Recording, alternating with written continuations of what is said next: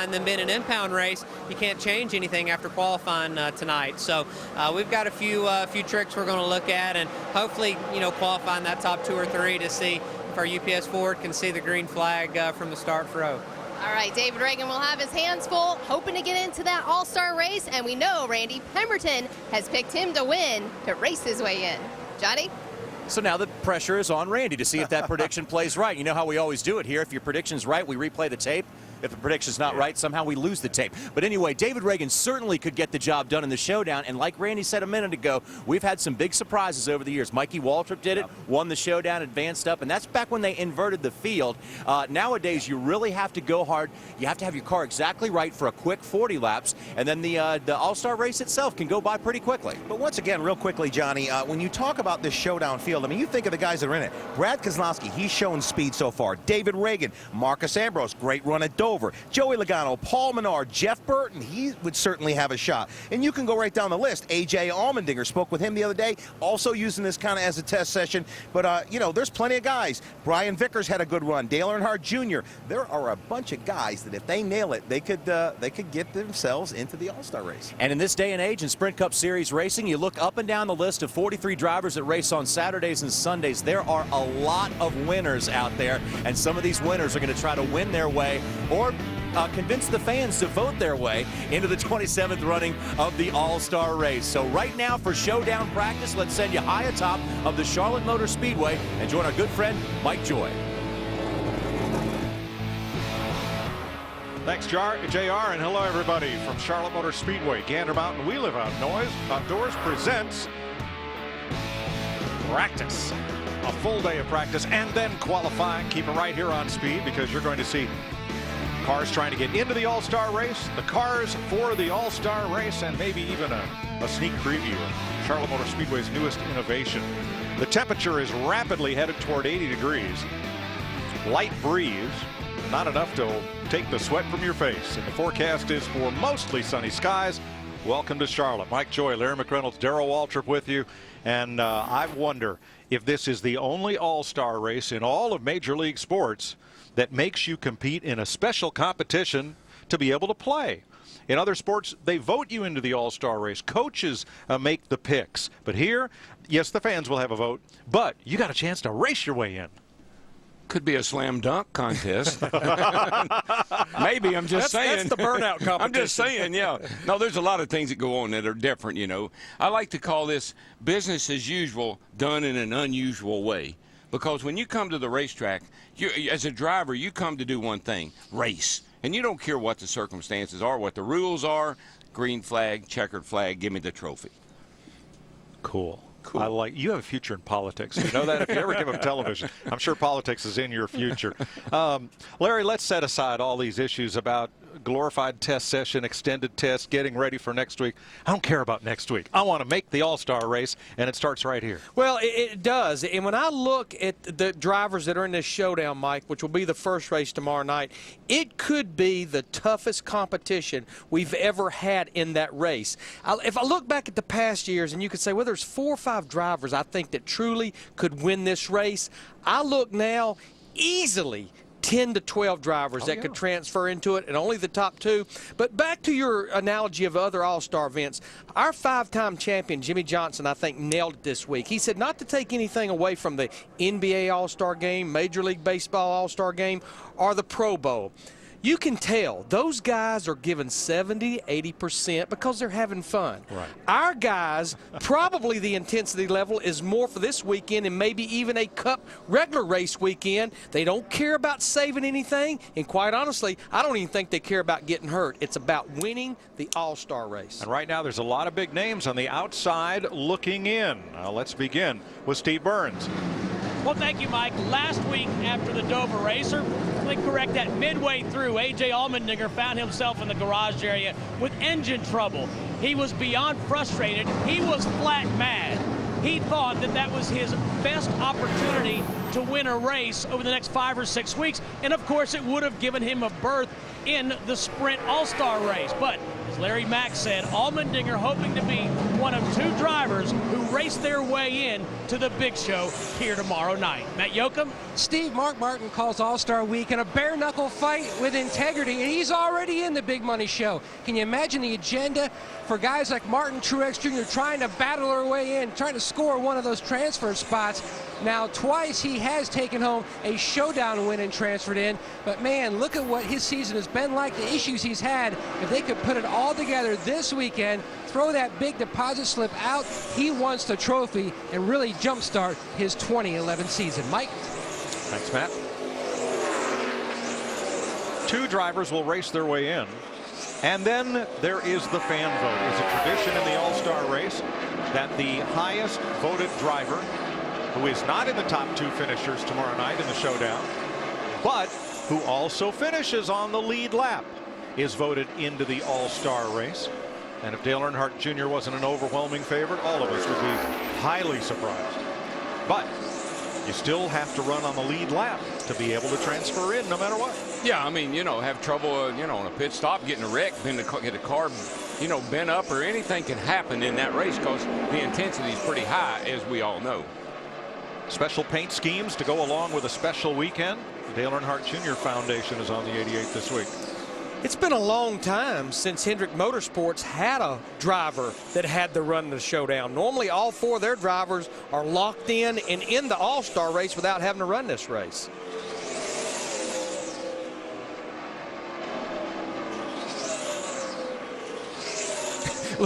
Looks like drafting at Talladega or Daytona here with these 4 drivers. Well, you can.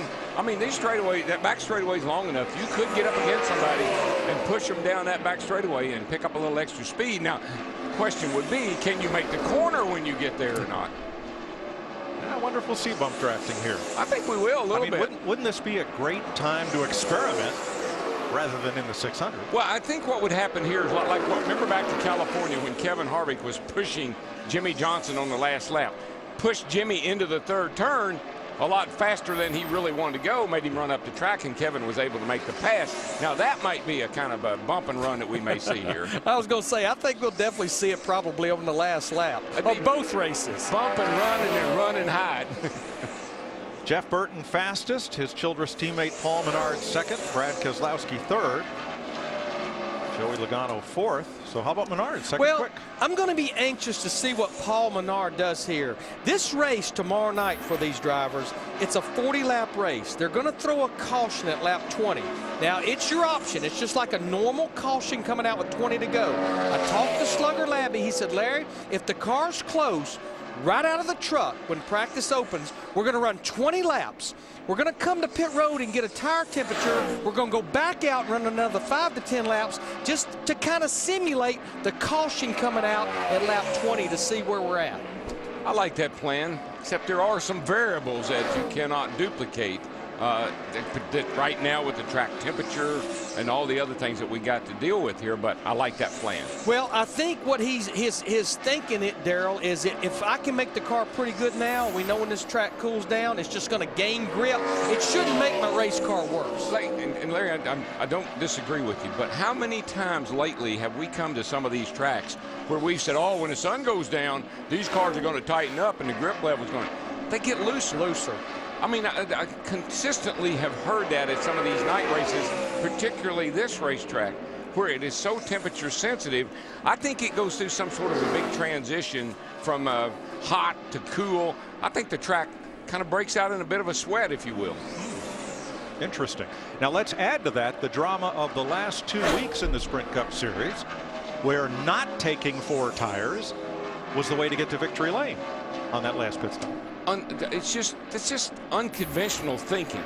Conventional wisdom is 4 tires will beat 2, and it'll definitely beat 4 used tires anytime. Not anymore. The conventional is no longer such wisdom. I don't love it. I don't love you anymore. Hi, this other store has these for 20 cents less. What? Match it. Match it. Match it. Match it. Match it. Match it. Match it. Match it. Match it. Match it. Match it. Thank you. Got it. I'll match that price right here. Cool. We won't be beat. We have low prices every day on everything, backed by our Ad Match guarantee. And then we have rollback prices that are even lower. Like 1 gallon of Spectracide Bug Stop, now only $4.50. Save money. Live better. Walmart. You like who you are, the man you've become. And you learn something along the way about the world and yourself. This is the age of knowing what you're made of and knowing how to get things done. So why would you let something like erectile dysfunction get in your way? Isn't it time you talk to your doctor about Viagra? 20 million men already have. With every age comes responsibility. Ask your doctor if your heart is healthy enough for sex. Do not take Viagra if you take nitrates for chest pain, as it may cause an unsafe drop in blood pressure. Side effects may include headache, flushing, upset stomach, and abnormal vision. To avoid long-term injury, seek immediate medical help for an erection lasting more than 4 hours. Stop taking Viagra and call your doctor right away if you experience a sudden decrease or loss in vision or hearing. You didn't get to this age by having things handed to you. This is the age of taking action. Viagra. Talk to your doctor. See if America's most prescribed ED treatment is right for you. So you think you can hang with us? Then you'll have to endure some bumper-to-bumper traffic. Deal with some tough customers getting up in your grill. And get into a few scrapes. And to those who don't expect us to go all out on every lap, we've got one word for you. Tough. Speed's presentation of NASCAR Sprint All-Star Showdown practice from Charlotte, presented by Gander Mountain. Don't be that guy. Gear up at Gander Mountain. We live outdoors. And brought to you by Sprint, proud sponsor of the NASCAR Sprint Cup Series. And by Touch of Gray. Get rid of some gray, never all.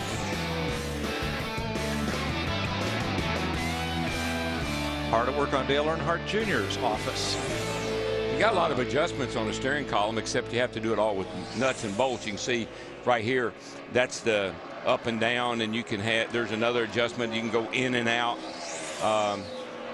He's just trying to find the right spot there. You want your right arm to just about be laying on the steering wheel when you turn the thing over the top to the left. Touch of Gray track description. Charlotte Motor Speedway since 1960, 1.5 miles around, 24-degree bank in the turns, 5 in the straightaways, and that looping D-shaped quad oval front straightaway. Steve. And Mike, here's the update from Joey Logano in the 20 car. He says the car will turn well, but he said I'm loose on exit at both ends. I'm a little looser off of 4 than I am at 2. I need more security in this car so I can arc it into the turn. He also said the splitter is hitting the racetrack on landing in turn 1. He's talking to Greg Zipadelli right now. Hey Larry, you know, I was see this big shark fin thing right here. I was kind of interested when I think it was Brad Keselowski said last week in the Saturday race that thing, when you get a car underneath you, down underneath you, trying to get under you to make the pass, that it packs air. It packs air into that thing and causes you to. Remember, Joey Logano had I mean, he spun out, and Keselowski's saying that big fin on there is packing air, and it's pushing the car around when you get somebody up under your left corner. Well, when a car gets up and under you, all the air that's squeezed between the two cars has to go somewhere. And probably the first chance for it to escape and release is over the deck lid of the car on the outside. And that's where that shark fin is. Exactly. Sure, makes sense. And it's good when you're going to spin out. But it might not be so good when somebody's up under your left corner right here, pushing air up against that thing, turning the car the other way. Of course, the reason we have that shark fin down the back window and on the deck lid, like you see on David Reagan's car, is NASCAR determined about 1.5 years ago that this whole package, which includes that, is what maybe helps keep a car on the ground when it gets backwards, keeps it from taking off. More on David Reagan. Here's Matt. on his second run, Mike. His best finish in the showdown is third. Now, in his first run, he was telling Drew Blickensderfer that the car was just too hard on entry. He was bottoming the splitter and also the side skirts, upsetting his entry greatly. He also had an issue. The car was just too free when he wanted to put the power down, especially on lane exit. Rear grip, his biggest complaint early on. You think back to David Reagan last year, he actually sat on the pole for the sprint showdown, and he led those first 20 laps. But Mike, to your point a while ago and what Darrell was talking about, things got so jumbled up when that caution came out. We had some drivers that stayed out. We had some drivers that did 2 tires. We had some that did 4 that never could get back there in those last 20 laps. And in fact, what happened last year with Martin Truex Jr. that won that race, we had a caution about halfway through the first segment. First 20 laps, they pitted in and did not even pit when the caution came out on lap 20. Well, this is the Darlington right side tire, and we already know that you can put some laps on this tire and still get good performance out of it. So I think that's going to really confuse the strategy even more when it comes to what to do in the pit when it's time to pit. There's Frankie Stotter's car. Boris Said back in the Sprint Cup Series. And you know what, Mike, Larry? I really think I'm liking what I'm seeing, because there may come a point here when you just say, stay out. Yep. Everybody stays out. And that's really when I think that I love tires that are like that. You know, you don't have to have 4 tires to go fast. Just stay out. We were doing our research last night and had dinner at Red Rocks over in Huntersville. Yes, we did. And it was good. It was great. Red Rocks, and Red Rocks Ron was there. But I think that's also going to be a story on this, what to do, staying out 2 tires, 4 tires, quite honestly, at the end of the first segment and the end of the second segment in the actual All-Star race. Oh, I think so, Larry.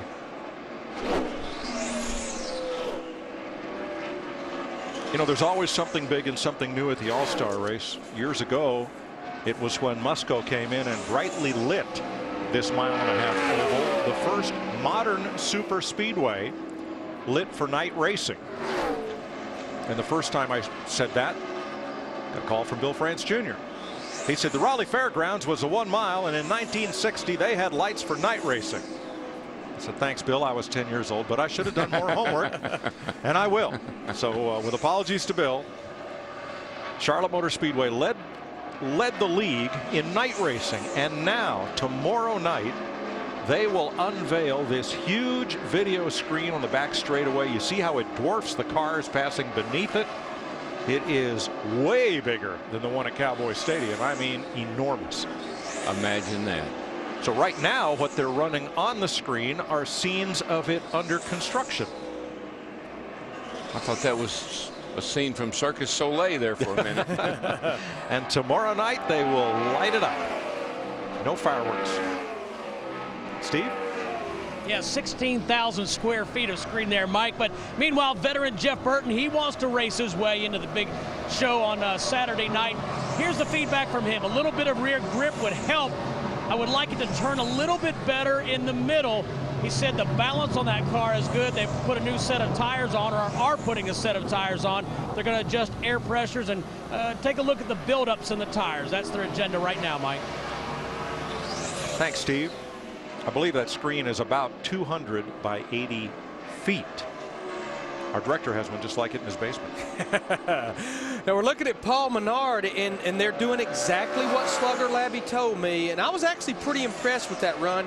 He ran 20 laps. His fast lap was lap 1 at a 29.07, and his last lap was a 29.58. That's only a half a second give up. He came in, he got that Goodyear tire sheet where the Goodyear engineers gets all the temperatures. They sat there maybe for about 3 or 4 minutes, and now he's back out on the racetrack, and I think you'll see him run about 5 to 10 laps here. One of the things I remember from Darlington that some of the guys were telling me is that this tire was awesome for 40 laps. At 40 laps, it started to have quite a bit of give up. But up to that point, they were pretty darn good. And if you think about Regan Smith, he had 30 laps, I think it was, when they had that the last restart. Okay. That fell right in that window. And this race, you know, Saturday night will fall right into that window. TJ Bell discussing their Darlington race. They wanted to enter and qualify and get into the race at Darlington so they'd be qualified for the Sprint Showdown. So mission accomplished. He's going with the long tongs. Would have gone short tongs, but he's a pro. Montreal steak, unbelievable flavor. With the mouth-watering flavor of Grill Mates, you can grill like an expert. McCormick Grill Mates. Master the flame. Master the flavor.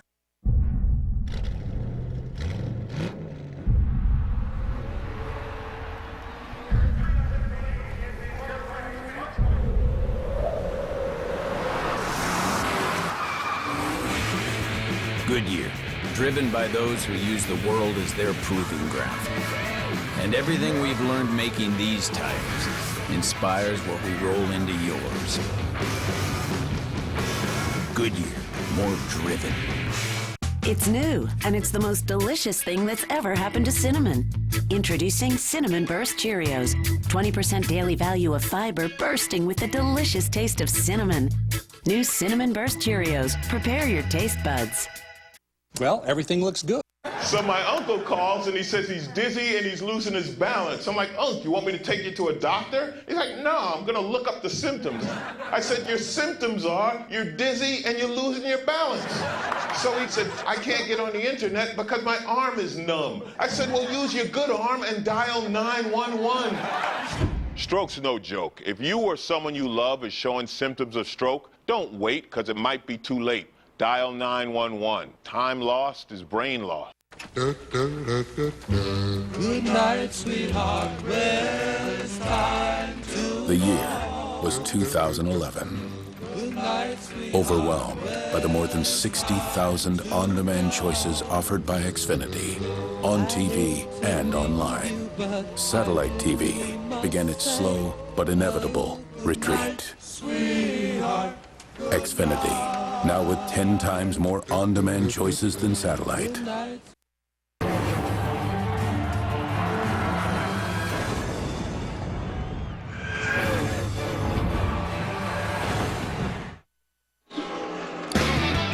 Sprint Showdown practice, getting ready for all the excitement at Charlotte Motor Speedway tomorrow night. All-Star Night is finally upon us. David Starr out of Texas. Car we've seen infrequently, the TWD4. It's Lightning McQueen, baby. 95. That's him. Run a total of 5 laps, right now 19th.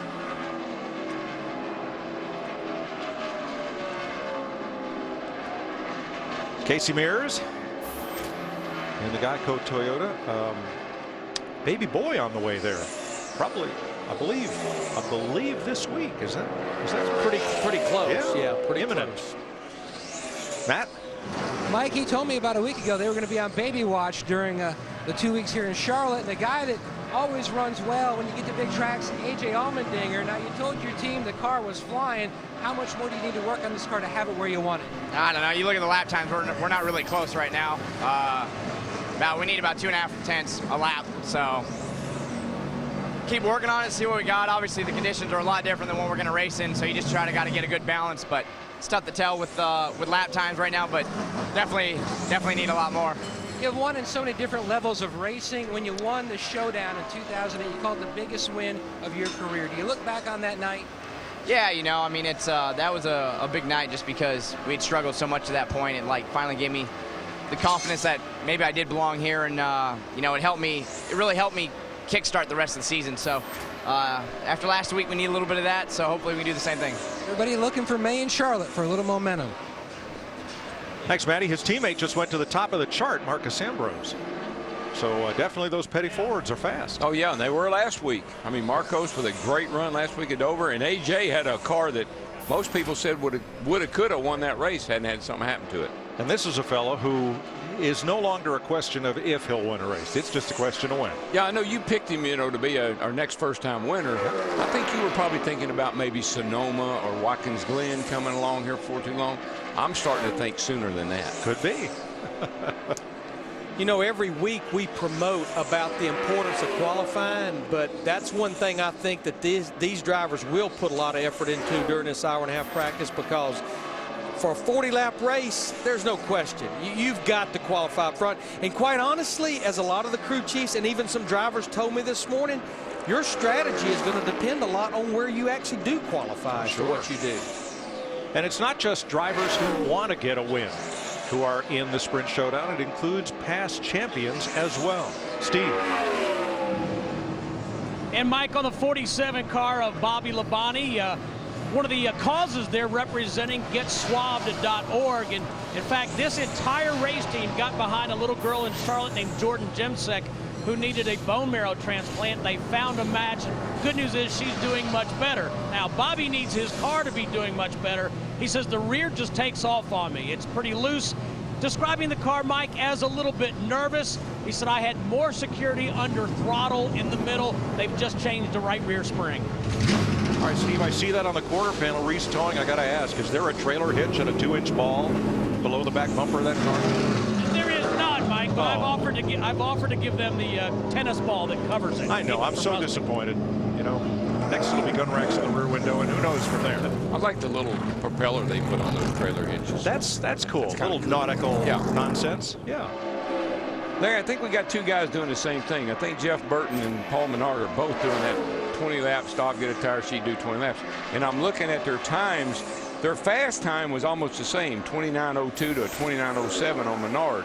But their average, Menard might have a little work to do based on what I see on the 31 car. Yeah, the only thing I will say, Daryl, is Menard ran 20 straight laps and then came in and ran those 7 laps. Burton stopped about lap 15 or 16, went to the garage, and then came back out. And I think that's part of the difference, probably. Okay, different agendas.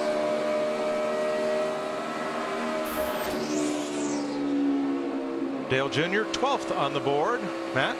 Another one of the Hendrick cars, Mike, with a special paint scheme. It's the Dale Earnhardt Jr. Foundation paint scheme. Now, Jr., making his first start in the showdown, says the car is good on entry. He's been pretty pleased with the car during his laps here in practices. It lands a little tight, and then it touches the splitter, a complaint that a number of other guys in my area have complained about early on in this practice session. But center off, the car is good. A slight adjustment. He's gone back out to make another run.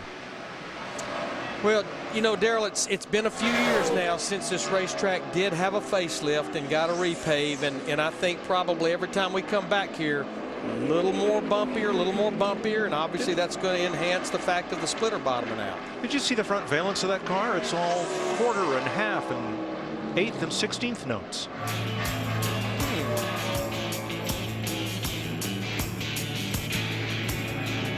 Wonder what's playing on the stereo.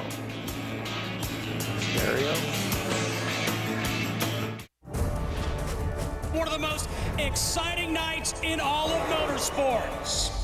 It's a good night to get even with somebody. The NASCAR Sprint All-Star Race, Saturday, 7 p.m. Eastern, only on Speed. Well, I know one thing about marketing. The more logos you put in one place, the better. Having something unique is better. Check it out. The Shell nitrogen-enriched cleaning system acts as a barrier to help protect against performance-robbing gunk. He's good. Engines are tuned. So are Mobil 1 motor oils. Tuned for blistering performance. Tuned for everyday extremes. And with Mobil 1 Extended Performance, tuned to keep your engine running like new for up to 15,000 miles between oil changes. Mobil 1 Extended Performance, from the motor oil brand designed to keep your engine running like new. You know those lucky dogs who have that perfect amount of gray hair that everyone loves? Now you can be one of them. Touch of Gray combs away a little gray without getting rid of it all. Touch of Gray. Get the best of both. Thanks to the Venture card from Capital One, we get double miles on every purchase. So me and the boys earned a trip to DC twice as fast. Oh, hi. We get double miles every time we use our card. And since double miles add up fast, one more chariot, please. We can bring the whole gang. I cannot tell a lie. He did it. Right. It's hard to beat double miles. Read my lips. No new access. Get the Venture card from Capital One. Money Magazine's best rewards card if you aim to rack up airline miles. What's in your wallet? So you're a Democrat, right? Bathing suits, shorts, tank tops, Grab a box of multigrain Cheerios. Get a code to a 7-day plan to get going on your summer weight loss. Get the box, get the code, get started. You gotta love Sunday. It's like everyone came together and said, if it's good, let's save it for Sunday. So here's to the $10 Sunday Bucket. 10 pieces, $10. Any recipe, any way, every Sunday. Sunday is a KFC day, and today tastes so good.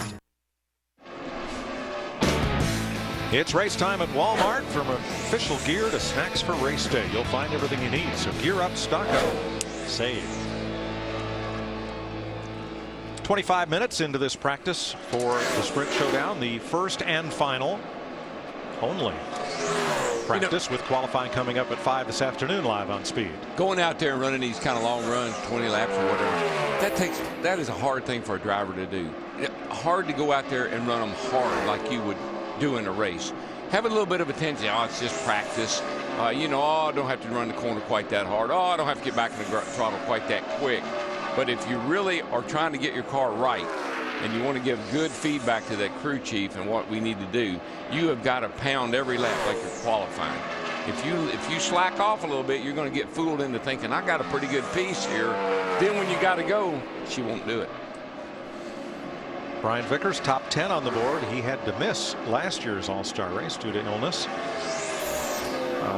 Trevor Bayne is sitting out the weekend. He did test in a race car this week, but the decision was made to hold him out of the Sprint All-Star race tomorrow night, and so the Wood brothers have withdrawn.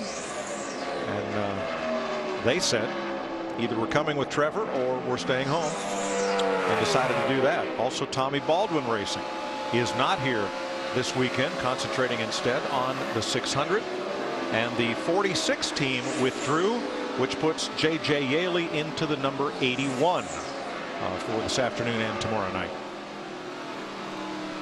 See Joey Logano here right now. He's 7th quickest. He's run a total of 20 laps, and Joey's actually participated in the Sprint All-Star race twice. He got the fan vote back in 2009, and last year he finished 3rd in the All-Star race because of being in it from winning at Loud, New Hampshire in June of 2009. Mike Skinner, he is 19th on the board. 26 cars have been on track in this practice session. Eligibility, top 55 Sprint Cup drivers from either the 2010 or 2011 standings are eligible to contend the showdown. That gum, I could almost made that. I think I was like 56, 7, along in there. Derek Cope is the only driver entered who has not made it on track for practice. You know, Darrell, to your point about running these laps hard, I think whether it's the 220 lap segments of the showdown or any part of that All-Star race, I actually heard a driver say this, it's like running a qualifying lap every lap, except you got all these other drivers around you while you're doing it. Yeah, they're all running qualifying laps too. And you know what that's like. More practice and then qualifying, and then tonight the battle rages in Charlotte as racing's toughest trucks mix it up under the lights. The NASCAR Camping World Truck Series from Charlotte tonight at 7:30 Eastern, live right here on Speed. Yeah, we watched Kimi Räikkönen today in his truck here. He was having quite the adventure. Looked like they got things a little tight, and he didn't like that. Got a little loose, and they almost spun the thing out. Rick Wren and Kyle Busch have been down there coaching him. They got a little work to do. And he has to make the field on time, doesn't he? Yes, he does. And you will see Truck Series qualifying live on Speed this afternoon also. David Reagan going back out for another run. He is 9th on the board. He's made 2 runs for a total of 10 laps. Paul Menard starting his 2nd run. First one was 27 laps. You know, I know a lot of fingers probably will be pointed when we have this showdown race. Favorites would be, you know, Jeff Burton, maybe Martin Truex Jr., Brian Vickers, Joey Logano. But you just saw David Reagan in that 6 car right now, and there's still a lot to happen before that checkered flag waves. I would have to say David Reagan could be one of the sleepers to win that race. When you look at how fast. The Roush Fenway cars all have been at mile-and-a-half racetracks. David sat on the pole at Texas. I think if they play their strategy right, David Reagan could certainly transfer to his first All-Star race tomorrow night. You know, All-Star events are kind of funny, and Mike and I were talking about this. Sometimes just guys that are, you know, you got superstars that are in All-Star events. You have high expectations for them. But I think the guys that really rise to the occasion are the guys that are in the All-Star event that you don't expect to do anything. That they're, you know, like they're in the event, but you don't expect a lot out of them. I think they really rise to the occasion better sometimes than the high expectations of the superstars. You're exactly right. Certainly the motivation factor has to be higher because it's their chance to shine on the big stage when everyone else knows it's a non-points night, and if I can't win it, well, I'll get what I can get. Yeah, well, it's your chance. If you're not a superstar, it's your chance to beat a superstar and prove that you're as good as they are. Well, I ponder that. We'll go to Matt. Ponder it. Yeah. Yeah, Mike, if you're a Mears, you always ponder the special memories during the month of May, whether up at Indy with Casey Mears' Uncle Rick or Casey down here in Charlotte with his big 600 win a few years ago, trying to get another win on his racing resume. He says the car during this session, not bad. A little on the tight side. Entry is much better after Booty Barker's made some adjustments. Another issue, though, that guys he's talked about, it almost seems like the car has fuel starvation in the center of the corner. When he's back on the gas, it hesitates several times before it finally kicks in. So they're looking at that under the hood and also looking at one more adjustment to try to get this car a little more on the racetrack. You know, interesting point from what Matt said. Probably, in all probability, this is the last All-Star weekend with carburetors under the hood. I would say there's a really good chance that that's the case, Mike. I talked to some gentlemen in the garage area this morning with McLaren that's working on the fuel injection for NASCAR. I know when we go to Kentucky Speedway in early mid-July, the practice day on Thursday, NASCAR is going to allow the teams to run a car with fuel injection because the word is that once we get to 2012, we will be 100% with the fuel injection. It's a matter of necessity. I mean, the carburetor served us well for 60 years, but, you know, we have to change things around. I don't know what happened to Burton here. Well, he's slowed down in 1 and 2, Darrell, but now he's come all the way around. No damage. Now, wait a minute. Maybe he's making some sort of I'm going to slow down as if this was the break, and then I'm going to go back to green. You know what? I think you're spot on, Darrell, because he ran 15 or 16 laps his first time. He ran 150 and then went straight to 70s. Half straight away to the 2 by himself. Nothing behind him. And then this time out, he ran those 20 laps, straight 20 laps that time. Yeah. So there we are. We're at the caution. We're simulating the midpoint caution at 20 laps. See what the tires are going to do and see how the car feels once it goes back green. Now, I did a radio interview this morning, and they were asking about the big screen and glare on the drivers. Marcus Smith today told me they tested the big screen with about a dozen drivers in stock cars on the track who reported no problem. But the question was asked, why don't these cars just have a flip-down visor like your passenger car? We see people taping up the windshield of Phoenix and doing different things. Why not just a movable visor?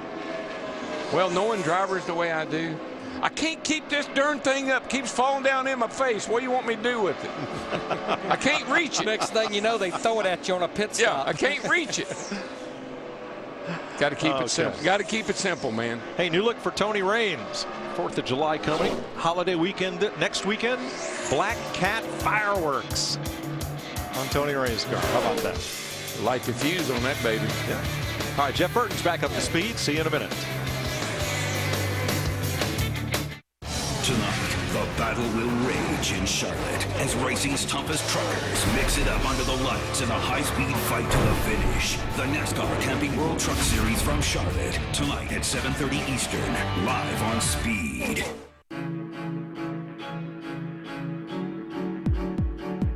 The adhesive brand trusted by dads is the same adhesive brand trusted by professionals. For over 50 years, Loctite has formulated adhesive products for some of the world's most challenging jobs. And you'll find that same trusted performance in the Loctite products you use for your important jobs. Loctite. Trusted performance, proven results. Nature is unique, pure, and also delicious. Like Nature Valley, granola bars made with crunchy oats and pure honey. Nature Valley, 100% natural, 100% delicious. Here's to the pursuit. The pursuit of better. Faster. Cleaner. Funner. Here's to the pursuit of advancements that help make new engines possible and dreams a reality. Here's to the pursuit of another 100 years of earning America's trust. Not just oil, Pennzoil. At eHarmony, we think you're incredibly complex, and we find that fascinating. It's your most intriguing feature. That's why we spend so much time getting to know all the details that make you, you. Because we don't match you on the little things, we match you on the important things. It's why eHarmony gives you a better chance at finding that someone who is uniquely right for you. Let us help you find the love of your life. Start on eHarmony today with your free personality profile.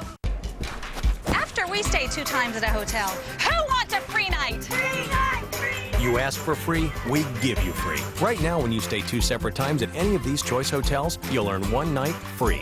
Book today at choicehotels.com. Sprint brings you an inside look at what's happening now inside the NASCAR Sprint Cup Series. Fastest lap of the day, Marcus Ambrose, 29.009 seconds.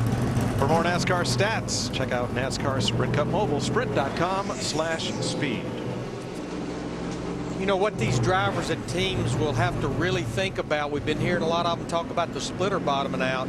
No question, even at 5 o'clock when they go out to qualify, they're going to pick up speed from what they're running right now, which means there's going to be more travel. The attitude of the car is going to be different.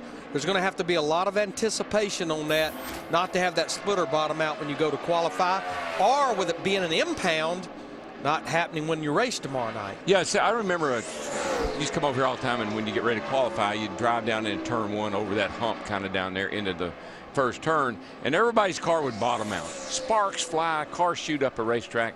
Everybody did that except the 24 car. So finally I went to Ray one day. I said, Ray, how do you keep your car from bottoming out like the rest of us do? He said, it's very simple. He said, before I go to qualify, I put 2 rounds in both front springs. I said, that's really simple. You know, it was so simple, yes, you wouldn't think about it. But he said, I've always done that over here, and that's how I keep the car up off the track. Yeah, that's a plan. Qualifying for this race is different from qualifying for the Sprint All-Star race. This is standard 2 laps. Fastest of your 2 laps determines your qualifying position. But in the All-Star race, you run 3 laps and have to make a 4-tire pit stop within those 3 laps. Pit penalties mean added time, and your total time for the 3 laps determine your starting position. And I think that's pretty cool. It's unique, it's different, but it makes the pit crew every bit as important as the driver come this evening. Yeah, I like that when you leave pit road. I mean, that's the whoopee lap right there, because you are getting it. Last night, the Sprint Pit Crew Championship, downtown Charlotte. And that has an impact on the All-Star races too, as well. Well, it does. And Denny Hamlin, Mike Ford, that 11 crew, they took it for the 2nd consecutive year, became the first repeat champions. And what they got out of winning that, above and beyond $70-something thousand, which can be important for tomorrow night. No matter where they qualify, they get the #1 pit selection.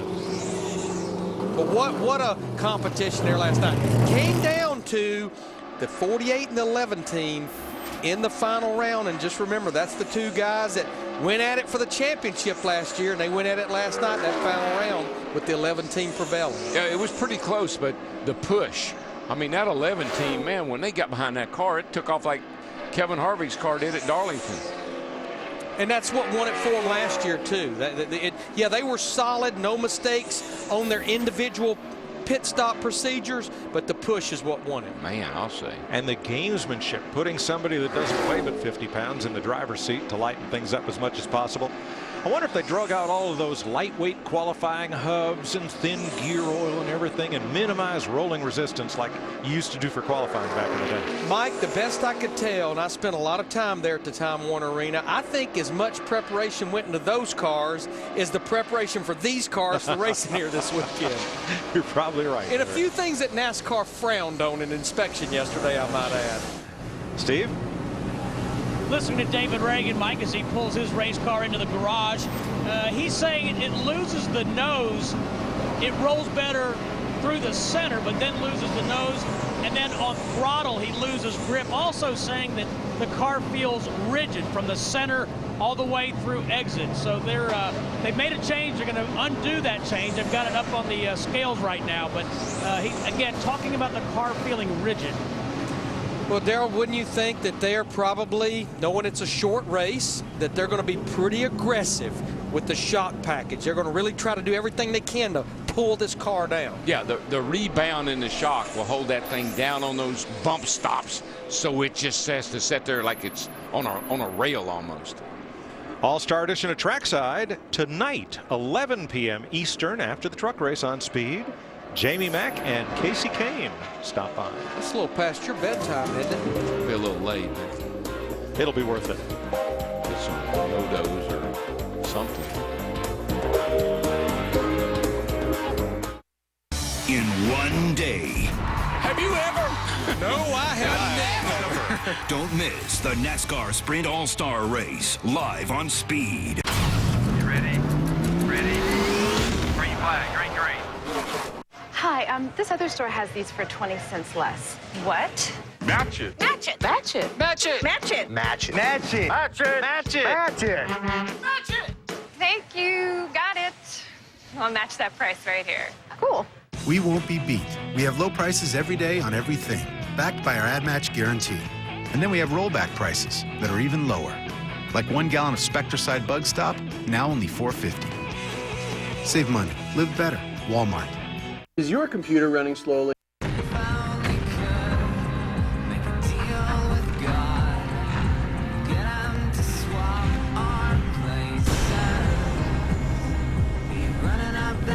Gettysburg. Premieres Monday, May 30th at 9 on History. With a mix of on-air, online, and on-demand, Comcast Spotlight can target customers wherever they are. To make your presence felt, call or visit us online. You could say I'm well connected, not because I'm a member of the Hollywood elite, but because I have Xfinity. Now I can do more of what I love to do online. Log in, status groovy, finish him, HD me. Easily surf, download music, and share pictures online. Get started with Xfinity Internet for $19.99 a month for 6 months. Call 1-800-XFINITY today.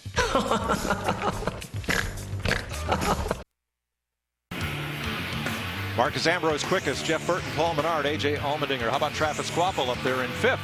Ahead of Keselowski, Logano, Truex, Reagan, and Vickers. Much bigger teams behind. Well, we have a few toys, too, for tomorrow night. That cab over and that camera rig shot the chariot scenes in Ben-Hur. No, I'm not kidding. But it's here tonight, and it's going to have our Fox Exmo camera on it. And that boom's going to be able to move around and show you what we hope will be some fantastic pictures tomorrow night here on Speed with the Sprint All-Star Race telecast. Look at those wheels on that thing. Interesting Pretty cool. piece of equipment. It is. It's had to be built in California. I just like to meet the guy that drove it here from California. That would be Dick Berggren. I think Dick Berggren drove that here. I know. Who was at the filming of Ben-Hur? Yeah, he right? was there. Yeah. Okay. He knew As firsthand. a Cub reporter. That's a pretty cool piece. It is. And you'll see a lot more of its work tomorrow night on Speed. Steve. Marcus Ambrose in the garage, Mike. He says the car holds the left side very well, but kind of similar to what David Reagan was reporting. He said, I feel like we're a little bit too hard on the right front. Right now, they're in the process of changing the left rear spring. Thanks, Steve. Already clears up that Dick Berggren was not at the filming of Ben-Hur. He was with Ben-Hur. He was friends with him. Maybe he greased the wheels on the chariot. I don't know. We'll have to ask Chris Myers because he is the expert on everything Bergman. Bobby Labonte, 16th quickest. He's made 7 runs for a total of 21 laps. You know, there's so many aero tricks, and Larry knows this, that you play with these race cars these days. That left rear spring, you can soften that left rear spring up, and that will let the left side of the car get lower to the racetrack. Back when I drove race cars, that left rear spring was how we loosened or tightened the car. But now they look at it more from an aero standpoint of view than they do from a mechanical standpoint of view. Well, Darrell, play us a tune, and let's take a ride with Dale Jr. Yeah, Dale Jr. is looking pretty good here. We're coming down the back. Big screen on the right. Don't look over there right now. Whirl this thing off into turn 3. He's going to run to the bottom of the racetrack. They got a pretty white line down there for you to follow. A little tight right here off the corner. You'll see a lot of guys smack that fence. Watch that inside right there, the grass, and clip that and shoot you out into somebody else right here. Back end gets right out next to that wall, down into turn 1. Up over a little hump, car lands. Pick up the throttle, want to be wide open. Again, a little tight off of turn 2. You got to watch the wall as you exit. Not as bad as 4. And then you're going to, as I said, wheel this thing right down in there. And you can hear he's not even to the middle of the corner, and he's trying to get back to the throttle. That's the key. Off early, back on the gas quick. That's how you run a quick lap around here. He definitely was rolling out of the throttle early, getting into turn 3 especially. Here, same way, middle of the corner, but he's already. See, Larry, that was something that I heard one of the crew chiefs talking about. See, they break the corner down, and they have to break it down in 3 parts. Slower, so the track's probably getting hotter. You got the entry, you got the middle, but the driver has to explain what he's calling the middle. Because we think of the middle as the middle of the corner, but if he's back in the throttle before he gets to the middle, that changes the whole corner. And that's one thing that makes the exit so complicated. You're carrying so much speed by the time you get to the exit of that corner. Martin Truex, 8th quickest in his Napa Toyota. Really neat deal up at Martin Truex Jr.'s shop on Tuesday night. He and his girlfriend Sherry, they had what they call the 2nd annual Catwalk for a Cause, and it's an actual fashion show that benefits the Martin Truex Foundation.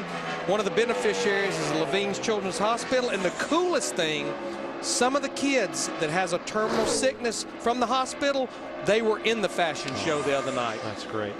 This little car has been, they've turned it around a little bit, Larry. Last couple of weeks, couple of top 10s, and they're really starting to look a little racier. Matt?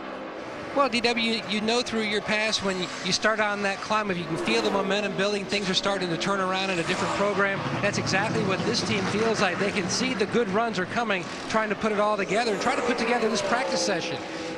Back and he commented about how the track just feels a little bit different with this setup from what they had at the Goodyear tire test last fall. He started a little bit differently, but he likes it. They're trying to go more in that direction right now. He wants to work on the right front a little bit more on the next time in, but he says the car feels good and fast.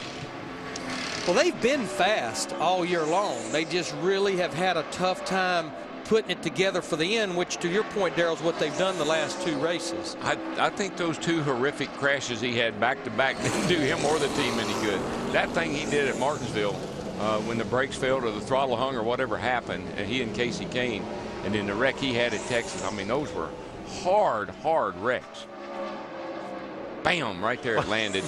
And it didn't land good either. That was a crash landing. Yep, Clint Boyer with Jeff Burton. Well, I'd say he's comparing notes with Jeff Burton, even though Clint Boyer has not been out in the Sprint Cup Series car because he will be in the All-Star practice. Clint is running in the NASCAR Camping World Truck Series for Kevin Harvick tonight. Matt? Mike Paul Menard back in. They're topping him off with some racing fuel and making an adjustment in the front. Paul's run about 43 laps during this session, a lot like his teammate in the 31, Jeff Burton. He says the first run out during this session, obviously he felt like it was the best. In DW, you talked so many times about different tracks being temperature sensitive. Is this one of those places where you have to chase a little bit as the day wears on? Oh my gosh, Matt. If you take a little break here and the track sets very long, when you go back out, you'll start complaining to the crew chief immediately. What have you done to my car? this track is one of those that the sun just beams down on the 3rd and 4th turn as it goes down in the afternoon, and it heats that 3rd and 4th turn up to where you'd swear sometime you've got a flat tire. That infield right now is pretty empty down in turns 1 and 2, but tomorrow at 3:15 p.m., Turks Bentley is going to give a concert to the early arrivals for tomorrow night's Sprint All-Star race out in the infield. And I think my buddy Brad Paisley is going to be here. Wow. Got a lot going on. It's Stock Car Racing's All-Star Weekend, and it's all right here on Speed.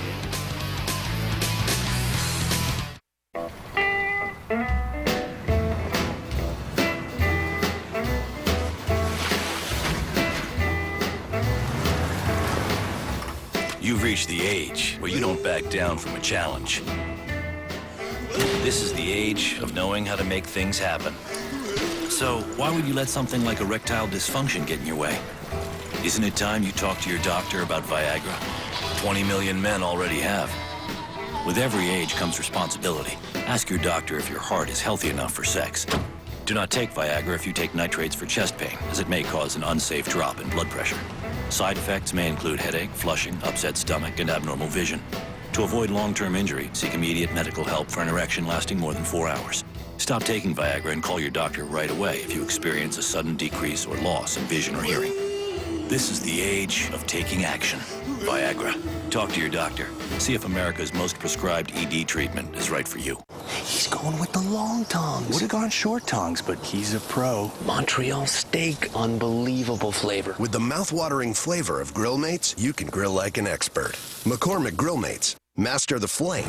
Master the flavor. It's time to take matters into your own hands. AutoZone's got the advice and expertise you need to take on any job, because do-it-yourself doesn't mean you have to do it alone. Get in the zone. AutoZone. Who has the best baby back ribs in America tonight? For around $10. Only Golden Corral has non-stop baby back ribs, all on our endless dinner buffet, still for around $10. Only at Golden Corral.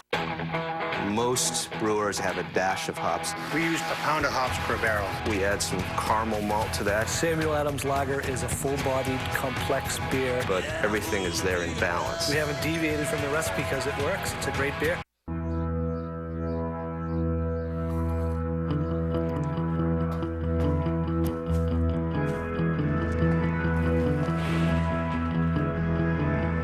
There's a new team in the garage.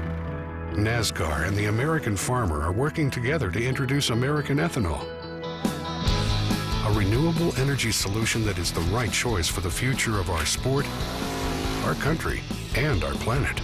It's a brand new race day. Welcome back to Charlotte, and those sparks you see flying are not burning out pixels on the new big screen. That's just some of the footage they shot while that huge screen was being constructed here at Charlotte Motor Speedway. But doesn't that look like when you go in a theater in New York, or some of the shows in Vegas, doesn't that look like kind of the backdrop of a Cirque Soleil show? That's cool. When they're getting ready to do their deal. 200 by 80 feet, and you can see that it is substantially larger than the one in Dallas Cowboy Stadium. I'm sure that was just by accident that it's bigger than the one in Dallas. By no accident there. Now, this just in, a clarification to the qualifying rules for the NASCAR Sprint All-Star Race, not reflected on the entry blank, we're told, but NASCAR has clarified that to transfer into the All-Star Race from the Sprint Showdown, cars must be in raceable condition per the decision of the series director. However, in addition to the first two that finished the showdown, the remaining car that has received the most votes, that is in raceable condition, transfers in. And that car does not have to finish on the lead lap of the showdown. So that is a clarification from NASCAR that we just received. Yeah, and you didn't have it wrong a while ago, Mike, because that has been the rule this whole time. So this is definitely a change for 2011. Landon Castle 15th for James Finch. 26 of 27 cars have been on the racetrack. Derek Cope is the only one who has not practiced. Down to about 30 minutes to go in this, what would be their final practice, their one and only practice for the Showdown cars. And as I mentioned, this race will be run under the impound procedures. The All-Star race will not be, because those cars go through so much with gears and transmission, axles, drive plates for that pit stop. NASCAR does not want to make the team start the race without looking at those pieces. Well, look at those times of the first 6 cars particularly, all within hundreds of each other, and only a tenth, 1/10 of a second separates the top 10. Wow.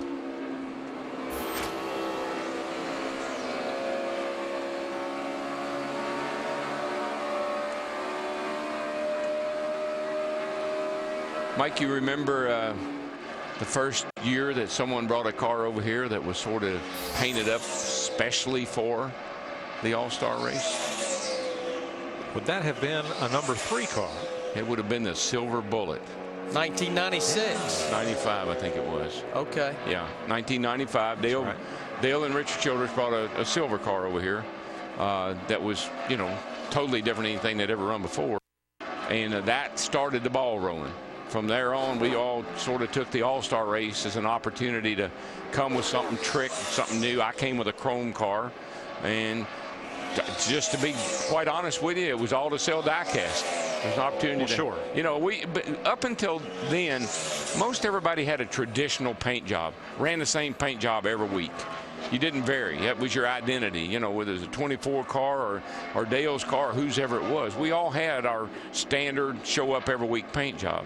But that All-Star race and the success of having a different kind of a paint job, selling a lot more die cast, everybody started saying, man, we ought to do that more than just once a year.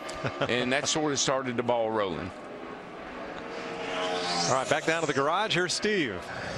With David Reagan. David, before I ask you about your race car, I want to ask you about your favorite All-Star memory. You grew up a part of the sport watching your dad race. Do you have a favorite All-Star memory? I can remember back in the early 2000s, we were up here and racing our Legends car, and I remember watching the All-Star qualifying, and Dale Earnhardt came down pit road, and I don't think they had a speed in, you know, on entry or exit, so you could come in as fast as you wanted.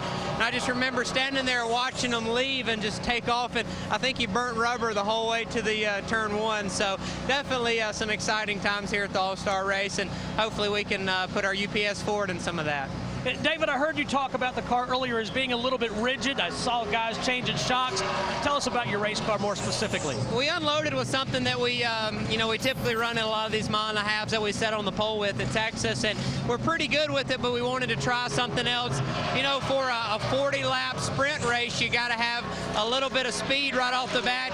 You can't wait 30 laps for your car to come in, so what we went to really wasn't that great, so we're going back to how we unloaded and going to try to make a qualifying run here. So our UPS Ford will have some speed in it. Hopefully we can, you know, make the right decisions tomorrow and get into the All-Star race. Thank you, David. Thank you.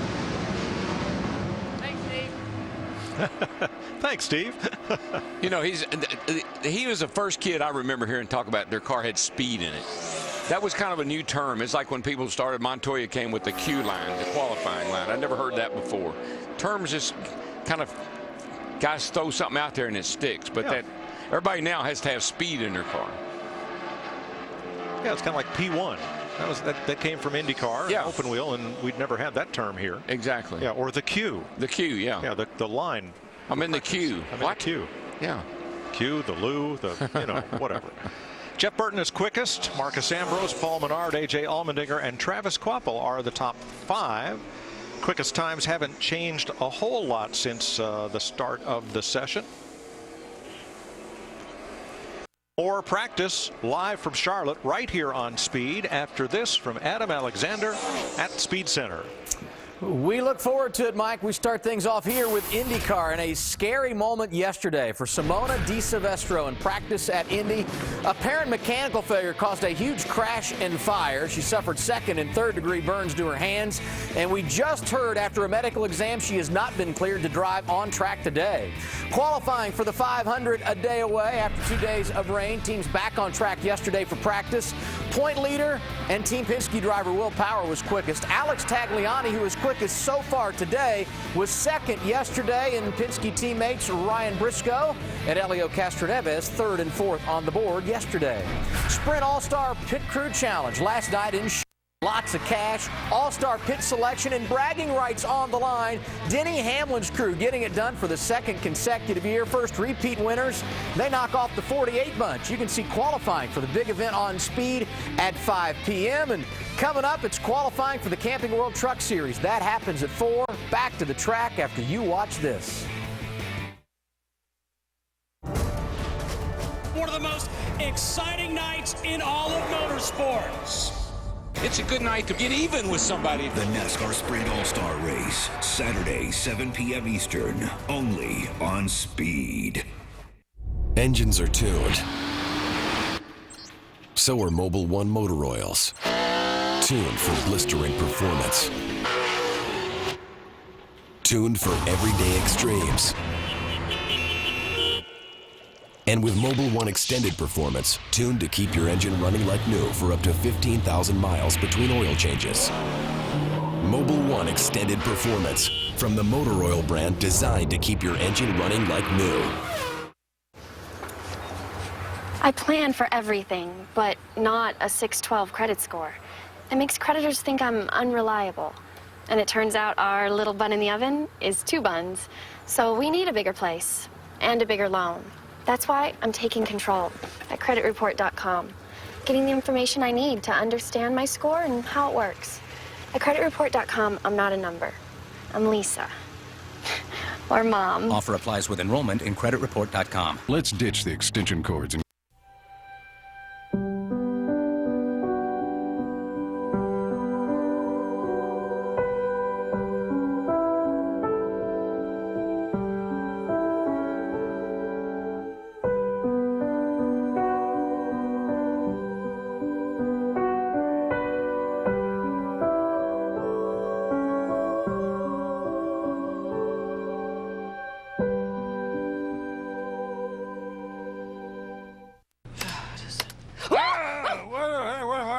What happened? Hubert! Oh, you could give a guy a heart attack. What are you doing? I'm doing jumping jacks. What do you think I'm doing? I'm sleeping in your laundry. Wait, it's taking this long to download my movie because you're napping? No, it's taking that long because I'm Uverse. Get Xfinity from Comcast. It's twice as fast as I am.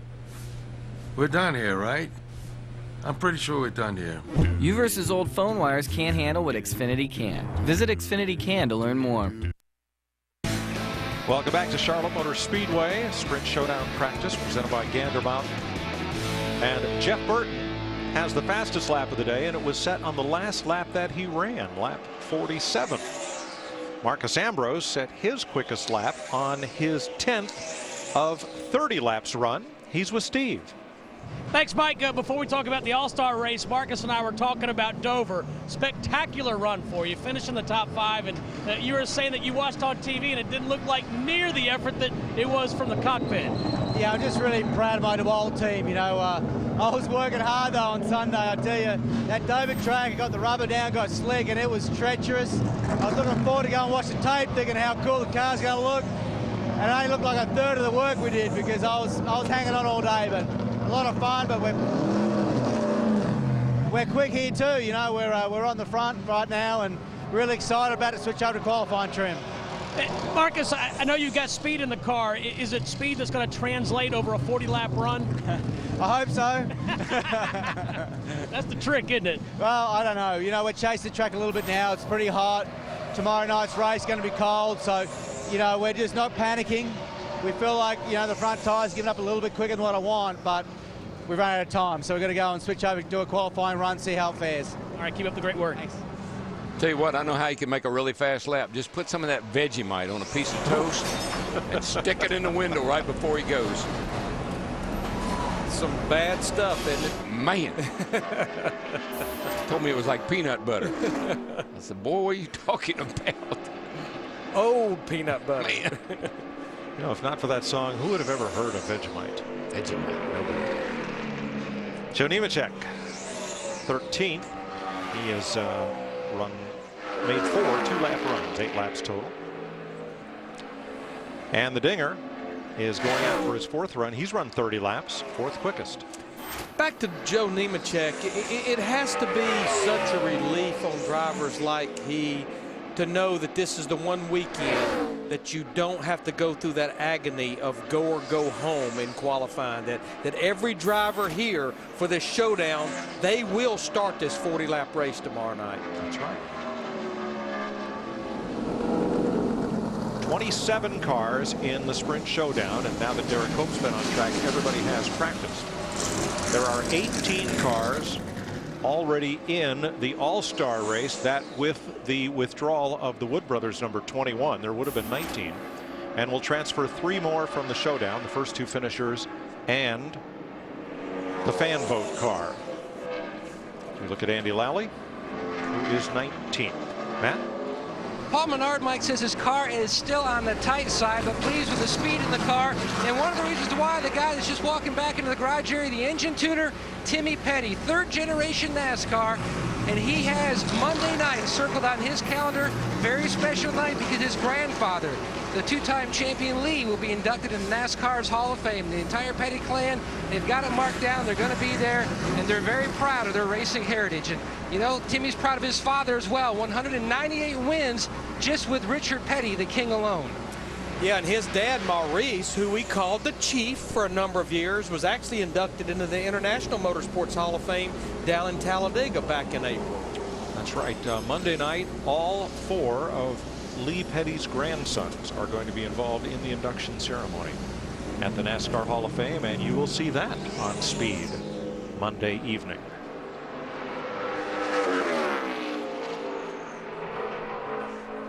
Tomorrow, Speed's Ultimate Pre-Race Show gets you all revved up for the NASCAR Sprint All-Star Race. From racing's biggest names to the Pennzoil Ultra Victory Challenge, we've got you covered in tire dust and everything else. It's NASCAR Race Day, built by the Home Depot, live from Charlotte tomorrow, 4 p.m. Eastern, only on Speed. Are you playing in that burnout competition again this year? No, I did. I got disqualified. Ah, Fiber One Honey Cluster cereal. That's really good. It tastes good, so there can't be fiber in it. It's actually got about half a day's worth of fiber. Really? Try it. Honey, touch of brown sugar, crunchy clusters. Any cardboard? Cardboard, no. Delicious, yes. Go make an investment you know will pay off. This weekend, check out the Bass Pro Shops Go Outdoors event and sale and get huge savings at our stores and at BassPro.com. Plus, don't miss our summer kickoff event with games, crafts, and a family photo, all for free. After we stay 2 times at a hotel, who wants a free night? Free night! Free! You ask for free, we give you free. Right now, when you stay 2 separate times at any of these Choice Hotels, you'll earn 1 night free. Book today at choicehotels.com. Losing weight clicked for me when I realized that Weight Watchers Online was for guys too. I'm like, it's not rainbows and lollipops. After I read this beer cheat sheet, I knew what the difference was between a light beer and a dark beer as far as points go. I use the grilling cheat sheet. Drag it over onto the grill and it gives you a point value. This is a plan for men. I lost 109 pounds. Oh man, you're on Weight Watchers Online. That's funny. And I go, really? I look a lot better than you right now. Hurry, join for free today. Weight Watchers Online for men. Finally, losing weight clicks. Take care of your engine, and it'll go far. One way I can take care of my engine, One A Day Men's, a complete multivitamin for my overall health. Plus, it supports my heart health and helps maintain healthy blood pressure. Whoa. Kinda makes your heart race, huh? It may seem ordinary, but in the right hands, this wristband can do incredible things. It can inspire kids to go farther in school and in life, construct a playground for kids who've never had one, or help children with illnesses experience the ultimate race weekend. But the most amazing thing about wearing this wristband is showing your support for kids in need. Get yours at NASCAR.com/unites and learn how you can help us reach our goal of 1 million volunteer hours.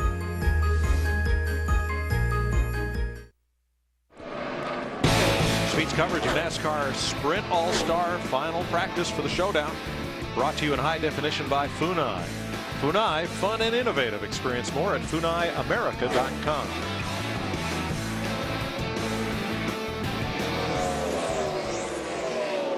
Joey Logano, 8th fastest in this practice session.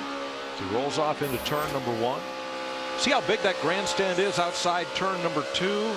Maybe its massive size makes that big screen in the middle of the back straightaway look not so imposing, but you walk anywhere, within a few hundred feet of it, that is just enormous. It's pretty amazing. Another bold step taken by Bruton Smith, the head of Speedway Motorsports. See those condos in turn 1? That's Bruton Smith, first to build condos on the side of the racetrack. Now we have them at Charlotte, at Texas. A lot of firsts and just a lot of innovation in the sport and upgrading of facilities. And he'll be honored Wednesday night by Speedway Children's Charities for what he has brought to the sport over so many years. Always a leader, never a follower. And normally, Mike, it's just like those condos. When they told him, when he talked about that in the early 80s, why would you build condos at a racetrack? Nobody wants a condo at a racetrack. And then there was a waiting list not long after he built those. And then you go to the early 90s when he talked about lighting this mile-and-a-half racetrack. They said, you are out of your mind. You cannot light a mile-and-a-half racetrack. It's all you have to do to Bruton Smith is tell him you can't do something. Well, if you just look around all the facilities, just like what they've done to Bristol. Think about Sonoma, Texas. I've always said about Bruton Smith and his guys, they think about the fans. That's the #1 priority on their list is the fans. And they normally think about what hadn't been done before to make it better. Exactly. And I think that's the whole idea of this big video screen on the back straightaway. Is Brian Vickers in the Red Bull Toyota. He switched over to qualifying trim and is out on a Q run. They survey their fans. They do a very good job of surveying people who buy tickets and people who no longer buy tickets but used to. And one reason that people stayed home from the racetrack was, well, you can see it better on Fox. You see all the replays. You don't miss anything. And I think that kernel of an idea we'll just bring all the comforts of home right here and put a big screen up on the back straightaway, and you won't miss a thing. And nobody else has done it. Yeah. See, that was one of my ideas for some of the short tracks around the country. When we race on Saturday night, sometimes they say it hurt their racing on Saturday night. I said, why don't you install some big screens and you can have your local show with all your local heroes and watch the Cup race at the same time. A lot of tracks, including tracks that I worked with up in the Northeast, polled the fans at the local tracks. Do you want updates on the Cup race? And overwhelmingly, a lot of the tracks, the fans said no. We want to go home and watch it on the DVR. Good point. So don't tell us. That's okay too.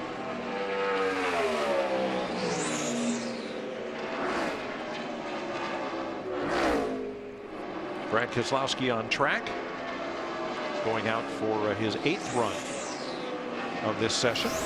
And Dale Earnhardt Jr. in the garage having an animated discussion. Matt? Mikey just backed that 88 machine out. 31 laps so far on the board for Dale Earnhardt Jr. They were going to swap over to qualifying trim at this juncture, but they're still chasing it. They reversed a change, thinking that might be a better direction. Dale Jr. says the car still not very good. He just doesn't have good grip on either end of the race car, and it spends just too much time in yaw. And then see that screen they just the computer they just took out of the car you said was looking at. That's so useful. Not just to watch lap times, but they could actually be telling him what they're doing to the, you got your helmet on, it's noisy down there. They could be telling him on that pad there, this is the changes we're making, here's what we're going to do to try to fix what's wrong, and he'll know without having to ask anybody. And I say that and you say, well, why don't you use the radio? Guess what? These guys don't like to talk on the radio about what they're going to do. Everybody listens to the radio. Roger. The last time Hendrick Motorsports had a car in the showdown was 2006. That was Brian Vickers, who finished 3rd. Well, that's what Steve Letarte told me this morning. He said, all of the crew chiefs sat down as they do every week, and he said the conversation started about their race and strategy, and they all kind of looked at each other. I think I may go one step further than that. I'm not sure any of those 4 crew chiefs has ever participated in the showdown. But I might add that I don't think it's a bad idea, because how many guys have we seen, several, run those races and transfer into the big show? That information could be valuable to his teammates, what he learns in those 40 laps. Be valuable to them, too. Can you say Casey Kane a few years ago? Ryan Newman. Michael Waltrip. For the past 52 years, the Coca-Cola 600 has been a great Memorial Day tradition at Charlotte Motor Speedway. As family, friends, and fans, we unite to proudly salute our beloved troops and thank them for our freedom. We stand and cheer as our favorite NASCAR heroes wage war for 600 grueling miles. The Coca-Cola 600. The tradition continues, and we let freedom race. Call 1-800-455-FANS for tickets today. Hi, this other store has these for 20 cents less. What? Match it. Match it. Match it. Match it. Match it. Match it. Match it. Match it. Match it. Match it. Match it. Thank you. Got it. I'll match that price right here. Cool. We won't be beat. We have low prices every day on everything, backed by our ad match guarantee. And then we have rollback prices that are even lower. Like 1 gallon of Spectracide Bug Stop, now only $4.50. Save money. Live better. Walmart. Your car needs air. Those motorcycles make me crazy. Half the time I can't see them coming. I don't know why those cars think they own the road. Oh, no, trucks! I'm not going to say it's easy to practice good road etiquette, but perhaps we should give it a try. Keep an eye out for other vehicles. Exercise a little patience. Be generous. Share the road. A message from the California Highway Patrol and the California Office of Traffic Safety. If you or a loved one has been diagnosed with mesothelioma caused by exposure to asbestos, call the number on your screen now. You may be entitled to financial compensation. For over 30 years, our team has successfully helped thousands of victims and their families get the financial compensation they deserve. If you've been diagnosed with mesothelioma caused by exposure to asbestos, call 1-888-356-3176 now. Paul Menard has run the most laps in this session, and he has now won a spot up near the top of the board. He is now second quickest. His last lap in qualifying trim 28.80, 187.7 miles per hour. He is second quick to his teammate Jeff Burton. Those are fast times for this time of day. I'd say there's a lot of grip out there in that racetrack, and these guys are putting down some fast laps. And Menard and Burton have been matching each other pretty close. And David Gilliland now up into the top 5, displacing his teammate Travis Kvapil. Now David Reagan on a flyer. He is third at a 28.85. Well, we've got about 8 minutes to go in this practice, and I think, you know, most of these drivers, these teams, they got all of their race stuff out of the way, and the last feel they want their driver to have is what a qualifying run feels like, because that will be the next lap they have to make a little later on this afternoon. Martin Truex now 6th. Allmendinger, Kvapil, Keselowski, Logano, the top 10. 27-car field for the sprint showdown. Top 2 finishers transfer to the All-Star race, and the fan vote car, provided it's in raceable condition. Actually, all 3 transfer cars have to be in raceable condition. So if you have one of those, you know, fender scraping, grinding against the wall finishes, and the winner can't start the next race, somebody else would advance. Got that 6 car. He was on a qualifier, and that's a pretty fast lap. 28.66, top of the board. Yeah, he tops Burton by about a 1/10 of a second. Yeah, I think, what was it, Mike, a few years ago, Mike Bliss? 66 P1, the 31 to 75, and you're at 66. Copy. Yeah, it'll be interesting to look at the replay of that one and see where a little bit of my speed was. It'd be good if we could get our computer guys to give me our 2 laps compared to each other, because I just did a little something different there. And what he's talking about, we talk about it every single week in practice, is the guys and girls on top of the grandstand working the cameras that we call darkfish, and what he's talking about is comparing one run to the other of his. He can see the line that he ran and then comparing it to some of the other drivers that ran a fast lap. But Mike, what I was going to say, a few years ago, Mike Bliss in the showdown, I think they came beating him, banging down to the finish line to the checkered flag. Yeah, he was going to win it, and didn't Brian Vickers? Was it Brian Vickers who hooked him, turned him around, and knocked him out of the show? I believe you're absolutely right. You're dead right. Yeah.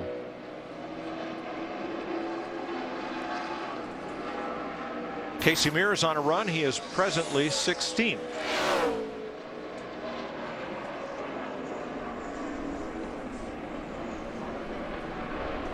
So David Reagan quickest right now. Jeff Burton, Paul Menard, Marcus Ambrose, David Gilliland as we come to the closing minutes of Sprint Showdown practice.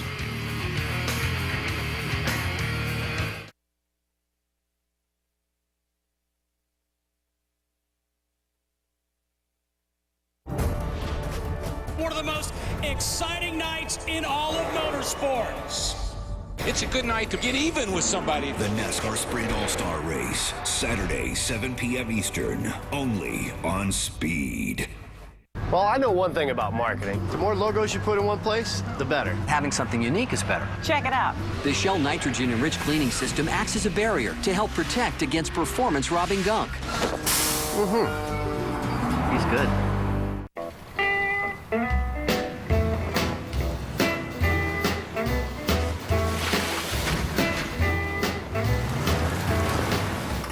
You've reached the age where you don't back down from a challenge. This is the age of knowing how to make things happen. So why would you let something like erectile dysfunction get in your way? Isn't it time you talk to your doctor about Viagra? 20 million men already have. With every age comes responsibility. Ask your doctor if your heart is healthy enough for sex. Do not take Viagra if you take nitrates for chest pain, as it may cause an unsafe drop in blood pressure. Side effects may include headache, flushing, upset stomach, and abnormal vision. To avoid long-term injury, seek immediate medical help for an erection lasting more than 4 hours. Stop taking Viagra and call your doctor right away if you experience a sudden decrease or loss in vision or hearing. This is the age of taking action. Viagra. Talk to your doctor. See if America's most prescribed ED treatment is right for you. You know those lucky dogs who have that perfect amount of gray hair that everyone loves? Now you can be one of them. Touch of Gray combs away a little gray without getting rid of it all. Touch of Gray. Get the best of both. Okay, you know you're gonna need new tires. It's inevitable, right? With Tire Rack's online research tools, you'll know you're getting exactly the right tires for you, your car, and the way you drive it, all at a great price. Don't just change your tires, change the way you buy tires. Right now, receive a $50 mail-in rebate when you buy a set of 4 select BF Goodrich tires. For details, go to TireRack.com/TV. TireRack.com. Research, buy, deliver, install. Closing minute of practice. Ooh, parking brake, parking brake, parking brake. There we go. That'll be a drive-through. Cool down machine, generator, fuel cans. Did it slide into the car? I believe it slid into the race car. Leaving the garage area with equipment. Yep, that's a drive-through. Matt. Well, Mike, Martin Truex Jr. has pulled the 56 Napa car back to the garage area. Climbing out, his practice done. He says, we are absolutely going to have to tighten this car up more. It was extremely slick down in 3 and 4. They tried to improve the entry into turn 1, and they actually felt like their change made it worse. So Pat Trice and Martin are going to put their heads together and see what else they can do to this 56 machine. Thanks, Matt. Now, we've clarified the qualifying procedure for the showdown. Just like every week in the Sprint Cup Series, practice times determine the qualifying order, and we go slowest to fastest. The one wrinkle for the All-Star race is because there are no go-homers, the top 35 car owners that are in this field are not separated from those that would ordinarily be on the go or go home list. So it's strictly by practice times, slowest to fastest. when you see qualifying live on Speed today at 5 o'clock. And as Darrell pointed out, probably one of the most temperature-sensitive tracks that we go to on the entire Sprint Cup Series schedule. I mean, the difference in 10 or 15 minutes here, and when you go, that could be a tenth or two on the stopwatch. A lot of times we kind of fantasize about, oh, the track temperature is this and that at some other racetracks. Not here. It's a real deal. It affects you big time at this place. Always has. Now you saw Todd Bodine in the 66. J.J. Yaley, whose 64 withdrew, puts him in the number 81. This race will pay, with 27 entries, this race will pay about $22,000 to start. So pretty fair payday for some of these teams as the red and black flags wave, and David Reagan has won practice over Jeff Burton, Paul Menard, A.J. Allmendinger, and Marcus Ambrose. And that is important now because of that qualifying order to win practice. And qualifying at 5 o'clock, I imagine the later you go, you get a little bit of shade and cooling down in turns 1 and 2. By all means. All right. So Brian Keselowski will be the first car on the clock, live on Speed at 5 p.m. for showdown qualifying, followed at 6 p.m. by All-Star Race qualifying. Big day and evening of NASCAR for you here on Speed. The truck race later tonight, and then trackside at 11. So keep it right here on your Motorsports Authority. And we'll be back with Sprint Cup All-Star practice in just a little while. Now let's go across the way to John Roberts. Mike, thank you very much. Business is picking up here at the World Epicenter of Stock Car Racing, the Charlotte Motor Speedway, as we have the All-Stars about to take the track here. Sprint Showdown practice is over, therefore we have the qualifying order set now for how those guys will go out for their shot to be one of the 2 cars that make it in the transfer spots or potentially be that fan vote car. We're in the middle of it all here in the garage area. Glad you could be with us. Keep it here on Speed all weekend long because, like we said a moment ago, things are heating up on the racetrack and in the air as well. Sprint All-Star Race practice is coming your way in just a matter of a few moments. Then it's NASCAR Live again at 3 o'clock. Camping World Truck Series qualifying at 4, and Sprint Cup Series will take center stage at 5 o'clock Eastern Time. You want to see something cool? Check out that qualifying session. 3 laps involving a pit stop for the All-Stars. Then the Camping World Truck Series takes over with the setup at 7:30, the race at 8. Speed Center wraps up everything at 10:30, and don't miss Trackside presented by Walmart. Jamie McMurray just among the other things featured on that show tonight. Want to bring in our good friend Kyle Petty. And Kyle, you have been in this situation before. You've been one of the guys in the All-Star race, one of the guys trying to transfer up. So what does it feel like for a guy out here today? This has got to be a little bit of pressure, but a heck of a lot of fun. It is a lot of fun. It's a great place to race. It's a lot of fun because no matter which race you're in, if you're in the All-Star race, there is no pressure. You just come out here and it's just go, go, go, go, go. If you're not in the All-Star race, it's how do I put myself in the All-Star race? And if you look at the top 5 in practice, it's the Childress organization or some connection to the Roush organization. They're just those teams. And those are the teams that need to get in that All-Star race. And some of the guys that have perhaps the best chance of getting in that All-Star race are some of the fastest in this showdown practice. And one of them being a guy that surprised us all year long, or maybe not surprised everybody, Kyle, Paul Menard. Yeah, no, Paul Menard's had a good year, a good solid year. The last couple of weeks he's fallen off the radar a little bit. But other than that, when you go back to the mile-and-a-half tracks like Texas and places that we've run this year, he's been strong. And what a great way to get back on the radar for especially a team like the 31 and Jeff Burton is to be that guy that wins and transfers up. Yeah, here's a guy that had a shot at winning at Charlotte last year. You know, he had a flat tire there at the end. He and Kyle Busch got together.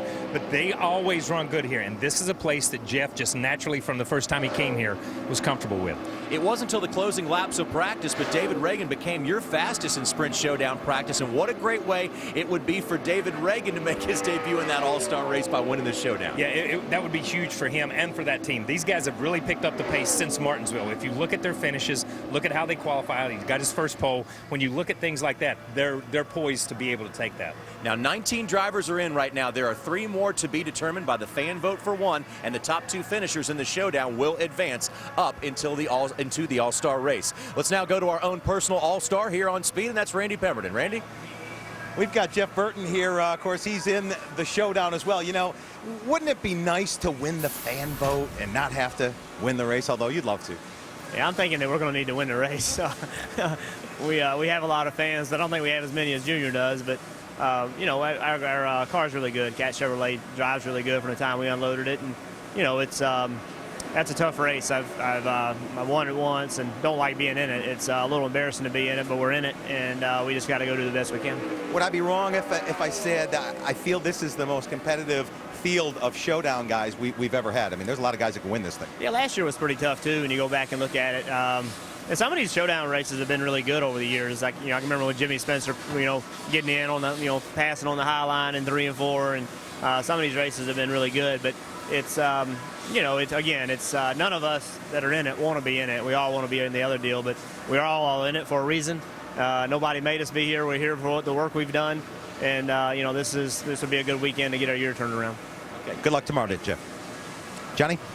Randy, thanks a lot. Jeff Burton, one guy to watch, because Kyle, you know, we only got 40 laps to get this thing done. That's not a lot of time. Only 40 laps, and it is a sprint race. It's like these guys, the type racing they grew up on. But let me say something to Jeff Burton. He shouldn't be embarrassed to be in this race. There's some championship caliber teams, some championship caliber drivers. It's competitive all the way through. Now the stars of NASCAR will take center stage here at Charlotte Motor Speedway as we have all-star practice coming your way. On the other side of this commercial break, Mike Joy and company will have the best in the business hitting the track here at Charlotte. Stay with us, everybody. Back in a moment. Saturday, it's an all-star edition of Speed's Ultimate Pre-Race Show. Tune in as Dale Jr. and crew chief Steve Letarte talk about what it'll take to break Junior's winless streak. NASCAR Race Day, built by the Home Depot, live from Charlotte. Saturday at 4 Eastern on Speed. Look outside. It's grow time. So let's plant some perennials that'll turn up every year. Trees and shrubs to give us depth, and fill it out with flowers placed in just the perfect place. Let's spend less, but plant more. What do you say we plant a weekend, water it, and watch a summer spring up? More saving, more doing. That's the power of the Home Depot. Right now, Roundup Weed and Grass Killer or Ortho Weed Be Gone Max is just $8.88. There is a rhythm of the seasons, so we've developed styles of beer to accompany that. We brew Oktoberfest, Winter Lager, Noble Pils, and right now there's Summer Ale. Samuel Adams Summer Ale is a flavorful wheat beer. It has a very nice spice note. It has a little lemon zest and a historic brewing spice called Grains of Paradise. It's citrusy. Lemon. Flavorful. Refreshing. Wow. Sam Adams Summer Ale. It's just something about it. It's like totally reminds you of summer. If you opened your own burger place, would you use a greasy fryer and an assembly line? Or a custom flame broiler and a little culinary collaboration? Yeah, that's what we thought back in 1954 and every day since. Whopper, come have it.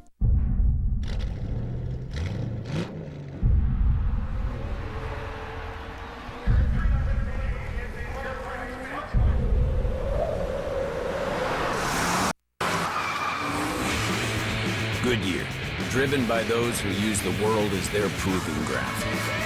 And everything we've learned making these tires inspires what we roll into yours. Goodyear, more driven. Bathing suits, shorts, tank tops. Grab a box of multigrain Cheerios. Get a code to a 7-day plan to get going on your summer weight loss. Get the box, get the code, get started. The track is open for practice for Stock Car Racing's All-Star Night. Gander Mountain Wheeler Outdoors presents Sprint Cup All-Star Practice. You'll see things you've never seen before.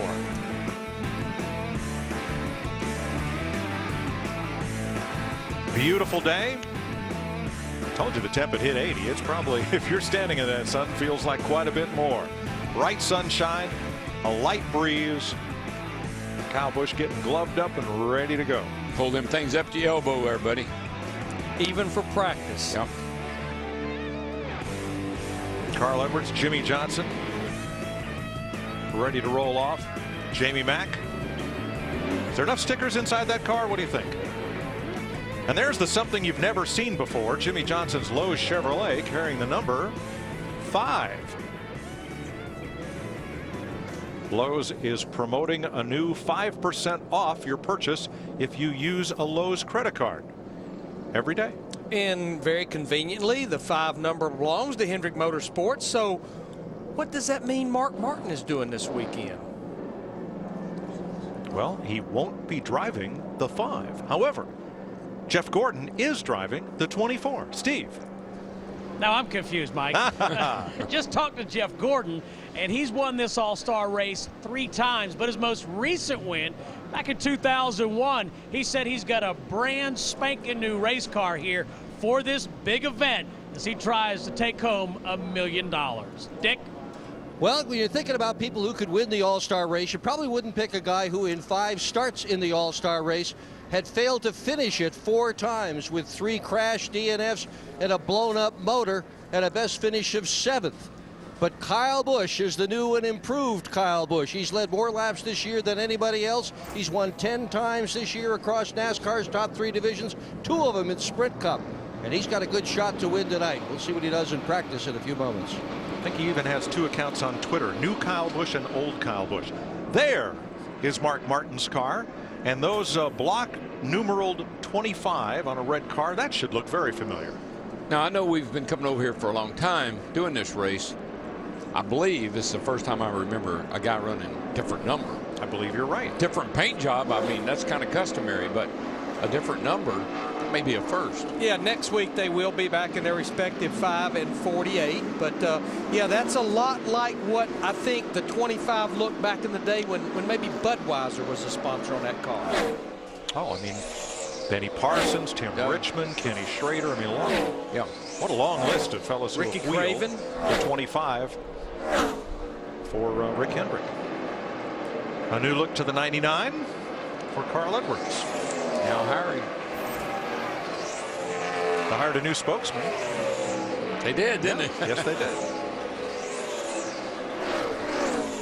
And everybody's got a special paint scheme for the All-Star race, including Mr. Have It Your Way, Tony Stewart, carrying the Burger King colors. Kind of make me hungry. I'll have it my way, and if you could bring it up here, it'd be great. Yeah, right. I don't think they deliver. Oh, man. Well, as we remember, the first win that Tony Stewart got for Stewart Haas Racing was when he won this All-Star race back in 2009, 2 years ago.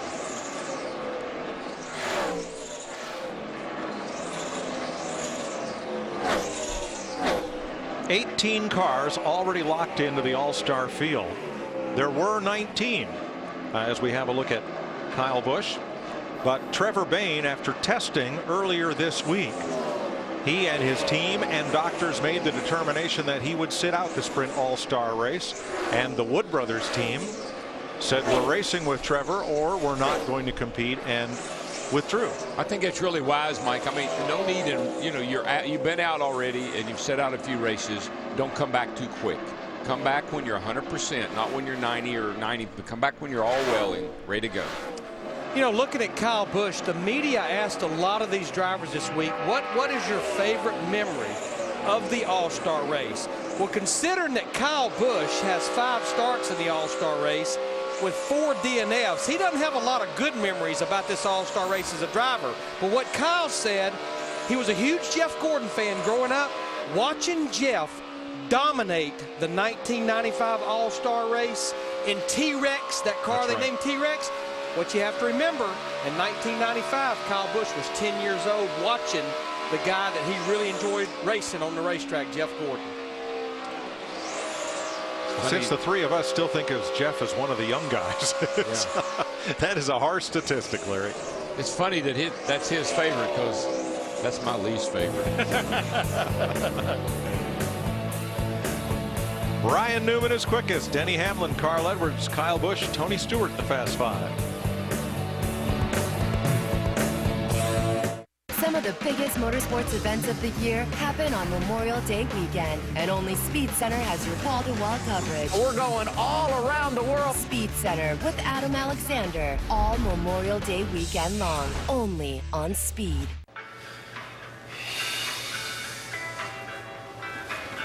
Hey, did you notice the Mike's Hard Lemonade guys? Mike's Hard Lemonade? Sure, it's a refreshing change from your usual beer. You need to change things up every once in a while, you know? Yeah, I hate it when things are the same all the time. Me too.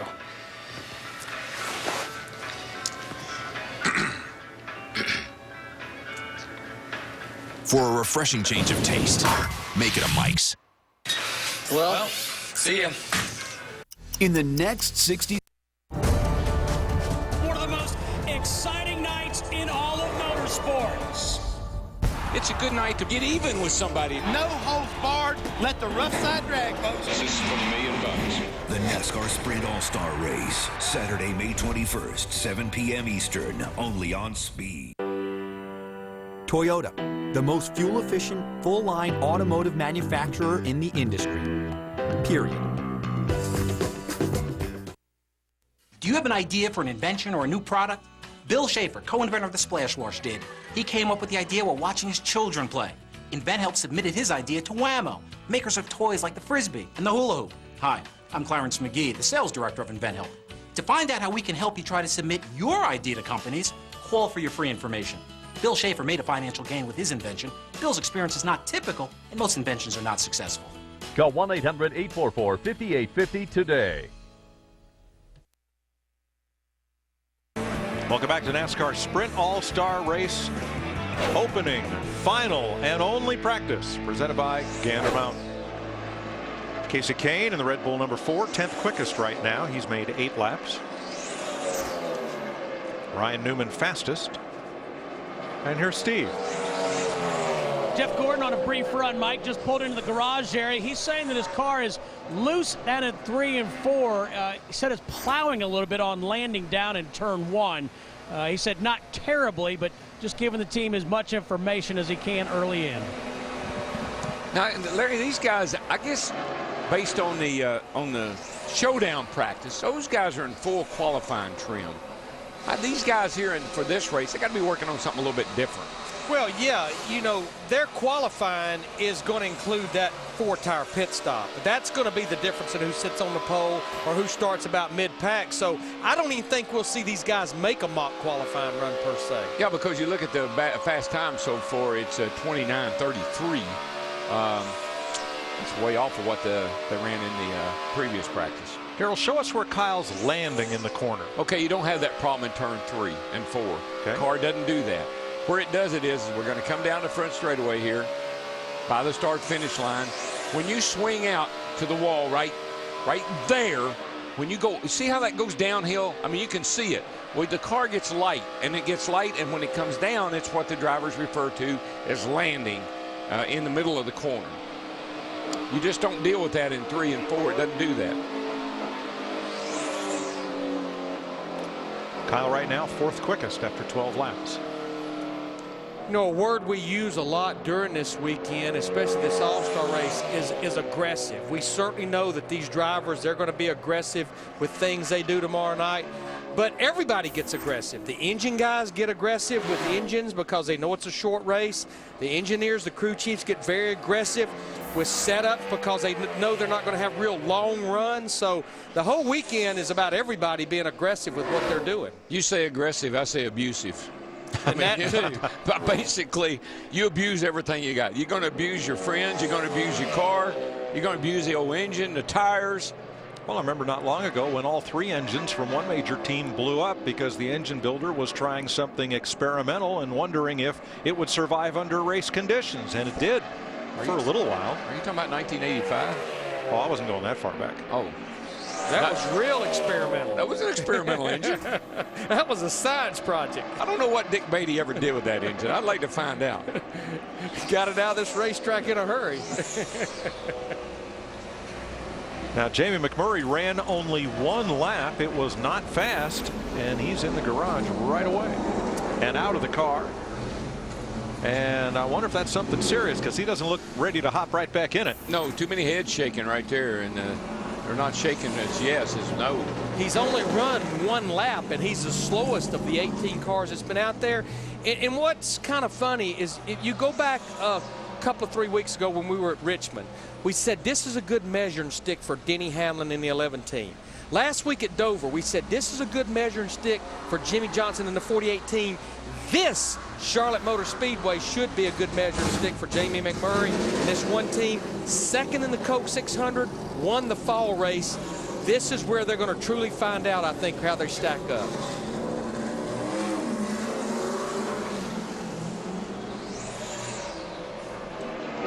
Biffle in the 3M Ford today. 3M's pairing up with the NASCAR Foundation. It's NASCAR Day, and they have NASCAR car washes in a lot of locations all around the nation for NASCAR Unites, including over here at NASCAR Speed Park of Richard Childress Racing, and a lot of locations at NASCAR.com/unite. You can get a full list and go get your car washed for NASCAR Day. Steve? Well, Mike, you guys were talking about the agenda for this practice. Greg Irwin, Greg Biffle's crew chief, said they're going to make race runs for about 40 minutes. Then the scoring loops, the timing monitors are turned on pit road. Of course, you guys talked about the pit stops being a part of the qualifying effort. So they're going to practice that. Those are turned on, as I said. Then they'll make a couple of qualifying runs. So that's their game plan. Okay. You know, one thing you'll want to find out is how much tape you can put on the nose of these cars, because 3 laps, including a pit stop, that's a lot of time. These cars are going to get awfully warm, so you have to be a little conservative with the tape on the nose. Yeah, and Larry, you know, this was the first place I think we really noticed a lot of cars were yawing the back end out, kicking that back end out to the right. But this car right here, Greg Biffle, he's notorious for using up that right rear quarter panel. And twice already, if he didn't hit that wall going down in turn 1, he sure did scare it, I can tell you that. That back end was already hung out, and he, of course, likes to get real close anyway. The Biff second fastest. Juan Pablo Montoya with a new paint scheme for the Energizer, number 42. I like that. That's pretty. Is that a good thing to say about a race car? It's pretty? Sure. Yeah. I've seen pretty race cars. They're always pretty with champagne dripping off of them. Got it. I don't know about the pink suit and the bunny tail, though. I didn't see that part when I said it was. I hope that's just on the hood and not in the cockpit. Steve? Mike, just wanted to update Jamie McMurray. I just walked over and asked him if everything was okay. He said, well, everything's functioning. It's just really, really slow. You know, he has a future in law, because that's a plausible denial absent of fact. Well, but one thing I did notice when he was talking to his engineer there, I did notice him saying, I'm mad at it. I had it wide open. I saw him with his hand go down like I had it wide open, but it wasn't going anywhere. Yeah, if that's all we've got, we're in trouble. Right.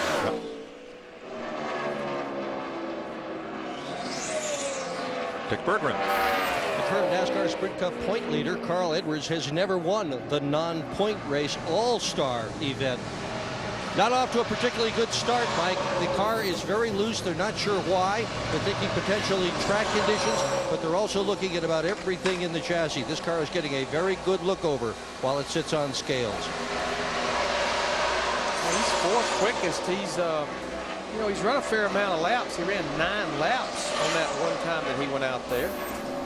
You know, and Larry, it's just with simulation. He's working on his gauges, adding a couple, I do believe. With simulation, you pretty well know when you come over here what the car should do. And that's when you get surprised, is when it doesn't do what you think it's going to do. Kurt Busch in the Pennzoil Dodge, defending champ of the All-Star race.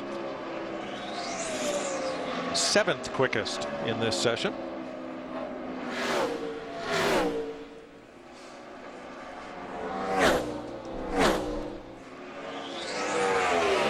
Did the double, you win the All-Star race. You come back a week later, you win the Coca-Cola 600, a string started by DW, and it's only been done 7 times.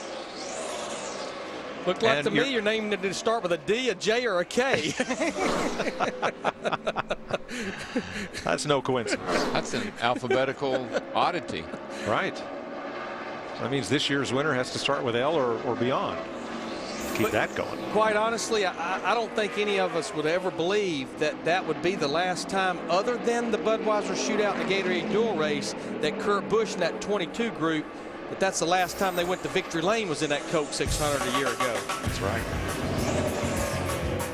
Ryan Newman, Greg Biffle, Denny Hamlin, Carl Edwards, and Mark Martin are the Fast Five. Hi, this other store has these for 20 cents less. What? Match it. Match it. Match it. Match it. Match it. Match it. Match it. Match it. Match it. Match it. Match it. Thank you. Got it. I'll match that price right here. Cool. We won't be beat. We have low prices every day on everything, backed by our Ad Match guarantee. And then we have rollback prices that are even lower. Like 1 gallon of Spectracide Bug Stop, now only $4.50. Save money. Live better. Walmart. Things aren't always what they seem out here. Like that big fella over there. Costs way less than I ever dreamed. I don't tell my friends just how affordable it is, because of them, I'm still the big roller, the big cheese, you know? Oh, Emmett. Baby, what you doing? Yeah, baby. Yeah, yeah, babe. In a second.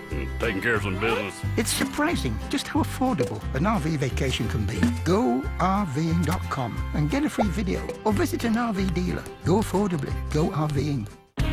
Here's to the pursuit of better, faster, cleaner, funner. Here's to the pursuit of advancements that help make new engines possible and dreams a reality. Here's to the pursuit of another 100 years of earning America's trust. Not just oil, Pennzoil. Change your oil on your schedule with a Pennzoil lubrication limited warranty. Enroll now at Pennzoil.com. What are you doing, Bob? I finally figured out how to get my lawnmower to sense precisely the speed I want to walk. It's going to be effortless. You see, it can read my mind. Oh. Why don't you just get one of these? Toro Personal Pace Technology. Mowing has never been easier. Special event going on now at your Toro retailer. Welcome to an exclusive tour of the 2011 NASCAR Nationwide Series. We have big changes to discuss and new faces to meet. But first, we're going to take a look at some of the new cars hustling their way into the series. Just traded some serious paint with that Mustang. These are some of the new faces that I mentioned earlier. Of course, their faces aren't always this angry looking.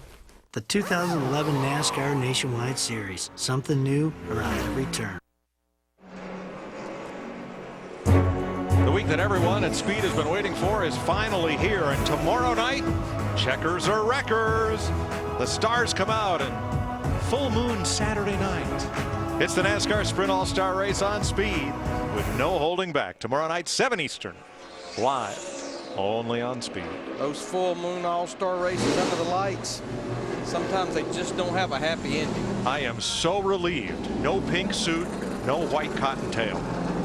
Okay, fine for the hood, not so much for the driver. Matt Kenseth makes a quick trip back to the garage area. Let's show you why. Oh boy. Got his hands full with this 17 car right now. And you know, on TV that looks like, oh, that's no big deal. Let me tell you, when you're doing that at 175 miles an hour, fishtailing, that's a big deal. It's pitching. Man, I barely Hope you caught catch. it. Yeah. Jamie McMurray, his second time out. A while ago, just ran the one lap. If Hammond had a car, that's what it would look like. Tail feathers? Just like that right there. And turkey feet. Wild turkey. Now, that was Jamie's fastest lap, but he's still the slowest of these 18 drivers. Dick? And Ryan Newman is the fastest of those 18 drivers. Take us back to 2002 when you came through 2 preliminary events just to qualify for the A main. And then what happened? Well, 2002 or 2000, we blew up one year in the Open. That was the first year. First year, never made it. Then we came back and made it all happen the next year, and that was we're really proud of that. You know, just as a team to not even be expected to be in the race and then come back and beat everybody on the home turf. That was really cool. How's the hot rod today? Does the car feel as good as the speed would suggest? We're in qualifying trim, so we're not really happy with it right there, but we're working on the hot side of Major Chevrolet. Going back to race trim now, and just wanted to get a baseline for tonight, which is going to be real close to 10 laps tomorrow night. Will you be staying in race trim for the rest of this practice? We'll see. I think so. I think that's our intent. Okay, thanks, Ryan.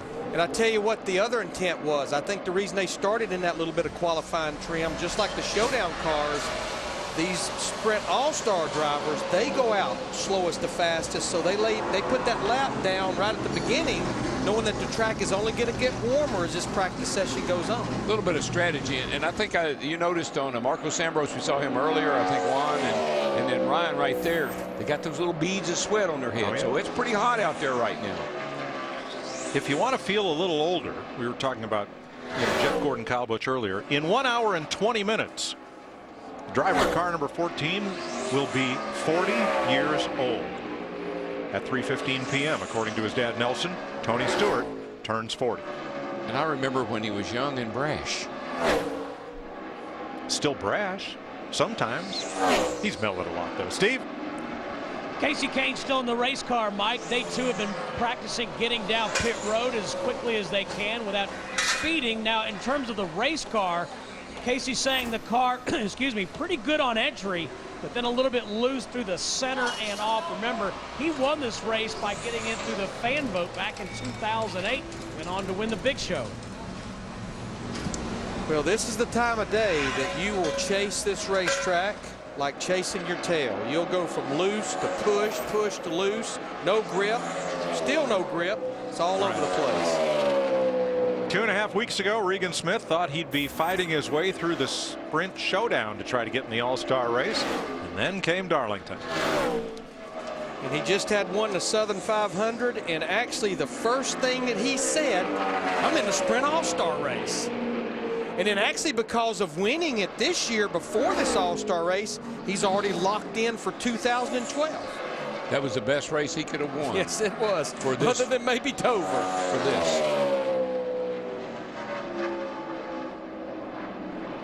Matt Kenseth back out after an adjustment. 16th of 18 on the speed chart.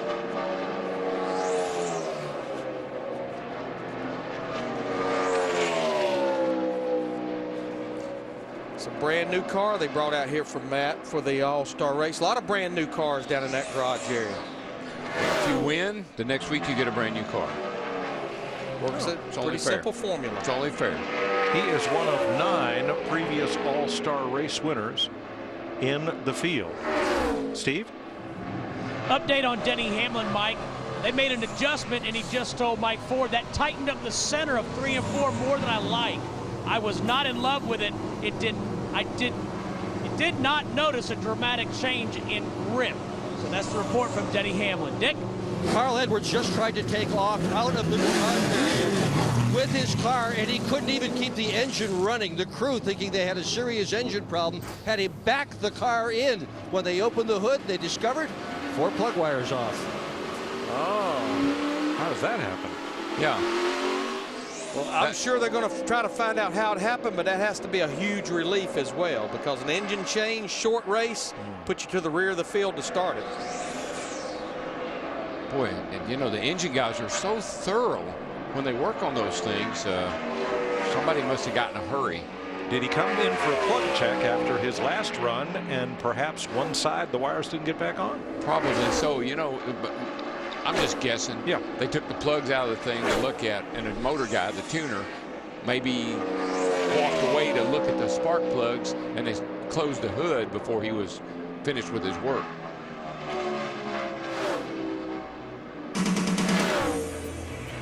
Ryan Newman still quickest. Greg Biffle, Denny Hamlin, Jimmy Johnson now 4th, with Carl Edwards 5th. Tonight, the battle will rage in Charlotte as racing's toughest truckers mix it up under the lights in a high-speed fight to the finish. The NASCAR Camping World Truck Series from Charlotte, tonight at 7:30 Eastern, live on Speed.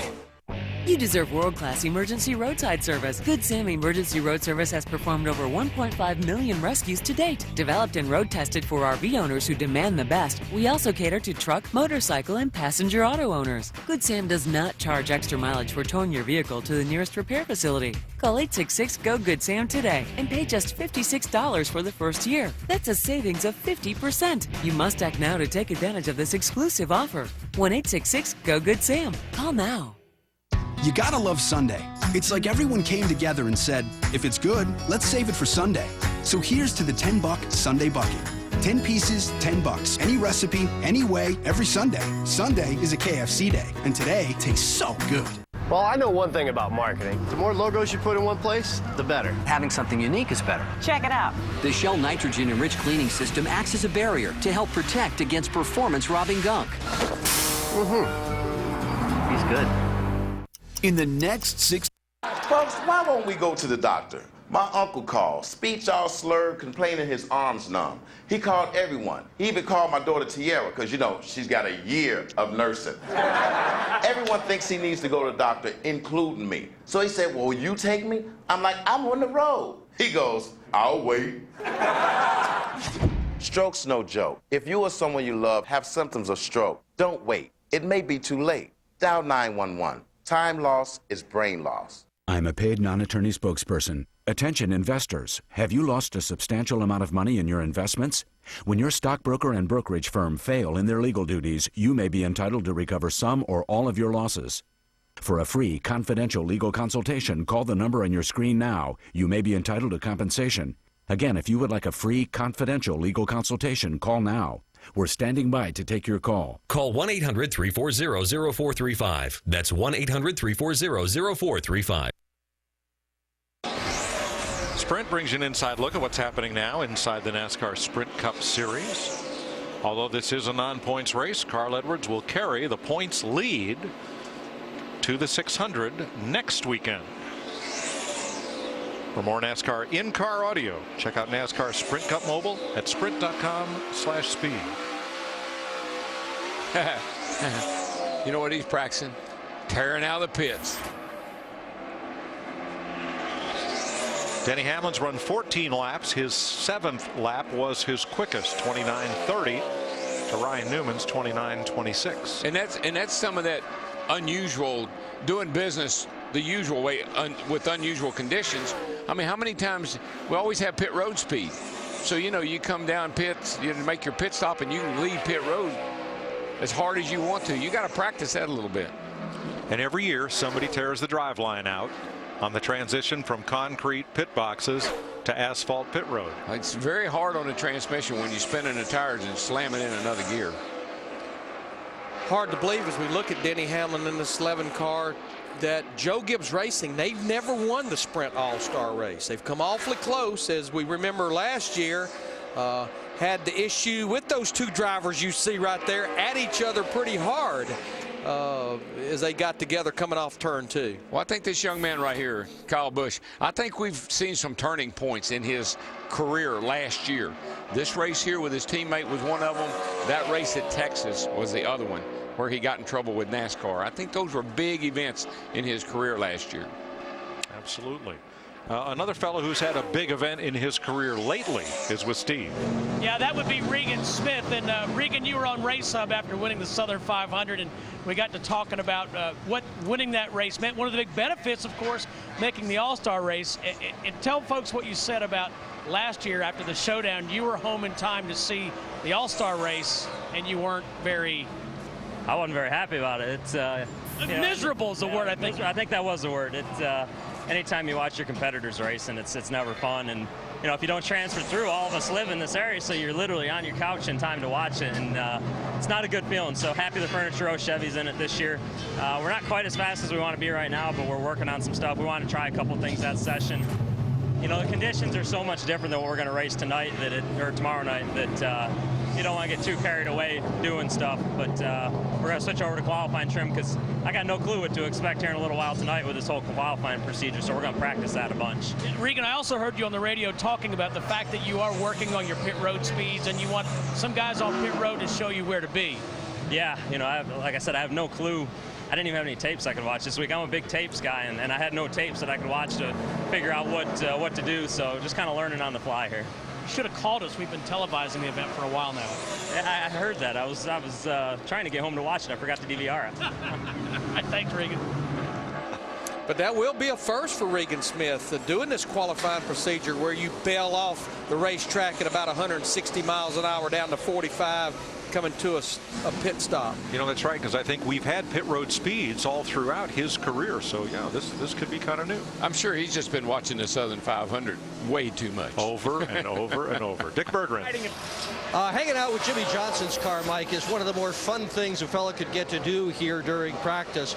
They weren't too sure what they really wanted to do with the car, and all the crew members stood back, and they just waited. Chad Knaus, the crew chief, went to the engine, put both hands on the front fender, thought for a minute, pressed the button on his headset, and announced that he wanted to move some lead in the left side of the car. And every single one of these guys literally jumped into action. It is just so neat. These guys work as such a team, and they are so responsive to their crew chief. It's no wonder they win lots of races.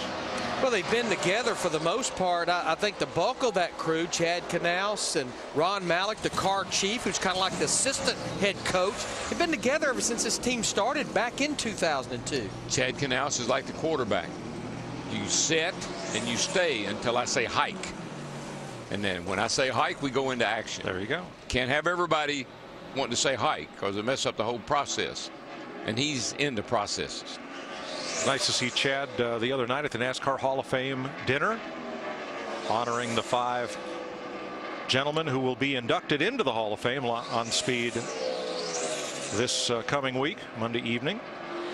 David Reagan was there, Jeff Burton, Jimmy Johnson among today's current stars, to salute some of the past stars. And I know when the media asked Jimmy Johnson about down the road, you know, obviously he going in the Hall of Fame, he shut him down. He said, that's not what I'm here about. I'm here to honor these 5 guys that are going to be going in here in 2011.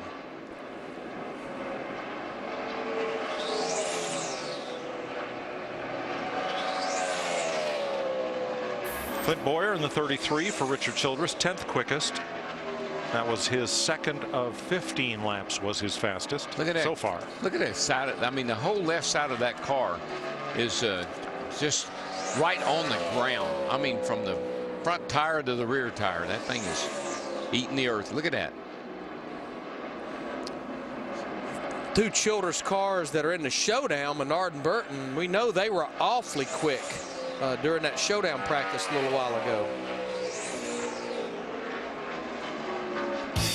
So Ryan Newman is quickest after 31 minutes of all-star practice. We'll be back with more from Charlotte after this word from Adam Alexander. We'll be back there in a moment, Mike. We begin with F1 second practice this morning for the Grand Prix of Spain. Red Bull driver Mark Webber fastest in both sessions today. Next, it was McLaren's Lewis Hamilton, and then point leader Sebastian Vettel third. The second McLaren car of Jenson Button was 4th on the chart. Fernando Alonso 5th in practice, and he was making headlines this week. The Ferrari driver signed a 4-year contract extension that guarantees him a ride until 2016. The two-time world champ is 5th in points with a pair of top 5 finishes this year. Supercross superstar James Stewart announced this week that he has postponed indefinitely his participation in AMA motocross season, which kicks off this weekend at Hangtown. The reason, he's just not ready after his struggles at the end of the Supercross campaign. We got Camping World Truck Series qualifying at 4 after a break. It's more all-star practice from the Charlotte Motor Speedway. Look outside. It's grow time. So let's plant some perennials that'll turn up every year. Trees and shrubs to give us depth. And fill it out with flowers placed in just the perfect place. Let's spend less, but plant more. What do you say we plant a weekend, water it, and watch a summer spring up? More saving, more doing. That's the power of the Home Depot. Right now, Roundup Weed and Grass Killer or Ortho Weed Be Gone Max is just $8.88. How does the new Can-Am Commander raise the bar in side-by-sides? Go to canam.brp.com now and watch as Can-Am Commander side-by-sides dominate the competition in head-to-head acceleration, in handling, in torque and pulling power, in traction, in cargo and capacity, even rider ergonomics and passenger comfort. Go to canam.brp.com now to see how the new Can-Am Commander takes on the competition in real-world testing verified by an independent judge. Hear what riders are saying about the Can-Am Commander. Learn the facts about this exciting new side-by-side and then experience the Can-Am Commander for yourself. Because although the facts say a lot, the ride says it all. Go to canam.brp.com now.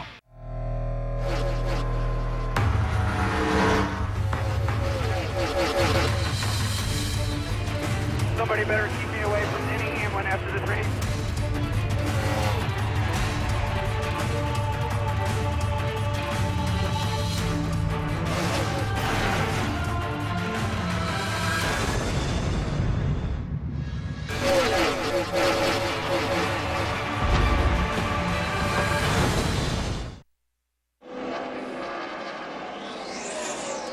back to Sprint All-Star Race practice presented by Gander Mountain. Ryan Newman still quickest. Greg Biffle second. Denny Hamlin, Jimmy Johnson, Carl Edwards are the top 5 right now. Newman has transitioned over to race runs, and he's now made 3 runs for a total of 9 laps. Well, Dick talked to Ryan Newman earlier, and as it was well documented, he won the 2002 Sprint All-Star race in his rookie season, had to race his way into it. And he said this week, until he won that 2008 Daytona 500, that win in that All-Star race that year was absolutely the biggest win of his career. Wow. So here is Mark Martin carrying the Hendrick 25.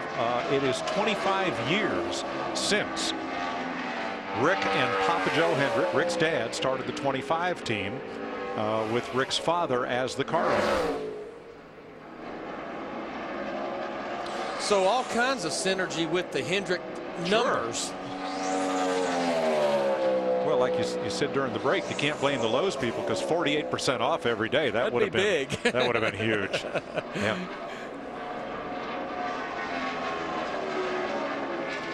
These boys here got a little work to do based on their where they are on the timing sheet here. They're 13th quickest. Let's see if we can get any. Well, it's close, Darrell. It's only 2.5 tenths off Ryan Newman's fastest lap, so it really is a pretty tightly packed field of 18. Yeah, and I mean, we don't know what they're working on, so just based on what I'm seeing on the scoring monitor, sure they'd like to be a little higher up. Yeah, you never want to be in the second half of the field. Not good. Kyle Busch is 7th right now, 29.39 his best lap, and right at this moment, he's the quickest car on the racetrack. There's his teammate Denny Hamlin in the 11. Denny's run a total of 20 laps. And he is 3rd quickest. Yeah, both those Joe Gibbs cars have been out making quite a few runs. They've actually made a couple of passes down pit road. Denny has working on his pit entry and exit. What do you think of this qualifying setup, Darrell, where the driver has to come in and make a 4-tire pit stop as part of his qualifying run? I really like it. I think for this event, it's a perfect situation. It gives the pit crew a chance to be a part of the whole deal, and quite honestly, what a huge challenge to the driver. Not just to get down to pit road speed, but getting out of the pits. I mean, we've seen more and more every time we come over here, the difference in philosophies about what's the best thing. Do I stay on the concrete? Do I jump out onto the pit road pavement? What do I do? And that exit speed is huge as far as who's going to sit on the pole. Now we'll explore this later, I'm sure, Larry, as Kevin Harvick. But is there an advantage to one pit stall or the other? They're only about 60 feet apart.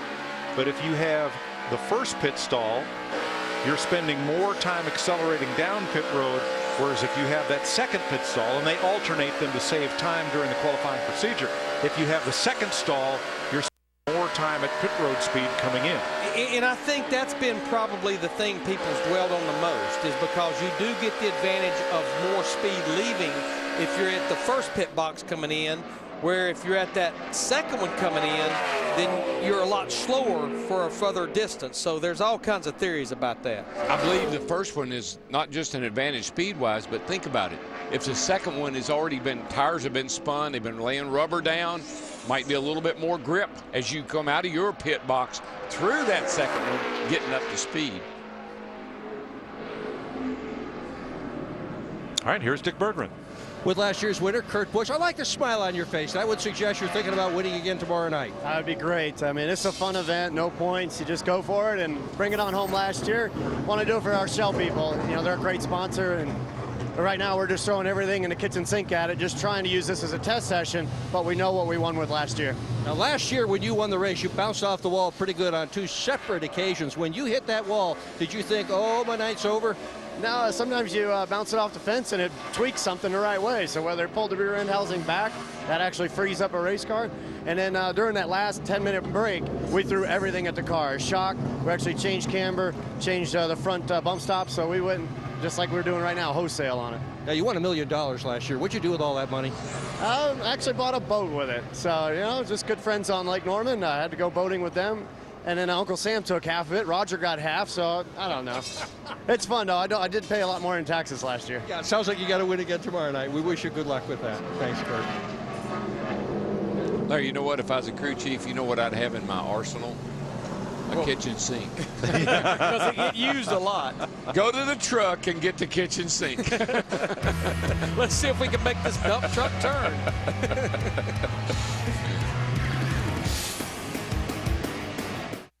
What do you remember about MIS? I've been going 20 years. Awesome place. I remember going with my dad and camping all weekend. You've got to experience it in person. The year Junior won here. Junior to the lead! Junior by 4 car lengths! Taking our kids for the first time. I'm glad I finally went last year. Celebrating. Getting ready to tear the grandstands down here in Michigan. Make a memory. Visit Michigan International Speedway.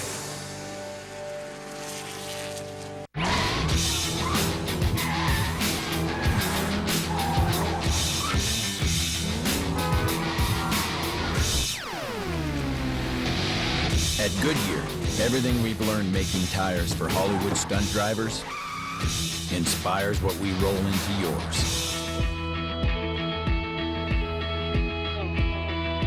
Assurance Comfort Tread Touring. Refined handling for a smooth ride. Goodyear.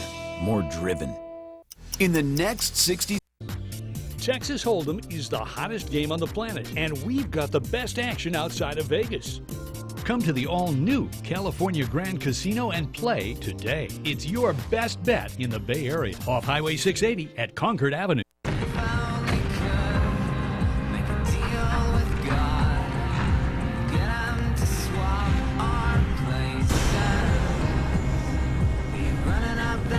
Gettysburg premieres Monday, May 30th at 9 on History.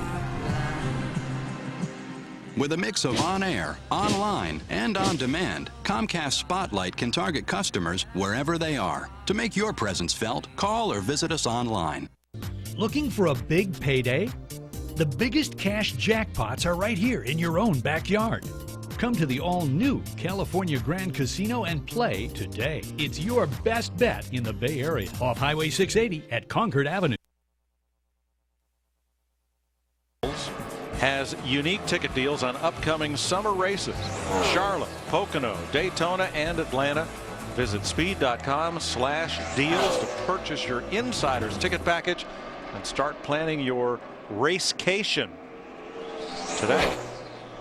That's racing vacation, according to the promo writers at Speed. Racecation. Yeah. That's what a lot of people do here these 2 weeks of Charlotte. It's amazing how many families come here and spend the 2 weeks with everything going on. And so many of the teams have open houses and special events like the NASCAR Foundation Car Wash for Kids today. There's a lot of events over the next 10 days. Go to the Speed website and there is a special page that lists all of the events and appearances that are going on here in the Charlotte area during Charlotte Speed Weeks of May. Yeah, I heard one of the drivers say, one of his friends said, well, I guess it's good to be home. And he said, I won't be home for 10 days. Right. I got too many things to do. Busy, busy time for these teams and these drivers. So the question was raised, why didn't they just make Jimmy's car the 5%? There is a rule. Can't do that. It's just the 5. The percent's on the quarter panel. Remember back when Kyle Petty ran the 7-Eleven car? And they wanted to use the store logo as the number. And NASCAR said, find the 7, no way to the word 11 going through it. That would be confusing. So the car ran as number 7 and the logo went on the quarter panel. Same thing. David Rudiman, top of the chart, 29.26. So there's your fastest car in this practice. You know, we talked about the importance of the pit crew in this qualifying tonight, and a change that they made to the format of the race last year, quite honestly, I love. And that contributed a lot to Kurt Busch being able to get to victory lane last year, as we see David Rubin starting to practice coming on the pit road and leaving the pit box on that concrete. You see it's hard to get grip there. But what I love about that format is at the end of that 10-minute break, they'll line them back up, double file. But before we go back racing, everybody hits pit road one more time for a mandatory 4-tire stop. And last year, Kurt Busch went from 11th to 8th on that 4-tire stop. So that's a huge gain for what happened on pit road. Did make a difference. If I was in this race tonight, or qualifying tonight, if I was in the qualifying show tonight, I would go talk to all the drivers and say, guys, let's all make some practice pit stops. Let's lay some rubber down so we can get some grip, because you see these guys that are trying to get out of there, they're having a lot of problems with wheel spin. But if everybody practiced a little bit, get some rubber in those pit boxes, it would be beneficial to everybody. And we'll have to check, Darrell, and see which 2 pit boxes are being used tonight, and whether, in fact, any of the drivers are using those for their practice pit stops. Dick? As is typical on All-Star Weekend, during practice, crew members watch a computer that is logged on to what's going on pit road. The drivers try to get down pit road at the fastest possible speed. If they make it, everything goes just plain fine. No special marks. If they're speeding, it goes red. They can't speed going in. They can go as fast as they want going out. Man, a lot of tickets being written right here, I would say. A lot of speeding going on. But Larry, I remember we came over here and you could come down pit road as fast as you wanted to. In and off. Yeah, in and off. And everybody would stand down there with a radar gun. And we were bragging about who could get on pit road the fastest. And I think Rusty Wallace, he didn't make it, but he turned on the pit road to 160 miles an hour. Yeah. He didn't make it, but he came down. But the drivers that perfect it, they will almost, when they get to the middle of 3 and 4, they'll look like they're going to make another lap. Oh, yeah. And then all of a sudden hit pit road. Yep. Pit road speed is 45 miles per hour, but they will give you up to 50 miles an hour, and you'll be okay. And they have a lot of detailed rules for this, and they have to because of folks like Frank Stoddard, who in an all-star race a few years ago, his driver was Jeff Burton, and you had to make a mandatory pit stop. When's he going to make it? When's he going to make it? Did he forget to make it? And they made the pit stop and stopped just before the start-finish line on the very last lap. So all they had to do was jump across the line instead of waste a lot of time getting all the way back up to speed. What are you seeing there, Larry? Well, red over here is not good. Over here, you're just fine because that's on the exit of pit road. All you're worried about is these blocks on the left. And you can see there 50.47, 50.90. Obviously, all that's too fast. Is that 71.69? Would that be the 89 miles? Is that miles per hour? Yeah, in fact, right there you see 100.22 miles per hour leaving. And we will see probably when we have our trap speed down there, I think we're going to see in the mid-1-teens of the drivers that really get off pit road good. Darrell, I guess the key to getting out of that pit box is not banging that second gear shift with your left rear on the concrete and your right rear on the asphalt. Yeah, well, wheel spin. I mean, you can't, obviously, if you're spinning your tires, you're not going anywhere. So the secret is being able, when they drop the jack, to get the car rolling without spinning the tires. And then as it picks up a little speed, gas are wide open. It's a trick. I believe a road racer would, like a Marco Sambros or somebody, a really good road racer, Juan Montoya, they would be really good at getting down to off of the racetrack really fast, getting down to pit road speed, and then getting out of the pits in a hurry. Lots of NASCAR on speed today and tonight at 7:30 p.m. right here at Charlotte Motor Speedway. The NASCAR Camping World Truck Series will have at it. That'll be an exciting race, and you'll see it live right here on Speed, 7:30 Eastern. Old Rowdy Busch will be in it there. Kyle Busch. In it to win it. Guarantee you, he's not in anything other than to win it.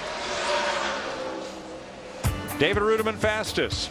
Ryan Newman, Greg Biffle, Denny Hamlin, and Birthday Boy, your Fast Five. One of the most exciting nights in all of motorsports. It's a good night to get even with somebody. The NASCAR Sprint All-Star Race, Saturday, 7 p.m. Eastern, only on Speed.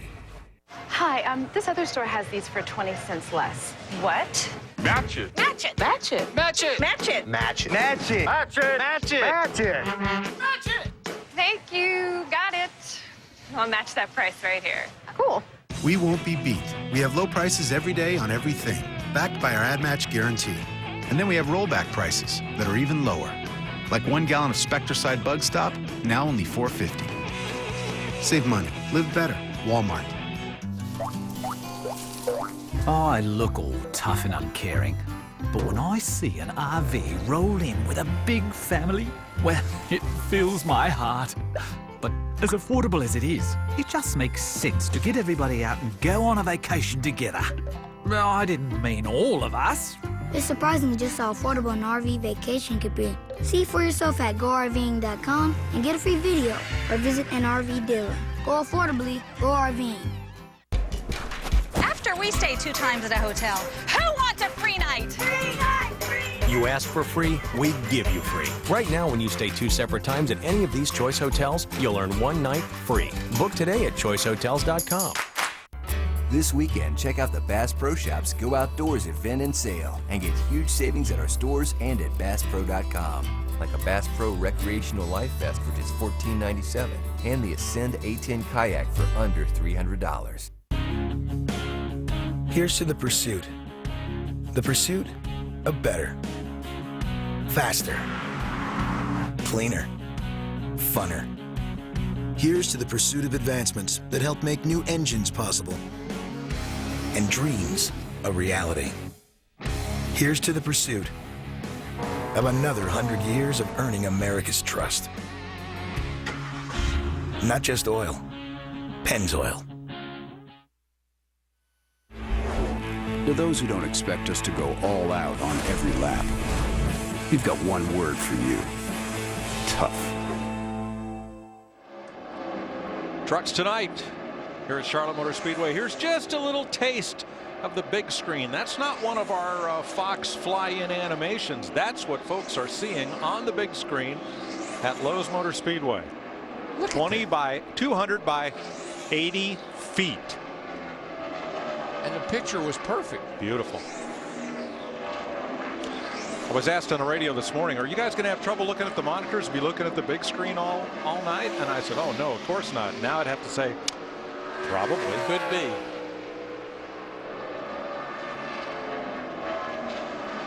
Steve is with one of our Fast Five drivers. And that's Greg Biffle, and I was just about to ask the Biff. He was standing here talking to Donnie Allison. Let me rephrase that. He was listening to Donnie Allison. Did he give you any good tips? He has been. You know, he was up in the truck earlier, and I'll tell you what, it's so neat to listen to those guys, because what they tell you about the racetrack from 20 years ago is, even though it's been repaved, we got a different car, it's exactly the same. And it's kind of eerie listening to them talk about how the elevation changes, and there's a bump in the middle of the corner down there. It's pretty amazing how right they are. Greg, for a guy who grew up short track racing in the Pacific Northwest, what's it like to come here and race, potentially for $1 million? It's pretty exciting. I'm a pretty lucky guy to be able to do that and drive this 3M Ford Fusion car. The engine's running good, great. Doug's over here working on this thing. I can't say enough about how hard everybody's worked. We got a lot of lead in this car. It's a really light car. We got it all out for these, for this $1 million. We don't care about the points, and it's going to be flat out tomorrow night.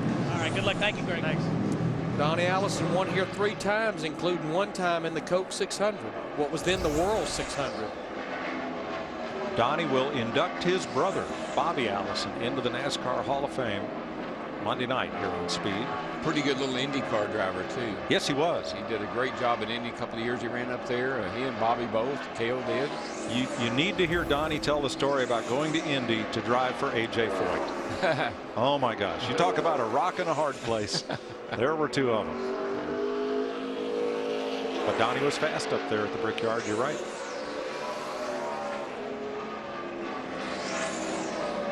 Regan Smith back out for another run. He is now 16th on the speed chart. There he is, right there on the left, Donnie Allison. And you bet that hat says Alabama Gang. And Donnie was one of those guys, he was always engaging and always friendly, and he came around, and he was a fun guy to talk to hang around with, and he was a smart guy, too. He knew a lot about cars and tracks, and I take advice from Donnie Allison even today. He even did some television. He and I did some TV shows for a fellow named Red Springer. We did some races that were taped and then rebroadcast later before all the races were on live TV. The fellow he was talking to is Hank Jones. Hank's one of the kind of pioneers of the souvenir business. That's right. Around the racetracks. You know, I asked Bobby and Donnie one time because I truly didn't know.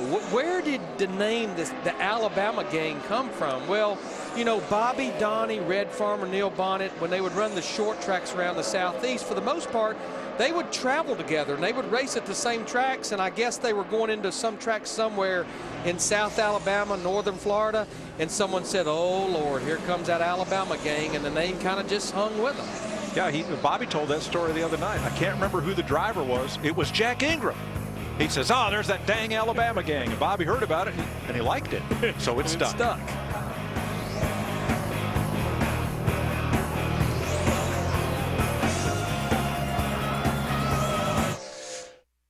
In one day.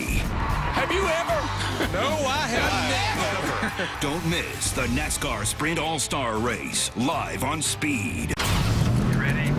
Ready? Green flag, green.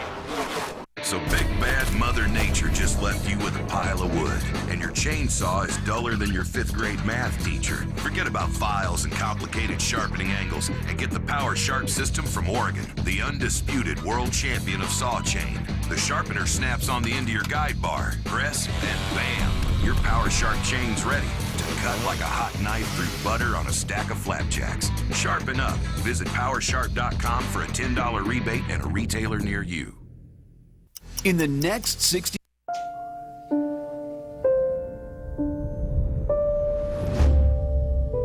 What if a disaster strikes without warning? What if life as you know it has completely turned on its head? What if everything familiar becomes anything but? Before a disaster turns your family's world upside down, it's up to you to be ready. Get a kit, make a plan, be informed today. Learn how at ready.gov. Your energy at work, strength on the field, and desire in the bedroom. Why lose it if you don't have to? Restore how you felt when you were younger with Progene, a natural solution to a natural problem. A performance supplement taken once daily, Progene restores the power, performance, and confidence you had when you were younger. Don't you want to feel the power you had when you were younger? Call now and we'll send you a free 10-day sample of Progene. In fact, we're so confident you'll feel more power with Progene that for the next 100 callers, we'll triple the offer and give you a full month absolutely free, a $70 value. Welcome back to Charlotte Motor Speedway as Jimmy Johnson practices pit in and pit out.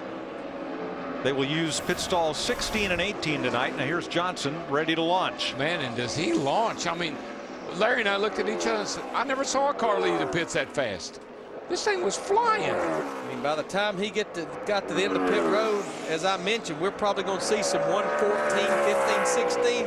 That looked even faster than that when he got there. Well, world-class speed at the end of pit road, if I recall from last year, is anything over 110. And last time I did a drive-through, that's why there's no red blocks for him. He did the whole pit road that last time, just all the way down. I'm sure he was just marking his tack and everything, being sure he had the right pit road speed. But that will be the difference right there. This column right here, that's where if you're going to get busted, you'll get busted tonight. I promise you. That first segment coming in.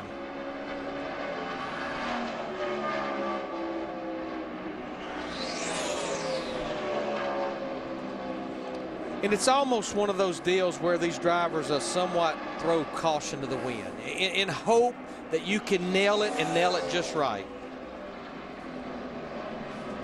You know, they've been running the All-Star race since 1985. Only 18 drivers have won it. But you say that, Mike, we've had 7 winners in the last 7 races. In the last 12 races, 11 different winners. The only repeat winner in those dozen races, Jimmy Johnson. And since that time, May 25th, 1985, over 450 drivers have raced in the Sprint Cup Series, but only 84 have competed in the All-Star race. Regan Smith will be the 85th different driver to do that when they wave the green flag tomorrow night. There's 111.8. 111 over there. Well, that's world-class speed right there. That's right at it. There's 107 at the top. I mean, those are fast speeds. But anything over 110 is going to be getting it. And that was Montoya, was it? Was it Jeff Gordon? No, it was 42. Montoya. Okay, thanks. But that might be deceiving because I think he did that Well, I might be wrong, but I saw him come out of the pits and just fly down pit road. He didn't go in the pit box, so that could have been deceiving.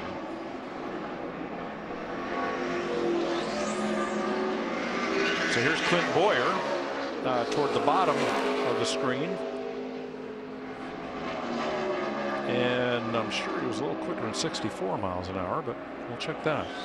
Unless he just let off it. Here are the possible penalties during the 4-tire stop. Speeding is a 20-second penalty, and that's pretty much the death penalty in this qualifying session. You want to start last, you speed down pit road.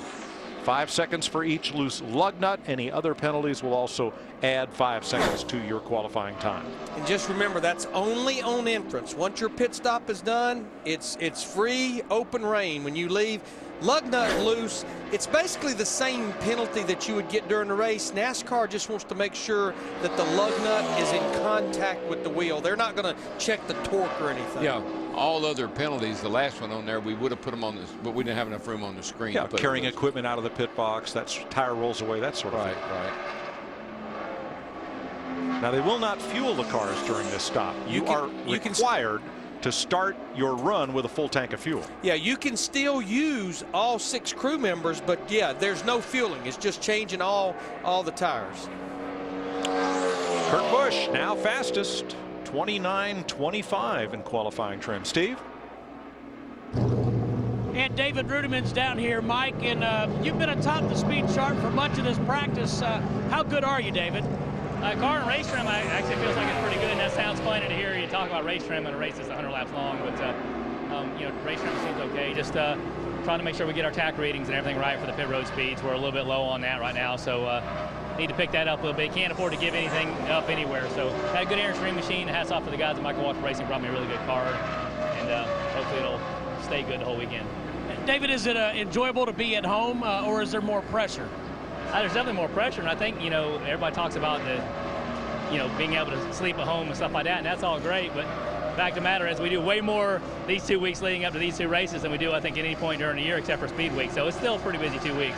I tell people the good news is you're home. The bad news is you're never in it. Exactly. That's what it ends up adding up to. But thanks to everybody on the Airstream machine doing a great job, and I'm happy with it so far. Good luck this weekend. All right, thanks. Thanks, Steve. What just happened here? It's the Busch Brothers benefit, and Kyle. 3, set, go. Go.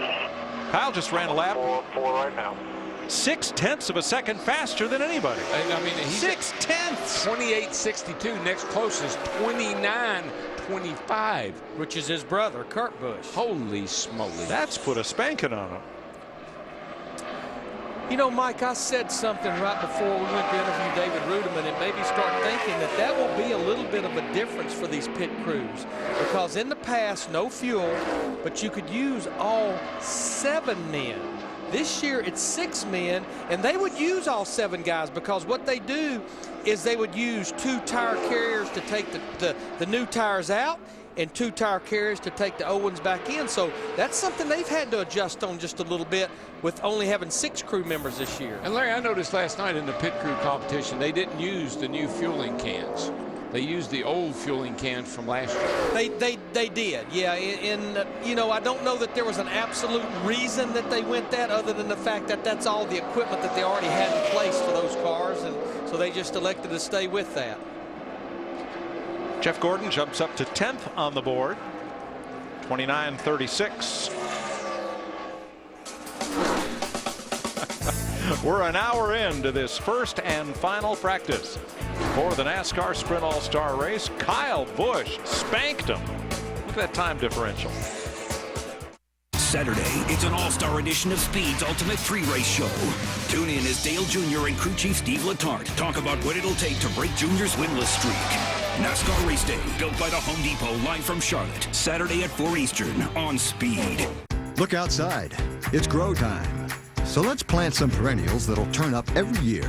Trees and shrubs to give us depth. And fill it out with flowers placed in just the perfect place. Let's spend less, but plant more. What do you say we plant a weekend, water it, and watch a summer spring up? More saving, more doing. That's the power of the Home Depot. Right now, Roundup Weed and Grass Killer or Ortho Weed Be Gone Max is just $8.88.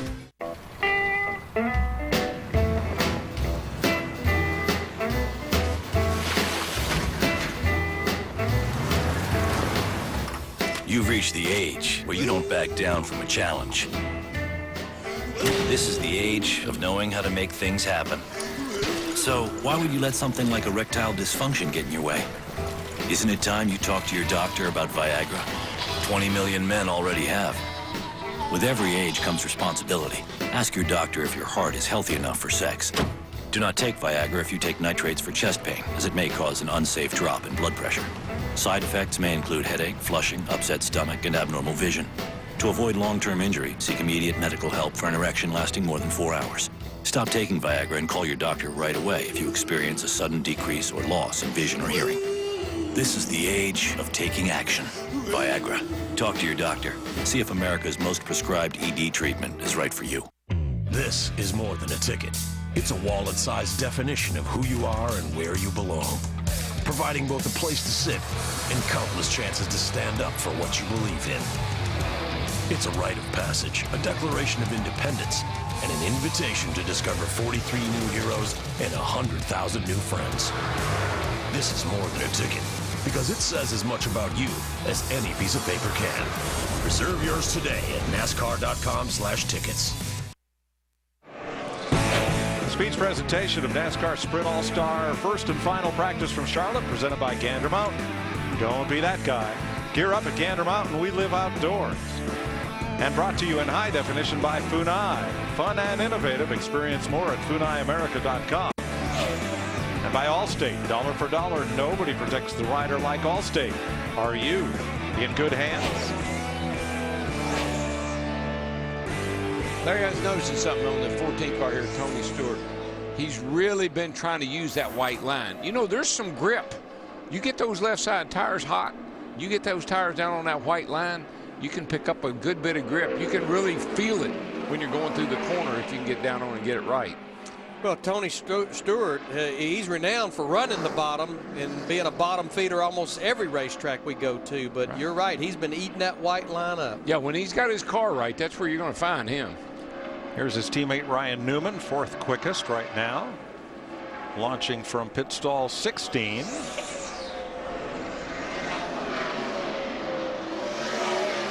You know, we talk about tape on the grill in this qualifying session, and certainly the tape will help airflow over the front of the car. But will they pull tape on that pit stop for that final lap? We've definitely seen that many times, that they'll take advantage of as much tape as possible for the 2 laps prior to coming to pit road. You have the option of coming at the end of lap 1 or lap 2. Everyone's going to do it pretty much at the end of lap 2. And that way on that 3rd lap, all you're doing is just getting back up to speed and coming around and take the checker. But we've seen many teams pull tape during that little pit stop. Now I'm guessing you don't come at lap 1 because on new tires, your first lap is your fastest lap. So take advantage of that to get your good second lap speed and then come in. Absolutely, and you pretty much want to leave pit road, as Darrell points out, most everywhere we go. You want to leave it like you stole it to be able to full speed when you take the green. Everything's good. Nobody coming. Everything's good. All right, you're about 10 away. You see the sign down there, baby. You see the sign. Get the sign and stop. Temperature.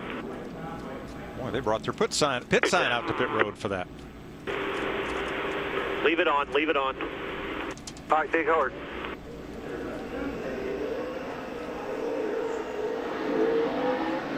Okay, come on, over. Clip the white line. Clip it.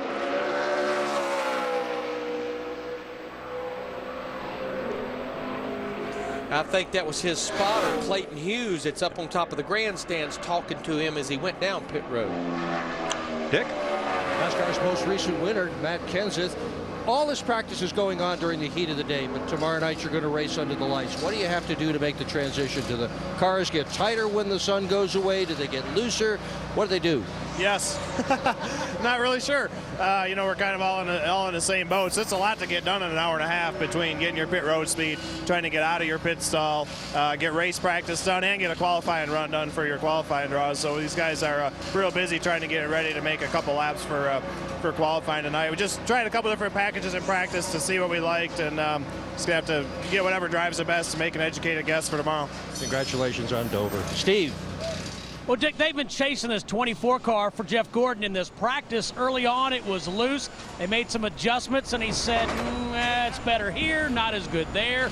He just did pull into the garage, and he said, this car's pretty solid right now. So Jeff just climbed out. He's debriefed with Alan Gustafson. Gustafson said they're going to put it over into the qualifying trim to see just how fast it is. Well, Kyle Busch is no longer alone in the 28-second bracket. Greg Biffle just whipped off a 28.91. He's second quick right now. One of the most exciting nights in all of motorsports. It's a good night to get even with somebody. The NASCAR Sprint All-Star Race, Saturday, 7 p.m. Eastern, only on Speed. Riders expect certain things from a Can-Am ATV. Groundbreaking technology, responsive handling, and the most power in every class. So why would they expect anything less from a Can-Am side-by-side? Introducing the Can-Am Commander, the most powerful rec utility side-by-side in the industry, with precision handling and the first dual-level cargo box. The facts say it's the most advanced side-by-side ever built, but the ride says it all.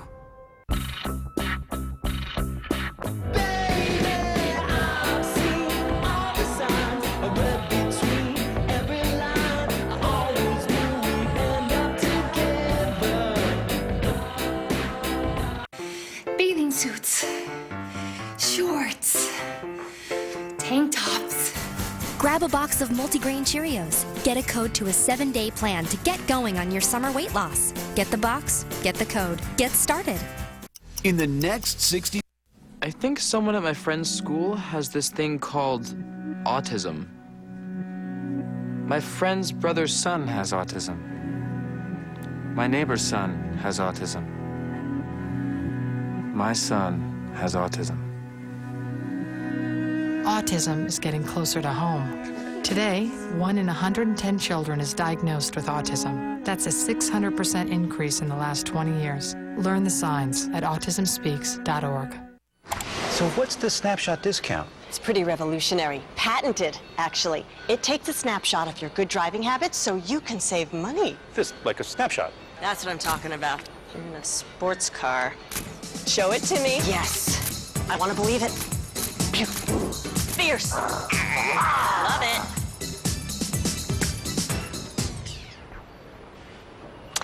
I think we have it. The Snapshot discount. New, huge, and only from Progressive. Welcome back to Sprint Cup first and final All-Star practice presented by Gander Mountain. Kyle Busch, Greg Biffle, both in the 28s. Everybody else 29, 20 or higher. 18 cars, all of which have practiced.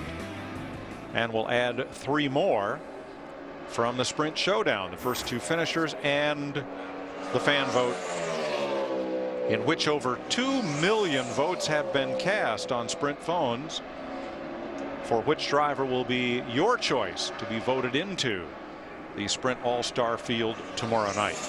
Monica Palumbo, Miss Sprint Cup, will make the announcement after the showdown as to who the lucky driver is. Just saw Jamie McMurray, Mike, in that one car, and no different than when this practice started. Just still searching for speed, still 18th out of the 18 drivers. But this cat here keeps finding speed. We just saw Jimmy Johnson in that 5 car, jumped up the 3rd quickest with that lap he just ran there. And McMurray's teammate, Montoya, no lack of speed there. He's the 4th driver to break through 29 seconds, 28.997 for Montoya.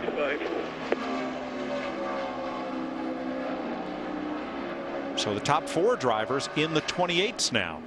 I just don't know if I'm watching McMurray. I don't even know if he's looking for a fast lap right now. He's running pretty high on the racetrack, and I don't know if he's lack of speed as much as just where he's running. He's running a real high line all the way around the racetrack. Well, Darryl, you know this as well as anybody. Fresh tires at this place, a couple of strips of tape, and business will pick up in a hurry. And again, Larry, because of the procedure, you just don't know what teams are working on. You know, he comes in, like I said, put tires on, add a little more tape. He might be able to lay down a fast lap. Right now, he's running what I'd call a long run race groove. talked about this being a great racetrack for Jamie last year. Remember, this is where he won his very first Sprint Cup Series race here in the fall of 2002, subbing for the injured Sterling Marlin that particular weekend. Well, we're going to have him on trackside tonight. I'll ask him what's going on. He'll give me the scoop.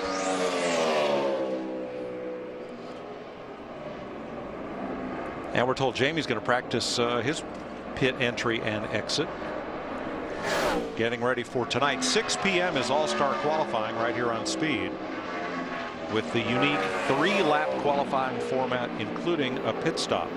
Now, unique qualifying formats is not new at Charlotte Motor Speedway. Back in the day for the World 600, qualifying was a 4-lap affair. Not the fastest of 2 laps, but the total of 4 laps. And David Pearson was the absolute best, a 12-time pole winner here at Charlotte Motor Speedway. He was so good that one year track president Humpy Wheeler had part of the track repaved to try to take away Pearson's advantage. He won the pole anyway and confronted Wheeler and said, "You fixed the wrong end." And even though you knew he was going to be a contender for the pole, you didn't know about how he was running in practice. And that was the case pretty much every racetrack that the old Silver Fox was at. Leonard Wood always kill me. He'd go up to David and he'd say, "You're a scoundrel."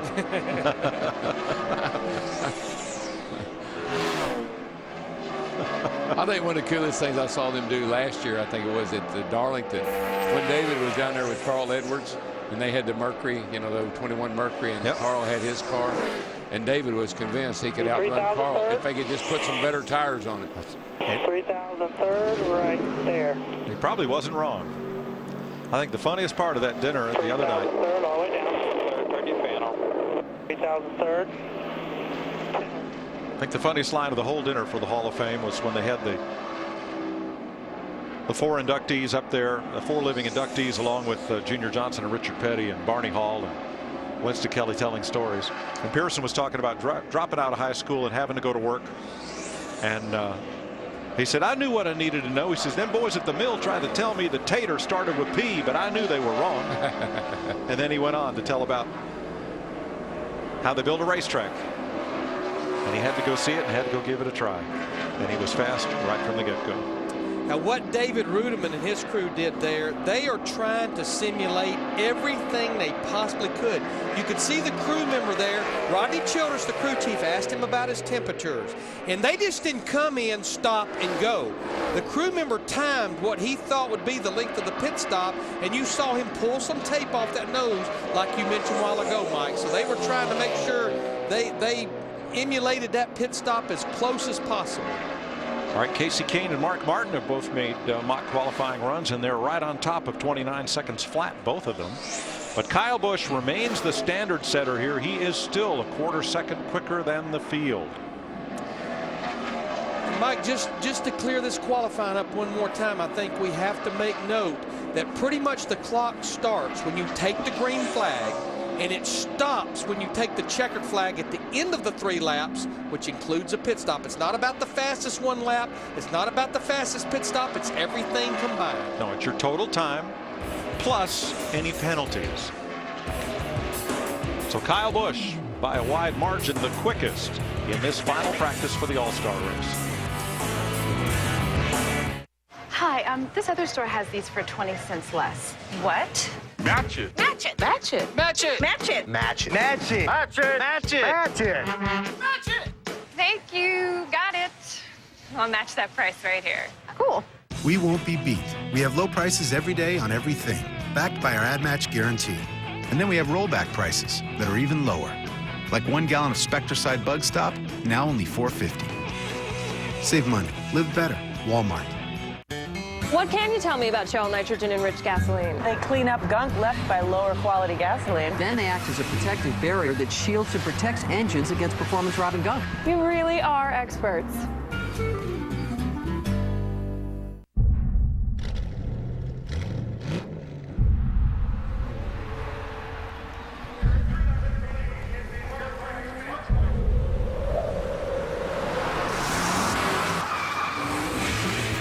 Goodyear, driven by those who use the world as their proving ground. And everything we've learned making these tires inspires what we roll into yours. Goodyear, more driven. When you come to CarQuest, you'll find the quality parts you need and the service you deserve, along with the peace of mind that you've come to a place you can trust, where our people are happy to share their expertise to help you get it right. Whether you're a Saturday superstar or one of our many professional customers, when you deal with any of our 3,000 CarQuest stores, you'll discover an experience as exceptional as our products, plus the satisfaction that comes with a job well done. Great products, great prices, and something more at CarQuest Auto Parts. Go make an investment you know will pay off. This weekend, check out the Bass Pro Shops Go Outdoors event. Now for a limited time, you can save $2,000 on a Tahoe Q5i runabout at Bass Pro Shops and tractor dealers nationwide. Hey, Kurt, it's Kyle. Hey, you got a minute? Not really. Kind of busy. You have got to check out the new NASCAR.com race view. I mean, these new virtual graphics make my car look almost real. Did you know fans can customize this to follow me all race long and listen to my in-car audio? And now my fans can even watch you try to keep up with me in the new head-to-head view. I mean, how cool is that? Check out the brand new and dramatically improved race view, only at NASCAR.com. Kurt, hey, Kurt. This copyrighted telecast may not be reproduced, retransmitted, or used in any form without the authorized written consent of NASCAR Broadcasting. NASCAR would like to thank all of our loyal fans for your continued support, and we hope you enjoyed today's broadcast. And just like that, a new second-place car. Clint Boyer, 28.87. Kyle is now only 0.2 ahead of the field, as Boyer, Biffle, Montoya, and Johnson are all under 29 seconds. 230. Water temp? Yeah, 230 on the water. He pulled a piece of tape off, simulating setting there for the stop. Ready, set, go. Go, go, go. 39 on 4 now. I like that launch because there wasn't a lot of wheel spin. He got it hooked up and going. He did, and you know, tires squealing a little bit. That means you're getting some good bite. I like the launch. I like the time. Catch. Looks like he's on it to me. His fast lap was 28.66. His last lap was 28.81, which would still put him quickest. And his buddy, you know, Kevin Harvick, I know in the media center, he said he wasn't real sure about his probation. Well, NASCAR reminded him. They called him, I think, to the hauler to remind him that the probation does include this weekend. Right. Which they might not have done had he not made that statement to the media that he was unsure. Now he's no longer unsure. Well, they didn't want him to say, well, nobody told me. Jimmy Johnson joins the 28-second club with a run of 28.979. Fifth fastest.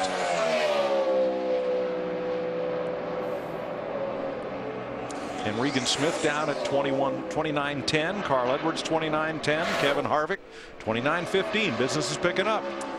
You know, back to Jimmy Johnson. Of course, he's won this All-Star race twice, and we know he had quite the run several years ago here at Charlotte Motor Speedway.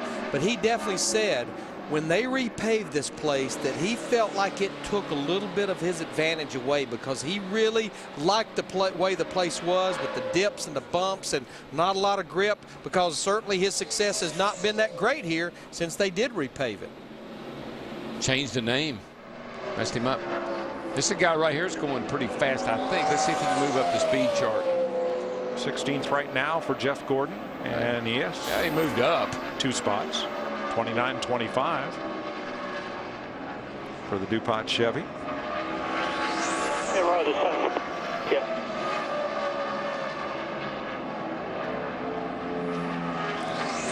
We have about a minute and a half left in this practice session. You see Matt Kenseth practicing his little stop. And his spot on the speed chart matches his car number, as they've worked mainly on race runs through this session. And here comes Jeff Gordon. He was on I think a somewhat simulated qualifying run here. And I've got to say that it looks like Ryan Newman's game plan has somewhat backfired. Running that quick lap in Q trim right away and then switching to race trim.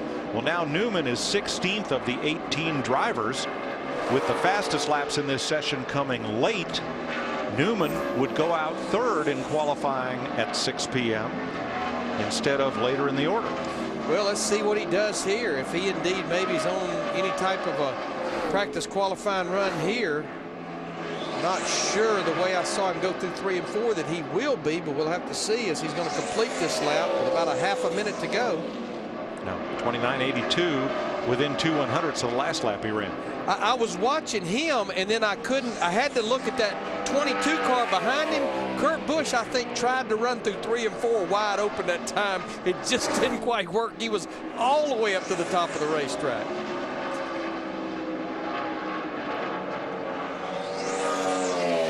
Casey Kane now under 29 seconds, 28.904. Kane is the new third-place driver on the board. As we're just about done with this practice, there are the flags. So this will be that final timed lap.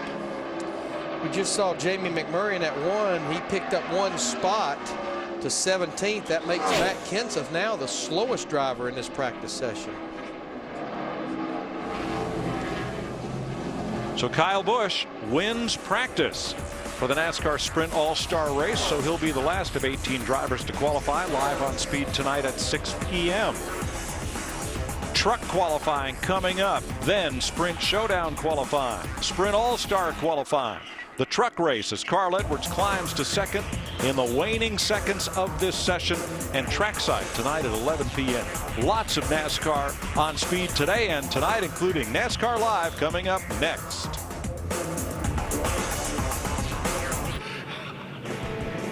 We bring you inside the garage area at the Charlotte Motor Speedway. I'm Randy Pemberton, and you're watching NASCAR Live, a 1-hour edition here this afternoon. Coming up on the show, I'll talk with the man that took all the money here at the Charlotte Motor Speedway last year. He won the All-Star Race and the 600, Kurt Busch. Can he repeat? We'll find out. Now to my partner, Wendy Venturino.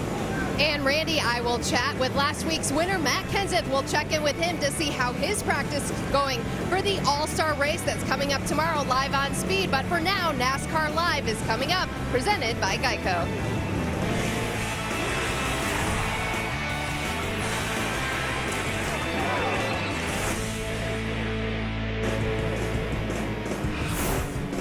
The center of the NASCAR world is always the Charlotte Motor Speedway, but especially over the next couple of weekends. This epicenter of stock car racing will be the focus of 2 home games for NASCAR's best. First, we kick it off this weekend with the Sprint All-Star Race qualifying and showdown first, and then also we finish it up with the traditional Coke 600. Hello, everybody. I'm John Roberts. We are down here in the garage area in the middle of it all as action on the racetrack is heating up and temperatures are heating up here as well. Let's take a look at the menu, see what's coming up as we are just barely revving our engines here on Speed on a full weekend of NASCAR coverage. Camping World Truck Series qualifying at 4, then it's Sprint Cup Series qualifying at 5 Eastern Time. The Camping World setup kicks things off at 7 o'clock Eastern Time. Then the truck race itself, the North Carolina Education Lottery 200 at 8 o'clock Eastern Time. Speed Center wraps up the world of motorsports, and the trackside presented by Walmart will take over at 11 o'clock Eastern Time. So as you can see, we got you covered all day long, bumper to bumper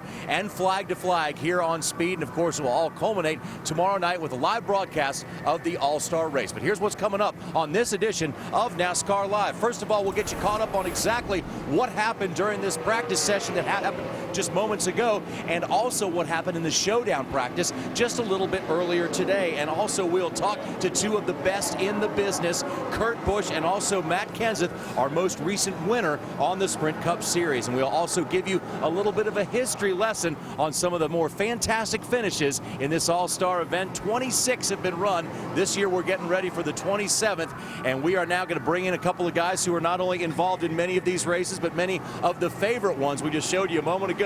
Jeff Hammond and Kyle Petty. And guys, this has got to be such a special feeling for the crews and the drivers to come here. Not only do you get to show off in front of your hometown fans, but it's back to the roots, Jeff. All-out dash for the cash on Saturday night. You know, JR, what's really kind of cool about my situation, I was here for the very first All-Star event back in 1985, and you could really feel the electricity that particular afternoon here at Charlotte Motor Speedway, and it hasn't deviated. The only thing that's happened is they're giving out more money than they were back that time because it really is the type of an event that the guys get jacked up about, the drivers get jacked up about, and more importantly, the fans fans, I mean, they kind of mark it out on the calendar because they want to be here for it because they know it's going to be exciting. And Kyle, what a novel concept, a professional all-star game that means something. That means something. And here's the deal. We all talk about it like it's for the fans, and that's BS. Let me tell you something. These guys go at it hook, line, and sinker. And here's the thing. In this last practice for the All-Star race, out of the first 7 cars, it's 6 different organizations, so it's wide open to anybody. And that's the way these guys look at this race. They don't look at it as a normal race. We can throw all the history. We can throw everything out the window. We come in here to win. You know, I'm glad you said that. We come in here to win, throw everything out the window, because you remember, JR, we have actually seen where the teammates have been fighting with one another at the end of this deal. Brother against brother, teammate against teammate. It's about the pride, and I mean, the $1 million don't hurt either. Yeah, $1 million is no such thing as chump change around here. A lot of money on the line, also a lot of bragging rights as well. Time now for our Geico Pit Report. We have Randy Pemberton and Wendy Venturini in the garage area for us, and we're going to start off with Randy. Hey, thanks, Johnny. All smiles down here in the Kyle Busch garage area. That's because he was fastest on the board with a speed of over 188 miles an hour. More importantly, absolutely loves the race car. Just some small tweaks going on. One thing that I found interesting during that practice session, these guys have really changed the way that they approach things. No talking on the radio. They don't want race teams knowing what Kyle's feeling in the car, what he wants to work on. So they wait till they get in the garage area to discuss their business between he and Dave Rogers. One other thing to look for tonight when we get ready to qualify for the All-Star race, Kyle Busch, absolutely the best at slowing down getting on pit road and speeding up coming off of pit road, and that could very well be the key to taking the pole. Once again, he was quickest here this afternoon in this practice. Wendy?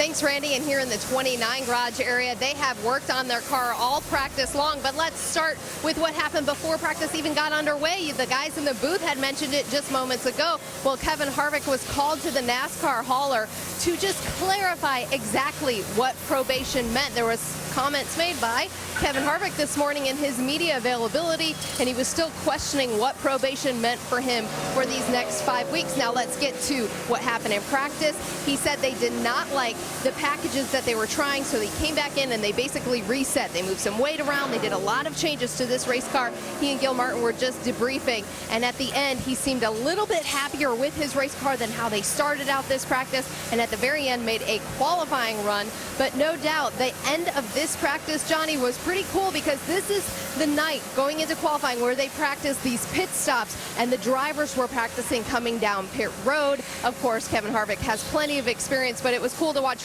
drivers like Regan Smith, who has never had to qualify with this for the All-Star race. Watch that at the end of practice. Johnny? Wendy, thanks a lot. That's certainly a very exciting part of this whole thing. Let's take a look at some of the fast guys. First of all, in the Sprint Showdown practice, if you guys feel a sense of urgency around here, it's because they don't have much practice time. And you know what, Hammond, once you get to this showdown, there's not much time to get up front. No, that's where you really depend on your teammates and your engineering group to come in here and hopefully have a really good setup and kind of get you off the truck where you need to be, JR, so you can start really honing in on that speed, because you're going to have a fast race car to be able to win this showdown and put yourself in and have an opportunity as far as winning this, getting an All-Star race as far as Saturday nights. And Jeff Burton said, you know, I'm embarrassed to be in that race. Why would you be embarrassed? That's the Childress cars, that's the Gibbs cars, that's the Hendrick cars. Everybody's in that race. And Kyle Busch was on top of the Sprint All-Star practice. Clint Boyer, Casey Kane, Biffle, and Juan Pablo Montoya in the top 5 there as well. And as has been the situation with all the races so far this year, they will set the qualifying order by practice speed. So once again, it's good to be fast in practice, because it may give you just a little bit of advantage when it comes time to qualify. Got to take a quick break. When we come back, we'll talk to some of the stars of NASCAR and continue to get you set for the All-Star weekend here at the Charlotte Motor Speedway. NASCAR Live is presented by Geico. 15 minutes could save you 15% or more on car insurance. Visit geico.com for a free rate quote. Brought to you in high definition by Funai. Funai, fun and innovative. Experience more at funaiamerica.com. And by Race, Rock, and Refresh. To learn more about your chance to win a trip to Chicagoland Speedway in a Toyota Tundra, visit Dollar General. Save time, save money every day.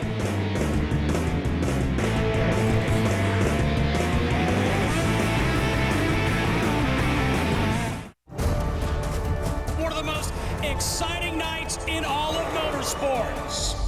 It's a good night to get even with somebody. The NASCAR Sprint All-Star Race, Saturday, 7 p.m. Eastern, only on Speed. Like racing? Like money? Like Speed on Facebook for your chance to win $10,000. Watch the All-Star Race to get a special code that'll give you more chances to win. With 10 grand on the line, what's not to like? He's going with the long tongs. Would have gone short tongs, but he's a pro. Montreal steak, unbelievable flavor. With the mouth-watering flavor of Grill Mates, you can grill like an expert. McCormick Grill Mates. Master the flame. Master the flavor. Everyone on my team always wants something different for dinner, and I am not a short order cook. That's why we're headed to CiCi's Pizza for their $4.99 endless buffet. The variety is unbelievable. I know I can finally relax when I hear. Hi, welcome to CiCi's. With its turn-on-a-dime maneuverability, new Smart Speed technology, and easy-to-use controls, the new Toro Time Cutter SS is the perfect mower for almost anybody to cut their mowing time in half. The new Toro Time Cutter SS. It may look professional, but anybody can operate it. Special event going on now at your Toro retailer.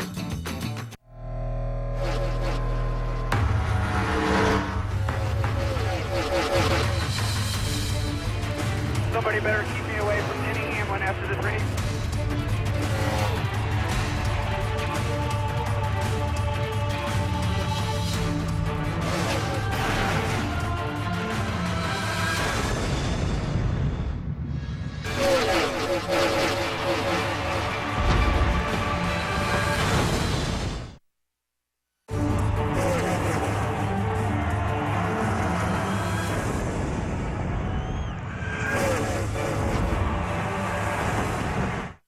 Welcome to Charlotte.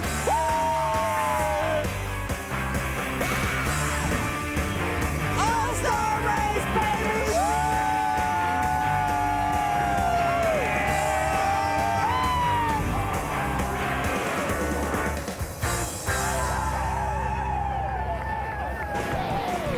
It is clearly one of the most exciting nights in all of motorsports. The Sprint All-Star Race under the lights at the Charlotte Motor Speedway. All but one of these All-Star races have been held here at Charlotte, and that makes it all the more exciting because it's in the backyard of most of these teams. Now, here is the question. How do you get eligible for the All-Star Race, and how did the 18 drivers that are in as of right now get eligible?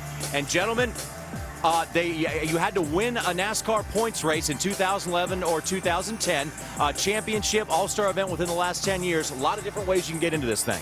Yeah, it really is, and it all that boils down to one simple thing: performance, KP. Because if you're not running well, you don't deserve to be in an All-Star deal. It's almost like if you get voted in because of the fans or your performance. This is somewhat the way this format's set up. You got to be good enough to get in it. Yeah, it's all about winning races. If you win races, you get an All-Star race. If you don't understand this, you don't understand the U.S. tax code either. Because I'm gonna tell you, this thing gets complicated more and more every year on who gets in and who doesn't get in. And this is a change for this year. We stand corrected. We said something earlier today. We stand corrected. You do not have to be on the lead lap to get in on the fan vote. That was last year's rule. This year, if your car is in working order and you win the fan vote, you get to be in the All-Star race. Let's go to Wendy Venturini. Thank you, Johnny. I'm with last week's winner, Matt Kenseth, who's had plenty of media attention this week, so we want to give him some more love. And I'm sure you just want to talk about your super fast race car in that practice session. What do you want to get out of it? Really, I mean, it is what it is at this point. I hope not. I hope we make it better because we're last in practice, so hopefully we can make some changes to make it better. But for some reason, part of it's probably on me. I seem to struggle here during the day and practice on all the Charlotte weekends here the last couple of years, and we seem to be a lot better at night. So I hope that's the case this time. But we do have some work to do. We just couldn't get any speed out of it. We're just really searching for some grip, mostly rear grip, to get some speed out of our Crown Royal Fords. Hopefully they're up there figuring that out right now. All right, something that's probably going to make you feel a little bit better, last week's victory. What has the week been like for you? Because you get to celebrate, and then you get to come home, sleep in your own bed, and that's definitely a bonus for you. It's been good. I mean, I haven't had a lot of bad weeks lately. Everything has been really good. So it's always more fun after you win to go to the shop and see them guys and do the things you normally do. So there's nothing like winning, and it sure feels good to be able to win them couple races this year so far. All right, well, congratulations on the win last week. I haven't had a chance to chat with you and hopefully get some speed in that race car for the All-Star race, Johnny. And I have to give a thanks to Crown Royal. They sent me a baby gift, which included some Crown Royal today, and I found that very amusing. Is that kid old enough to drink yet, Wendy? No, I think it was for mommy time. Okay, exactly. I get it. Thanks a lot, Wendy. And thanks, Matt. That was very nice. But, Matt Kenseth is heating up at a good time of the year. It's never bad to win. But at this time of year, it seems like momentum carries on. And I think back to Casey Kane a couple years ago, Kyle. He heated up at this time of the season, ended up making the chase. Yeah, and this is when you need to be heating up. You know, you look at what Matt did. These guys, they made a pit call, strategy-wise, put himself in a position to win. Every win carries that momentum. This is going to be a good race for Matt Kenseth. I don't care if he's the slowest on the board. He's a guy that can recover from that. That's a team that can recover from that, and they'll learn by the time they get to the 600. So I think the momentum that he carries into this, he may not be the greatest in the All-Star event, but come 600 time and point race time, it'll be big. Excuse me, I didn't know I was going to try to We've caught you speechless. Yeah, well, the thing was, I saw something behind me. I just wanted to try to bring everybody's attention. It looked to me like maybe Joe Logano's got a problem down there. I seen him going by here with an engine hoist, and that does not mean a good thing when you see an engine hoist out nowadays. That's not supposed to happen at the racetrack, so it'll be interesting to find out what's going on with them. But, with Matt Kenseth and Jimmy Fennick, I want to make sure we point out something. These guys made that call together. From the seat of that race car, Matt Kenseth said, "Jimmy, what do you think about 2 tires?" Jimmy immediately went, 2 tires, guys. So they're on the same page. When you can make that kind of call and the team respond, that shows to me they've got cohesiveness. Everybody's paying attention, and that's the kind of audible that gets you to victory lane. And we saw that last week. We may see it again here this weekend. And you may even want to go as far as to say that might be a championship caliber maneuver as well. Got to take a quick break here on NASCAR Live, presented by Geico, but want to remind you that the Truck Series is coming up tonight, and it is going to be a good show. The battle rages in Charlotte as racing's roughest truckers mix it up under the lights in a high-speed fight to the finish. NASCAR Camping World Truck Series from Charlotte tonight at 7:30 Eastern, live on Speed. As a fan of the NASCAR Sprint Cup Series, I want to get as close to the action as I can get. One way to do that is to use the NASCAR Sprint Cup mobile app for my HTC Evo 4G. Another way is to hide in the back of Carl Edwards' car. Yeah, Carl! Whoa, we're getting rammed! Fuel your fan with NASCAR Sprint Cup Mobile on the HTC Evo 4G. Only from Sprint, the Now Network. This is not as safe as I initially planned. Hi, I'm Pascal from Safelight. My customer's daughter was driving when a rock flew up and chipped her windshield. They wanted it repaired right before it could crack, so they scheduled online at safelight.com. Safelight's repair resin fills the chip's tiniest microcracks. No other resin lasts longer or stays stronger. There's even a national lifetime warranty. Plus, thanks to his insurance, a Safelight repair was no cost to him. Really? Call or schedule online. Safelight Repair, Safelight Replace. After we stay 2 times at a hotel, who wants a free night? Free night! Free. You ask for free, we give you free. Right now, when you stay 2 separate times at any of these Choice Hotels, you'll earn 1 night free. Book today at choicehotels.com. Who has the best baby back ribs in America tonight? For around $10.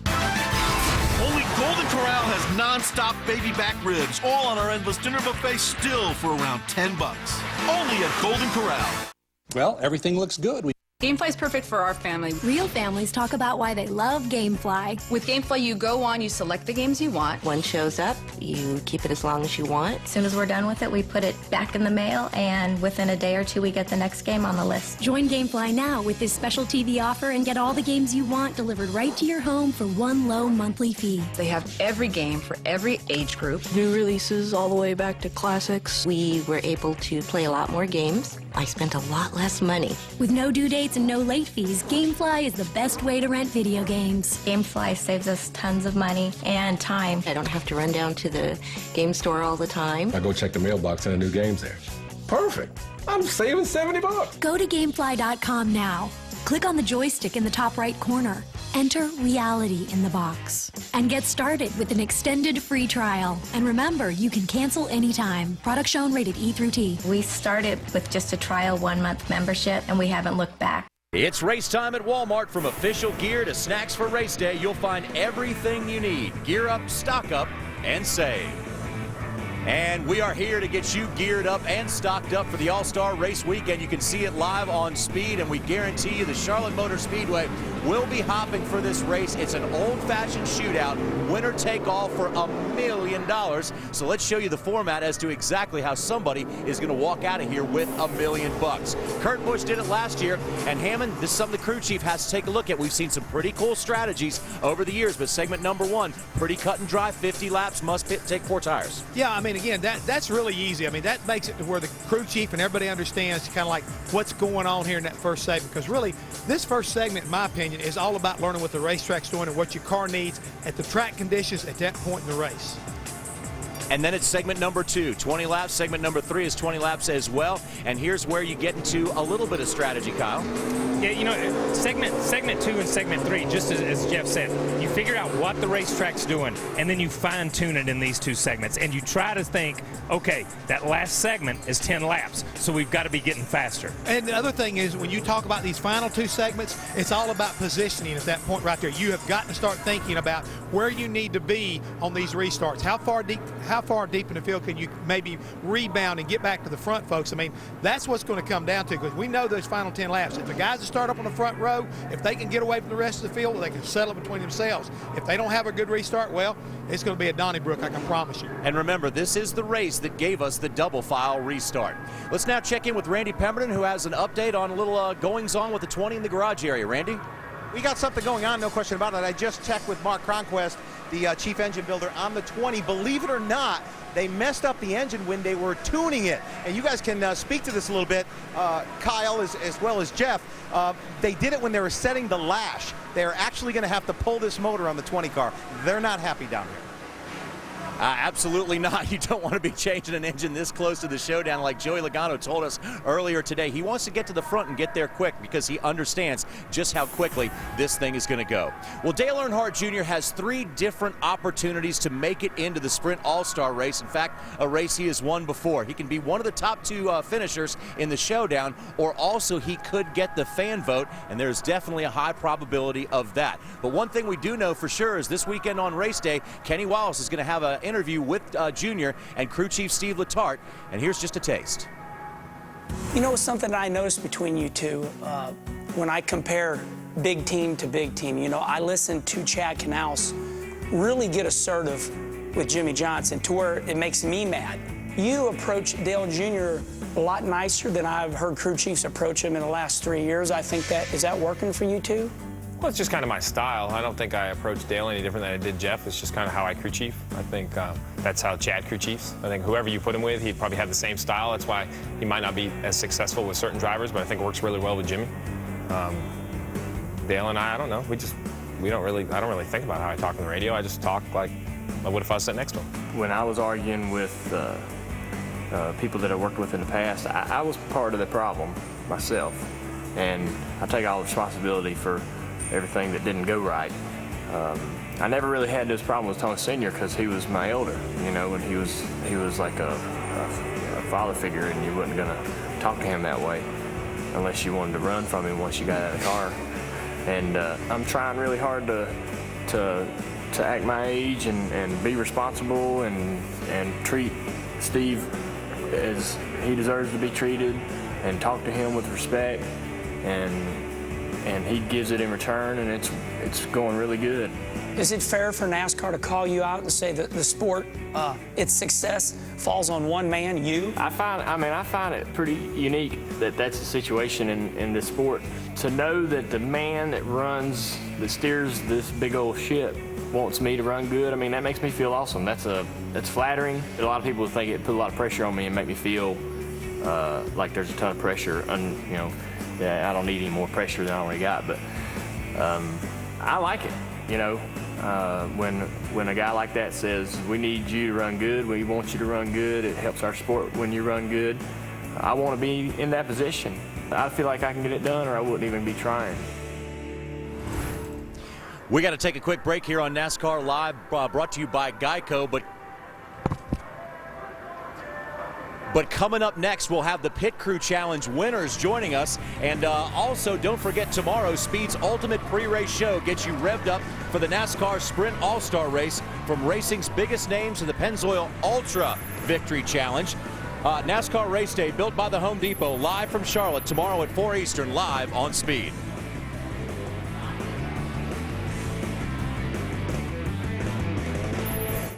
Tonight, the battle will rage in Charlotte as racing's toughest truckers mix it up under the lights in a high-speed fight to the finish. The NASCAR Camping World Truck Series from Charlotte, tonight at 7:30 Eastern, live on Speed.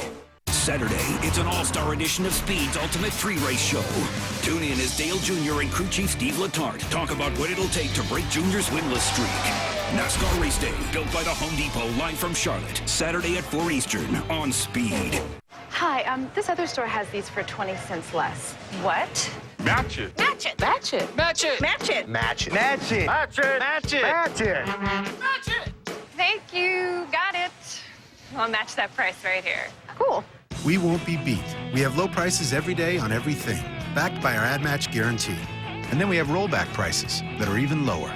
Like 1 gallon of Spectracide Bug Stop, now only $4.50. Save money. Live better. Walmart. He's going with the long tongs. Would have gone short tongs, but he's a pro. Montreal steak, unbelievable flavor. With the mouth-watering flavor of Grill Mates, you can grill like an expert. McCormick Grill Mates. Master the flame. Master the flavor. If you could see what your headlights see, you would never let this happen. Are you letting your headlight lenses hurt the appearance of your car? You can make your lens covers clear again with McGuire's Headlight Restoration Kit. Simply apply McGuire's Plastics Polish using our unique Safety Edge buffing pad on any electric grill. Scratches, yellowing, and oxidation quickly disappear. Guaranteed. McGuire's Headlight Restoration Kit, the clear choice. And if your headlights are really bad, check out our Heavy Duty series. Everyone on my team always wants something different for dinner, and I am not a short order cook. That's why we're headed to CC's Pizza for their $4.99 endless buffet. The variety is unbelievable. I know I can finally relax when I hear. Hi, welcome to CC's.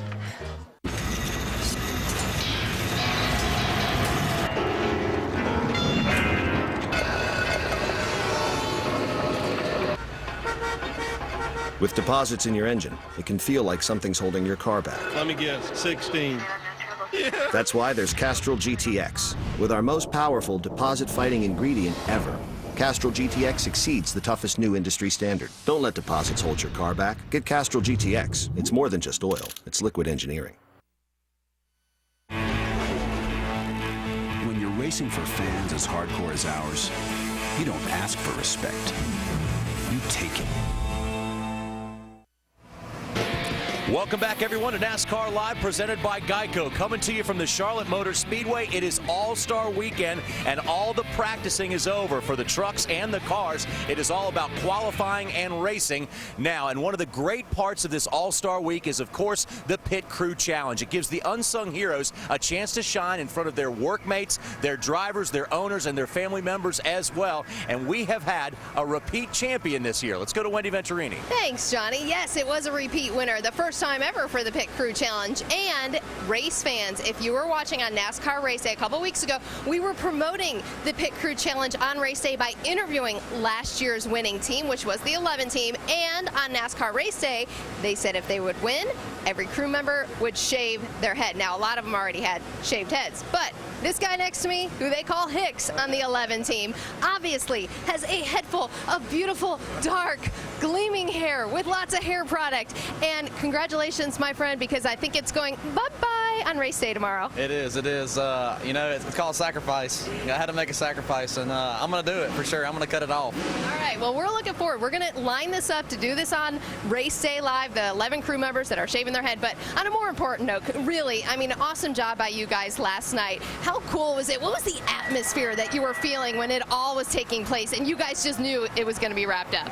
I'll tell you that last round, the crowd was on their feet. I mean, it was unreal how loud it was in there, and we were so pumped, and we knew it. You know, we just knew we had to give it all, lay it all on the table, and it meant a lot winning it, but it meant more knowing that nobody's ever repeated or won it twice. So it was big. And it was cool because last night I heard a lot of the crew members say we gave up the individual competitions. Just real quickly, tell me, what did that mean for you guys? So, I mean, when you give up the individual portions to do the team effort, what does that mean? Explain that. Well, you know, in your individual, you know, of course you can win individual money, and a couple of us, me and Nick, a couple of us looked at it as, hey, I'm not going to go all out. I'm not going to try to get the individual. I'm just going to go slow and put it more towards a team. You know, it was better to have a team win than trying to go for individual. All right. Well, it was definitely a payoff for the 11 team because they did take home that top award last night and over $70,000. And if you added it up, I think it's around 10 grand per crew member. So that is a definite bonus, but no doubt a cool night for the 11 team. And we'll chat more with them tomorrow on Race Day, Johnny. During our pre-race show, 4 to 7 p.m. It's a long Race Day edition, and this guy will not have hair tomorrow. Wendy, thanks a lot. If anybody still has any doubt that this is a team sport, they definitely need to stay with us for the rest of this weekend, and you'll see just how much a team sport NASCAR is. Right now, we're going to go to a guy who is truly a team player. He's over at Speed Center, not too far from where we are right now. Let's check in with AA Adam Alexander. I'm a team player, but JR, I don't have any hair to shave off, my friend. All right, 9 days away from the Indianapolis 500. Fast Friday in full swing today, getting ready for qualifying tomorrow. Practice scheduled every day this week, but rain canceled activities on Tuesday and Wednesday. Will Power on top of the charts yesterday. Today, busy place is Indianapolis. Alex Tagliani and Ed Carpenter both going over 228. Scott Dixon, a former winner, is fourth on the day. And check this out. Simona Di Silvestro yesterday, apparent mechanical failure causing this huge crash and fire. She suffered second and third degree burns to her hands after a medical exam. She has not been cleared to drive today. On to second practice for Formula One in the Grand Prix of Spain. Team Red Bull and McLaren showing speed. Jenson Button fourth. His McLaren teammate Lewis Hamilton second. Right in between that guy, Sebastian Vettel in third. Mark Webber topping the charts in both sessions this morning. We've always had some strong afternoons here. Obviously last year was a very, very unique drive. Good fight with Lewis for most of, not fight, but pit board wise it was a good fight. So yeah, I enjoyed it. So hopefully again we can have a nice weekend and get a good result. Fernando Alonso fifth in practice, and he was in the news this week. The Ferrari driver signed a 4-year contract extension that guarantees him a ride through 2016. The two-time world champion fifth in points with 2 top 5 finishes this year. And he's been a good qualifier. He'll try and get it again tomorrow, will Fernando Alonso. 8 a.m. Eastern time. You can see qualifying for the Grand Prix of Spain right here on Speed. MotoGP and Danny Pedrosa had surgery on his right collarbone. He injured it in this crash with Marco Simoncelli during last week's French Grand Prix. Danny is currently third in the standings. His participation in the June 5th Grand Prix of Spain is uncertain. Camping World Truck Series on Speed tonight. They qualify at 4 o'clock. Yes, you can see it right here on Speed. More NASCAR Live after a break. One of the most exciting nights in all of motorsports. It's a good night to get even with somebody. The NASCAR Sprint All-Star Race, Saturday, 7 p.m. Eastern, only on Speed. Like racing? Like money? Like Speed on Facebook for your chance to win $10,000. Watch the All-Star Race to get a special code that'll give you more chances to win. With 10 grand on the line, what's not to like? What are you doing, Bob? I finally figured out how to get my lawnmower to sense precisely the speed I want to walk. It's going to be effortless. You see, it can read my mind. Oh. Why don't you just get one of these? Toro Personal Pace Technology. Mowing has never been easier. Special event going on now at your Toro retailer. This weekend, check out the Bass Pro Shops Go Outdoors event and sale and get huge savings at our stores and at BassPro.com. Like Redhead's Destin sandals for just $24.97 and save $20 on the Coleman Blue Springs Family Dome tent.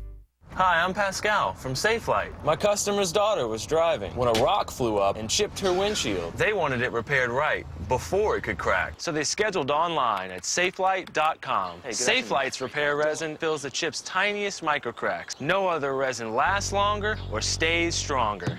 There's even a national lifetime warranty. Plus, thanks to his insurance, a Safelite repair was no cost to him. Really? Call or schedule online. Safe Light Repair, Safe Light Replace. Until the conversation turned, until the sun went down.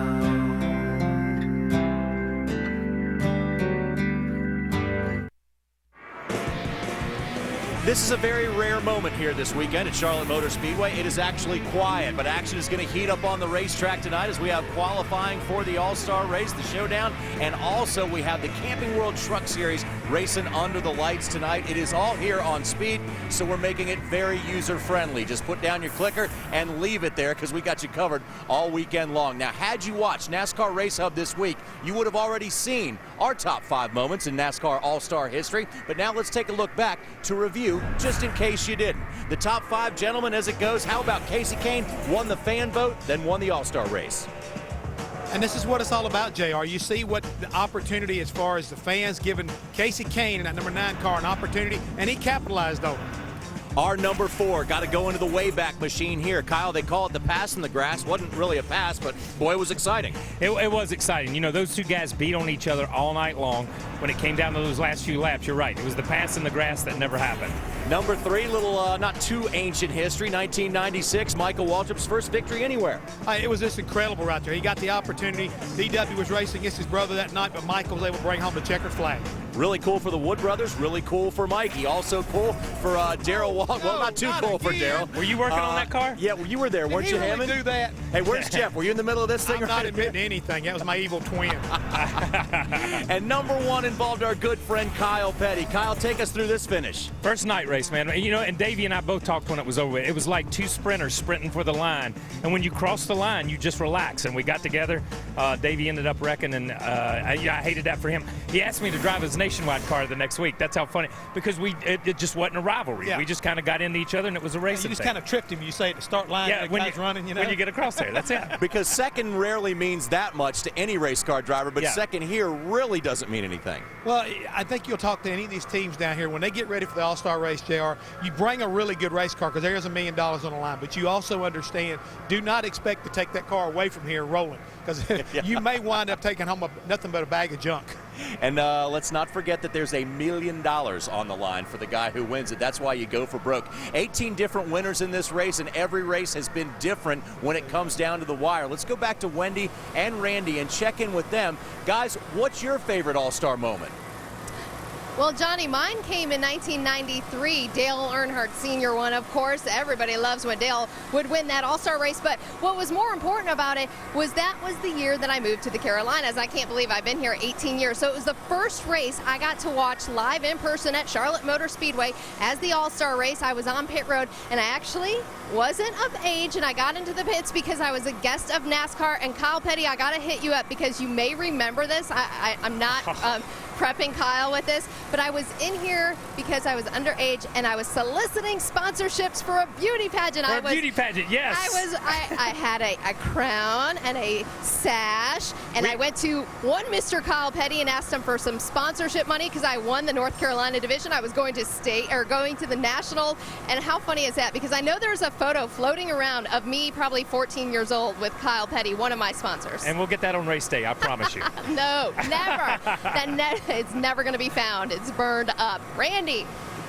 Thank you, Wendy. You know, Michael Waltrip today is the proud owner of Michael Waltrip Racing with Martin Truex and, of course, David Rudiman. But for me, my favorite moment had to be what we just saw on the screen just moments ago.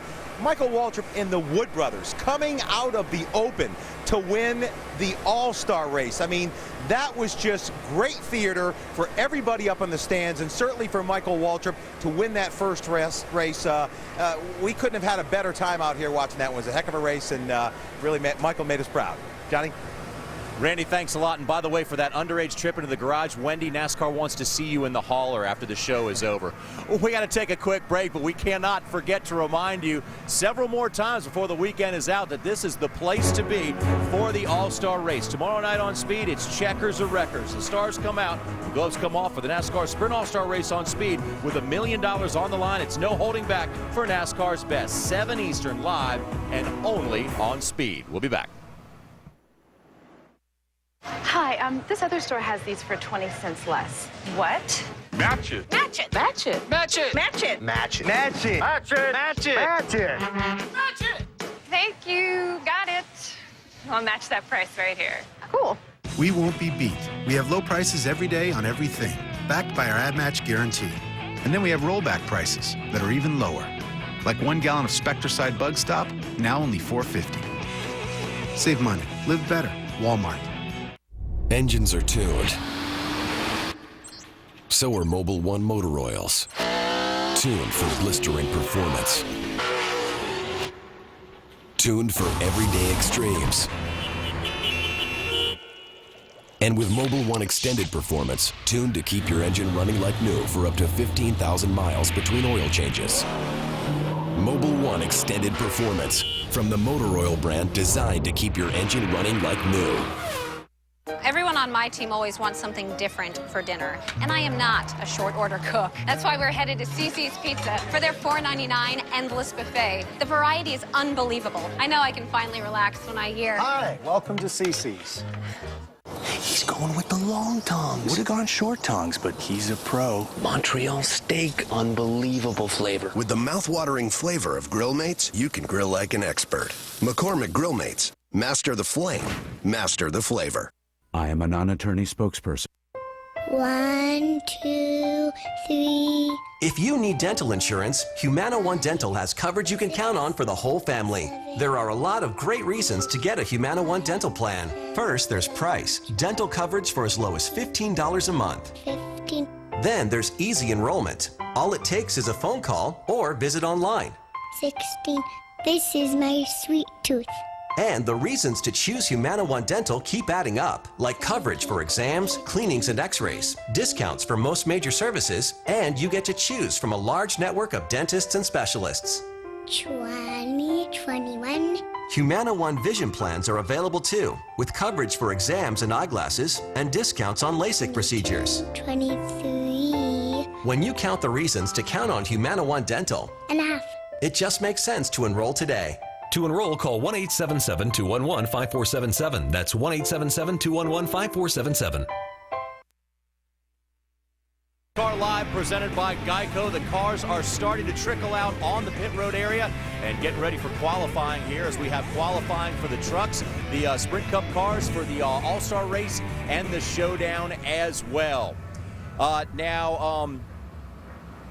It means a very good thing for you if you are to win this All-Star race. First of all, you get a check for $1 million, and then you also have a good chance of going out and sweeping. Several times over the history of this All-Star race and Coke 600, you've seen some of the best in the business sweep, and the most recent guy to do that was Kurt Busch in 2010. Let's go down to Randy Pemberton, who's standing by with the guy who took all the money out of here last year. Oh, I killed him. He absolutely killed him last year. I know that was an absolute blast. Reflect back on 1 year ago. Man, that must have been fun. It was awesome. I mean, just the whole weekend and how it went, and then going into the 600. We didn't know if the setup that we used in the All-Star race would work for a full 600 miles, and boom, it did. So just an unbelievable dream week. It's fun to be able to go to victory lane, especially for the All-Star race. And, you know, the big daddy, though, is the 600. That's the most important one. And it's nice to come back to a track where we've had some success and maybe get our program turned in the right direction. Been a little bit of a struggle here in the last few weeks, certainly documented. I know they're burning the midnight oil for you. You're testing. Are you getting a sense of a direction that you think these cars need to go? Are you there yet, or what? We're just going to keep plugging away. I think it's right now just quantity and making laps and trying to just gain as much information as we can. And I know we'll get smarter filtering through it. A lot of people pulling for you. Thanks, guys. All right, JR. Randy, thanks a lot. Now, Kurt was the most recent guy to pull it off, and you know what? With the way some drivers are on a streak right now, guys, we definitely could see somebody come in here and sweep them both. Oh, you really can, JR. I mean, because this is what it's all about. If you come in here with a little bit of momentum, you talk about a guy like Matt Kenseth. To me, this is a great opportunity for 17 to maybe take what he did at Dover. Coming here, it's a great racetrack for him. He knows how to get around here. I think this is a great opportunity for him to go ahead and continue, win this All-Star event this weekend, and turn right around and go back and win the 600. Yeah, and I think since this racetrack's been paved, it's ripe for the sweep. You know what I mean? You look at these guys, and this track is very heat sensitive. It'll sit here, it changes 1,000,000 times during the day. But the one thing it doesn't do, it doesn't change a lot from the All-Star race to the 600. So if you have a decent setup and you can continue to to get that thing better, to get closer, to just fine-tune it. By the time you get to the 600, if you come out of this race on top, the All-Star race, then you can repeat it. You know, and thing you say about coming out on top as far as the All-Star race, Kyle, you know, you saw there were 7 winners that went on to win the All-Star event and then also win the 600. But I think the key thing is guys who have won the All-Star race, you look at last 26 years, they've averaged at least a 12th place finish in the 600. So it could be wind up being a good points weekend, you know, considering the All-Star event and the 600. So I guess we might say you have 1,000,001 reasons to smile after winning the All-Star race. Got to take a quick break here on NASCAR Live, presented by Geico. Want to remind you tonight, though, racing's biggest stars come out for the biggest party in racing. Tune in as Jamie McMurray and Casey Kane stop by a special All-Star edition of NASCAR Trackside tonight at 11 Eastern, only on Speed. Back to Charlotte in just a moment. Some of the biggest motorsports events of the year happen on Memorial Day weekend, and only Speed Center has your wall-to-wall coverage. We're going all around the world. From the glitz of F1 Grand Prix of Monaco to the 100th anniversary of Indy 500, leading up to the NASCAR Memorial Day tradition, the Coca-Cola 600. But we're not stopping there. Kick off the summer racing season on Speed Center with Adam Alexander. All Memorial Day weekend long on Speed, the Motorsports Authority.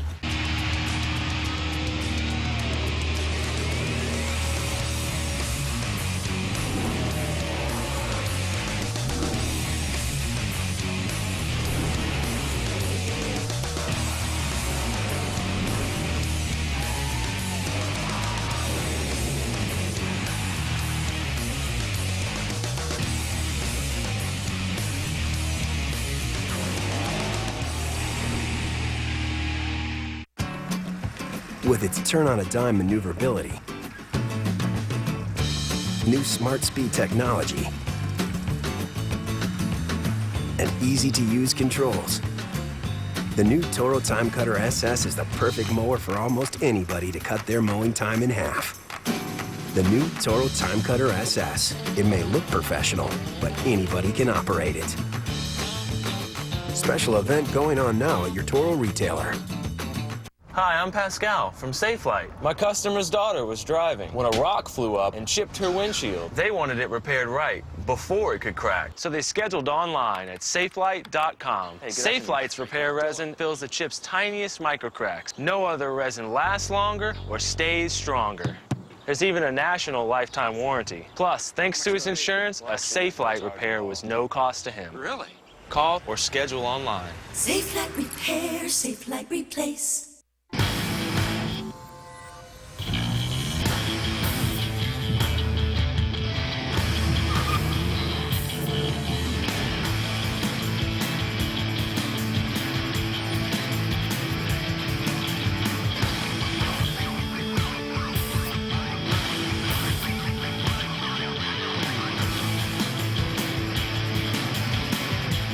Amazing results, even in full sun. Now go have fun. Back here at the Charlotte Motor Speedway, we are counting down to qualifying time for the Camping World Truck Series and also the cars involved in the Sprint Showdown and also the Sprint All-Star Race, which will be run under the lights here tomorrow night. So we got a big weekend of the stars of NASCAR coming out for an all-out shootout. But also, we had NASCAR CEO Brian France stop by today and talk to the media about what he sees with this boys have at it thing and how it's going on the racetrack. Go through our history, that's part of it. Contact, emotion, in particular late in the race. We have said we want to, and we're like, you know, anybody, we can over-officiate, over-regulate in some circumstances over a 60-year period of time. We can be, and I think our point was a couple years ago that we thought we might have been in a pattern of that. We wanted to put it more in the driver's hands. We never said that there was no limits to that, that you just can't go around as a, you know, with a missile, you know, and a weapon out there. But if you're, you know, if you're having contact and you're trying, that's part of NASCAR. So it's tough for us, but that's what we do. There's a 60-year history of how we officiate the events. Most of our top officials, and certainly Mike Helton, who's in charge every weekend, has been at the helm for a decade and longer. So we have a lot of This shouldn't be a big surprise for anyone to try to read us and how we're going to officiate the events. We said late in the event, if your car is faster than somebody else and there's some contact and somebody gets by, that's NASCAR racing. We celebrate that, and that throughout our history. Look here at the All-Star. Some of the great finishes have all been with contact.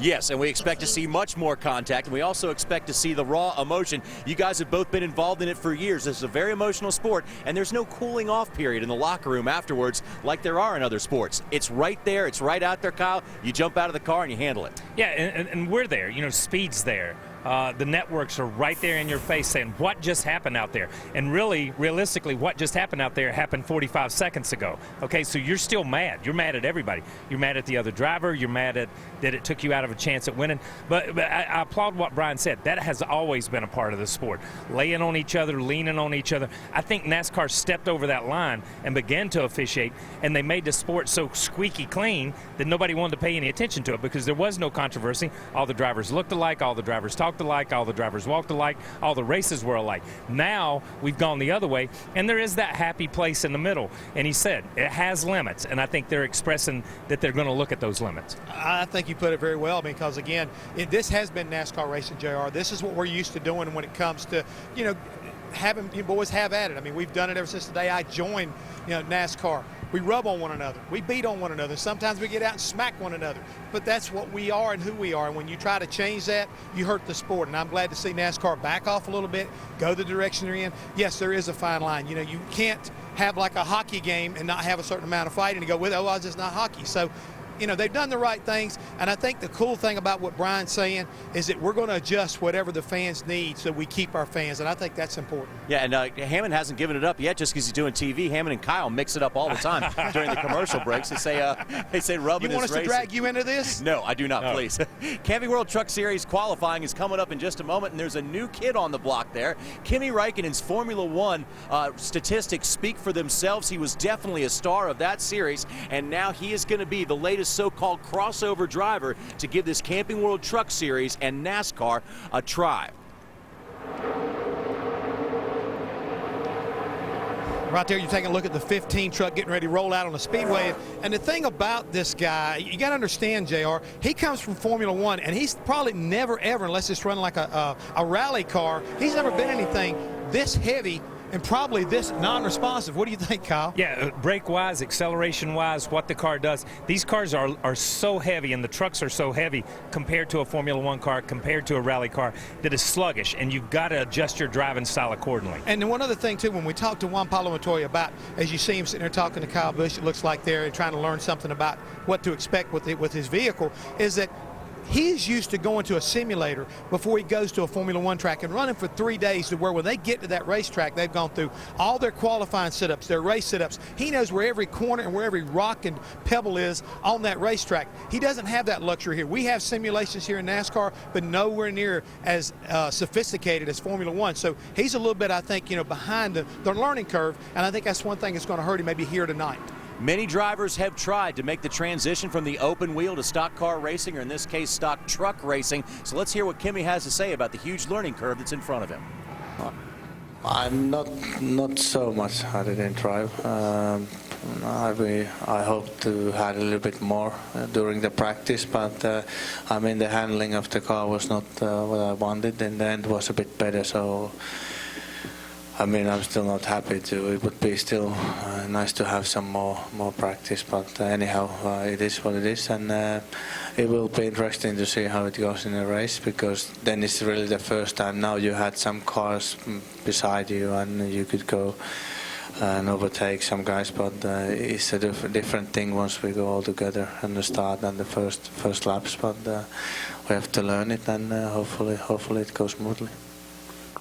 Now, first of all, he's going to have to keep all that emotion in check. He's going to have to eat some of that perky jerky and drink some of that Red Bull if he's going to play Boys Have At It. Let me just say it. Eat some perky jerky, drink the Red Bull if you're going to play Boys Have At It. He seems like a very calm guy right now, but it's probably different on the track. But look at some of the different names and some of the different success we've seen from open wheel to stock car. Of course, Juan Pablo Montoya is doing it right now about as well as anybody, but we've had some great drivers like Dario Franchitti, just didn't work out. Jacques Villeneuve, Alex Fernandez, list goes on. Well, but the thing is, Ronnie, you take a look at guys like Tony Stewart, he made the transition. I mean, there's several drivers that have made that transition, have been successful in NASCAR. But again, it's all about your commitment. Are you committed to try to learn how to do this? Because if you're a world champion, you should have the talent to get it done. Yeah, and you've got to be committed. I think we looked at that. Financially, Dario didn't have the financial commitment. I think Danica's been over here. She's improved, but she's got to commit to this sport if that's what she's going to do. If Kimi's going to come here and run, he's got to be like Juan and like the other open wheel guys. You've got to commit to this sport because the nuances of this sport and how to drive are so subtle. It takes time to learn them, and you have to commit to be here every week. Full-time commitment is what you're saying, too. And you know what we like to say every week? We say it at least once a weekend. If it was easy, everybody would do it. Yep. And right now, not everybody can do it, and not only few can do it very well. And we're going to see about 18 at least to 22 of those guys doing it very well tomorrow night under the lights in the All-Star race here on Speed. Got to take a quick break. We'll be back with more NASCAR Live, presented by Geico in a moment. NASCAR Live is presented by Geico. 15 minutes could save you 15% or more on car insurance. Visit geico.com for a free rate quote. Brought to you in part by Turtle Wax Ice Liquid Polish, part of the Turtle Wax Ice Car Care System. Do yourself proud. And by creditreport.com. See your credit score in seconds. creditreport.com. In one day. Have you ever? No, I have never. Don't miss the NASCAR Sprint All-Star Race live on Speed. You ready? Ready? Green flag, green, green. Hi, this other store has these for 20 cents less. What? Match it. Match it. Match it. Match it. Match it. Match it. Match it. Match it. Match it. Match it. Match it. Thank you. Got it. I'll match that price right here. Cool. We won't be beat. We have low prices every day on everything, backed by our Ad Match guarantee. And then we have rollback prices that are even lower. Like 1 gallon of Spectracide Bug Stop, now only $4.50. Save money. Live better. Walmart. Everyone on my team always wants something different for dinner, and I am not a short order cook. That's why we're headed to CC's Pizza for their $4.99 endless buffet. The variety is unbelievable. I know I can finally relax when I hear. Hi, welcome to CC's. He's going with the long tongs. Would have gone short tongs, but he's a pro. Montreal steak, unbelievable flavor. With the mouth-watering flavor of Grill Mates, you can grill like an expert. McCormick Grill Mates. Master the flame. Master the flavor. In the next 60... Stop your auto repair bills now. If you own a car, any make, any model, call to see if a service contract from Stop Repair Bills could save you thousands of dollars. Just call now. When you own a car, SUV, or truck, sooner or later it will need repair, and that can cost you thousands of dollars right out of your pocket. Just one transmission job could cost over $3 grand. A new engine could cost over $4 grand. But you won't have to pay a cent. Call now and put that money back in your pocket. This isn't a warranty. It's much better and costs less. Because you only pay for the coverage you need. You even choose the repair shop. Then we get them paid directly, so you don't wait to be reimbursed. The sooner you call, the sooner you're covered. Call right now for a free quote that could save you thousands. Call 800-497-0682. That's 800-497-0682. 800-497-0682. 800-497-0682. It's a matter of moments. We will set the grid for the Camping World Truck Series race tonight, and then it is qualifying time for the stars of NASCAR as we will set the grid for the showdown and also the All-Star race. All of those aforementioned races will be seen live here on Speed.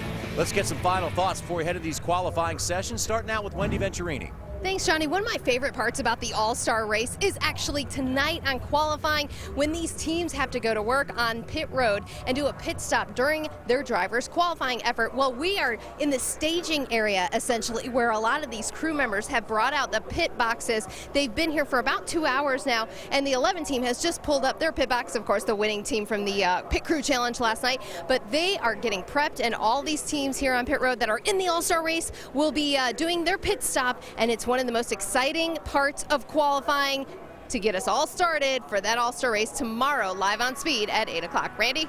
Wendy, what a great day of speed on Speed. We've been on for 6 hours now. If it's moving on the racetrack, we're covering it. We've got the Camping World Truck Series qualifying coming up, then Showdown qualifying, then qualifying for the All-Star race, 3 laps plus a 4-tire pit stop. Are you kidding? And then it's all going to culminate tomorrow night with the All-Star race, $1 million, a 10-lap shootout. It's going to be big. JR? Randy, we have some beautiful weather on tap for you this weekend here at Charlotte. So here is our advice to you. If you've never seen a race before, what a great starter race to come out. It's a little bit shorter, and but it's a lot of fun. Well, the thing is right now, JR, when you come to this race, it's totally different than any other race. You normally tell my driver, now you think. On Saturday night, I'm going to tell you, don't think. I got no thoughts because drivers are just supposed to drive this week. That's exactly right. Don't think, just drive. Right now, we're going to toss it up to some thinking men, headed out by Rick Allen. Thank you, John Roberts. Welcome to the NASCAR Camping World Truck Series qualifying from the Charlotte Motor Speedway on Speed, your motorsports authority. Beautiful afternoon, 81 degrees, partly cloudy, just a slight breeze here in Concord, North Carolina, just to the northeast of downtown Charlotte.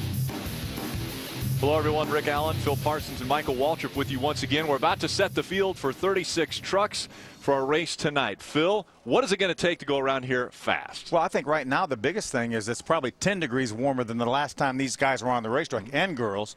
So this racetrack is going to be a lot slicker than it was. They're going to be in qualifying trim, new tires, and that's just a compromise anyway, Michael, because they don't want these trucks to get so tight tonight. So they're going to be really, really loose when these things qualify. So who makes the right adjustments and get these trucks tight enough to qualify? That's who's going to be up front. There's a group of nervous people right now. You got drivers who are a little bit uncertain about what they're going to feel. Crew chiefs wondering if they made the right adjustments or not to put the truck where it needs to be.